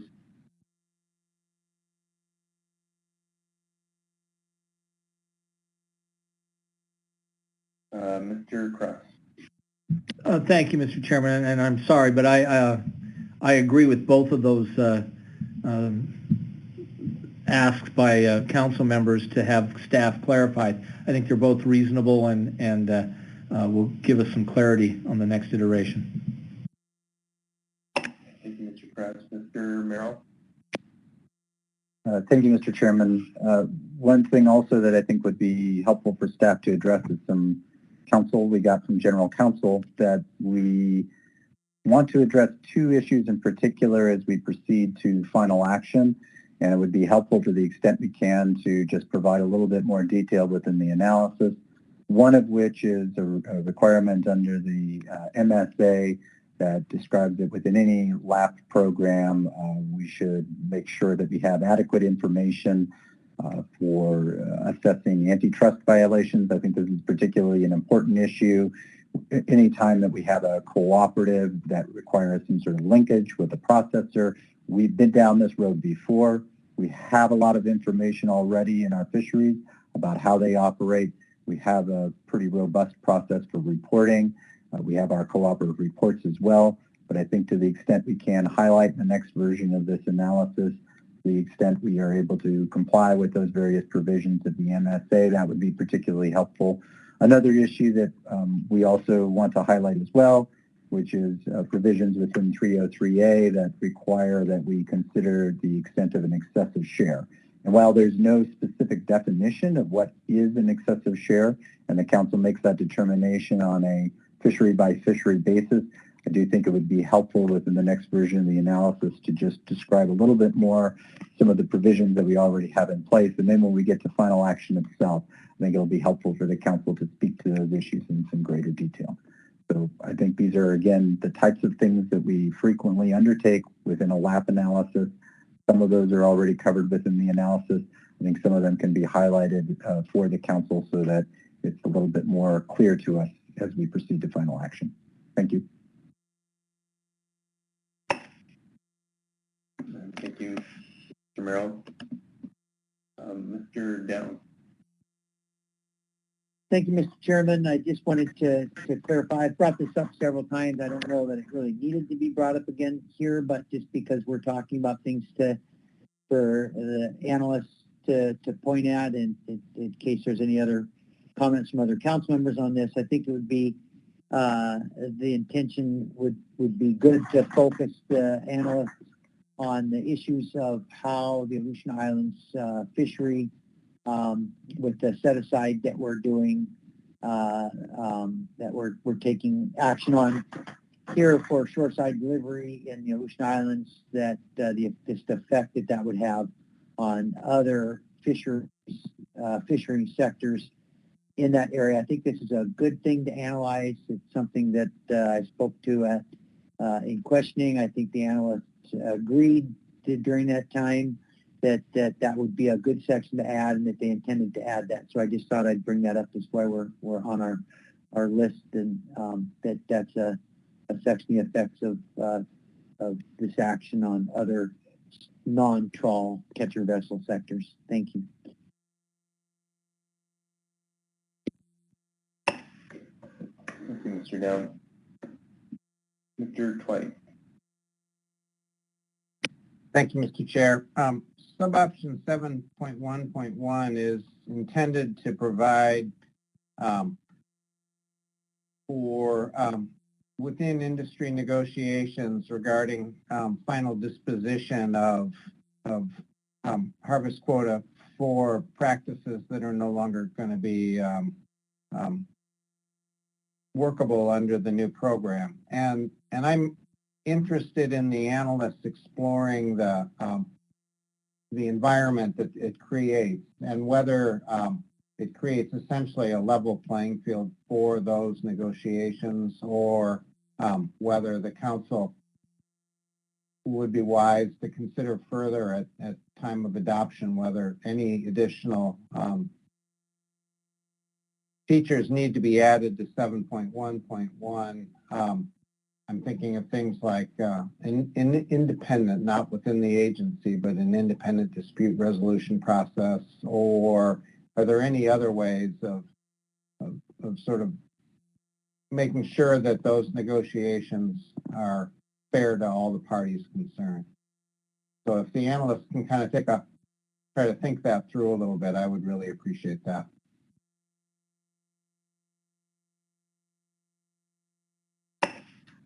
Thank you, Mr. Twite.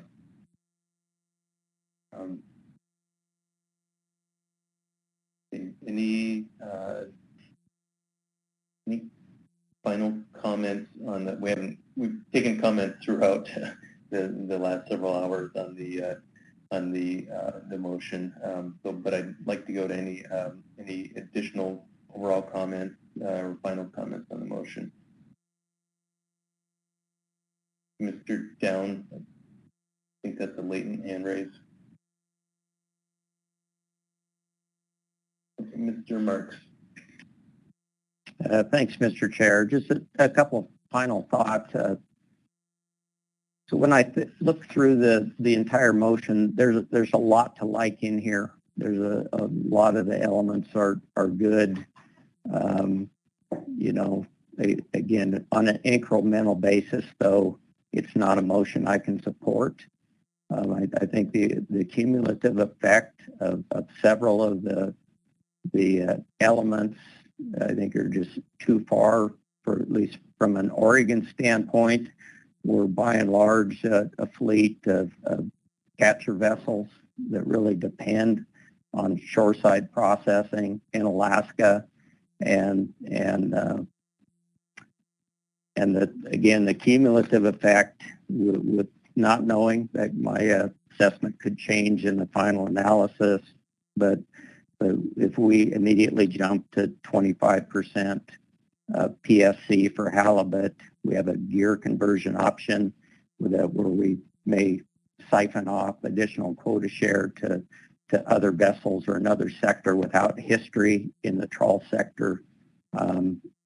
I very much support the processor catcher vessel relationship. I think it's going to be very important for those two groups to get together when they tackle element 5.4. But overall, again, when I look at it, it just doesn't pass for the test for me when you talk about sustained participation of a community or even minimizing adverse effects on a community. A place like Newport that is by and large, it's characterized as a larger Northwest community. It's also characterized by a lot of service industry, and then you have a commercial fishing fleet, and there's a lot of participants in this sector and in this fishery that's very important to them. And again, at this time, it's not a motion I can support. Again, I think with some adjustments to better provide some level of security and sustainability in this fishery, that would make a difference. But at this time, I will not be supporting the motion. Thanks. All right, thank you, Mr. Marks. Further comment on the main motion?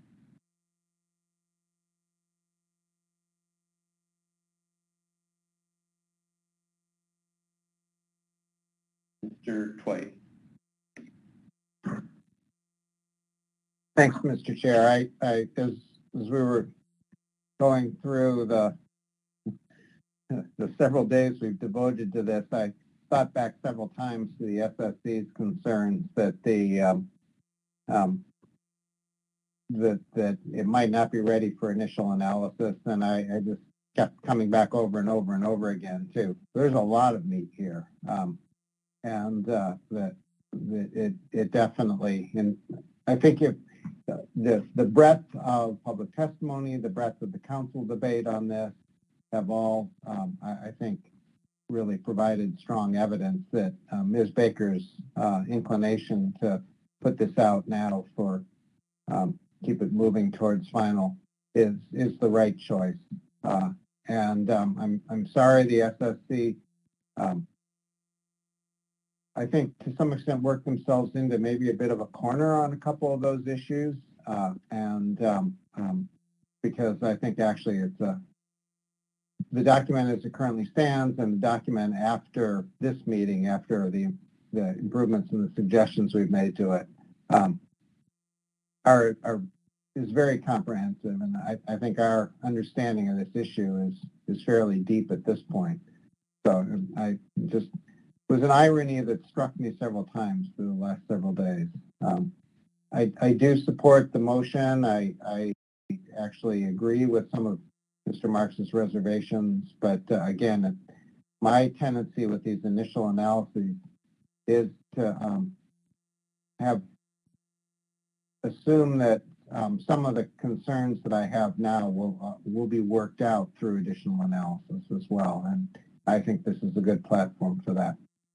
And finally, again, Ms. Baker, thank you very much for a motion that was clearly responsive to public testimony all the way through, was clearly responsive to staff points, was clearly responsive to a lot of the questions that were being asked around the table by council members as well.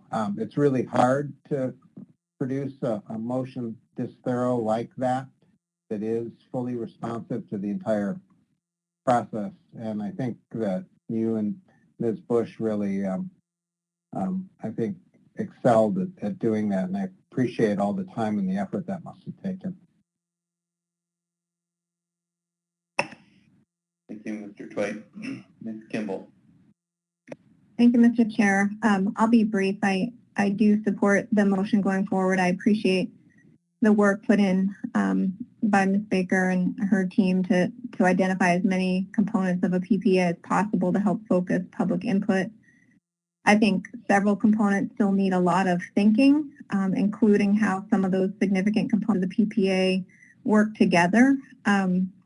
But I'm certainly supportive of looking at the next package with those that impact analysis that combines those components to give us a better sense of what the trade-offs are.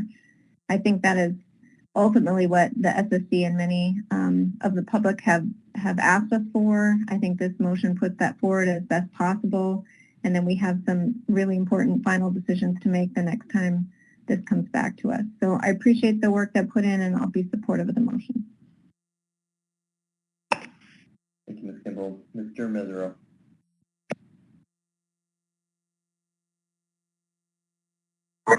Thank you, Mr. Chairman. The last thing I want to do is hold this up any longer than it's already gone, but I wanted to take a moment to just thank Ms. Baker and Ms. Bush for putting together a motion that appears to have people feeling like they didn't get what they want on all sides of this issue, which is generally a sign that she's done a perfectly good job of trying to sort out a complicated issue. And I agree with Ms. Kimball that we'll have to make some big decisions in the future, but I think right now what Ms. Baker did is gave us a framework to work forward on that will cover most of the concerns from the SSC, many of the concerns from the public and other stakeholders, and did it in a way that was as reasonable as possible. So I commend her for that, and I'll stop speaking now so we can have dinner at some point. Thank you. Thank you, Mr. Mesereau. Mr. Merrill. Thank you, Mr. Chairman. I have about 45 minutes of comments. I'll start now. Joking. I really briefly just wanted to thank everyone. In particular, I want to thank staff, our staff, the council staff, for an excellent analysis that got us to this point. Thank you, Ms. Baker, for taking a lot of those comments and distilling that into something that's particularly useful. Over the summer, we will be particularly involved in trying to flesh out some of the implementation issues.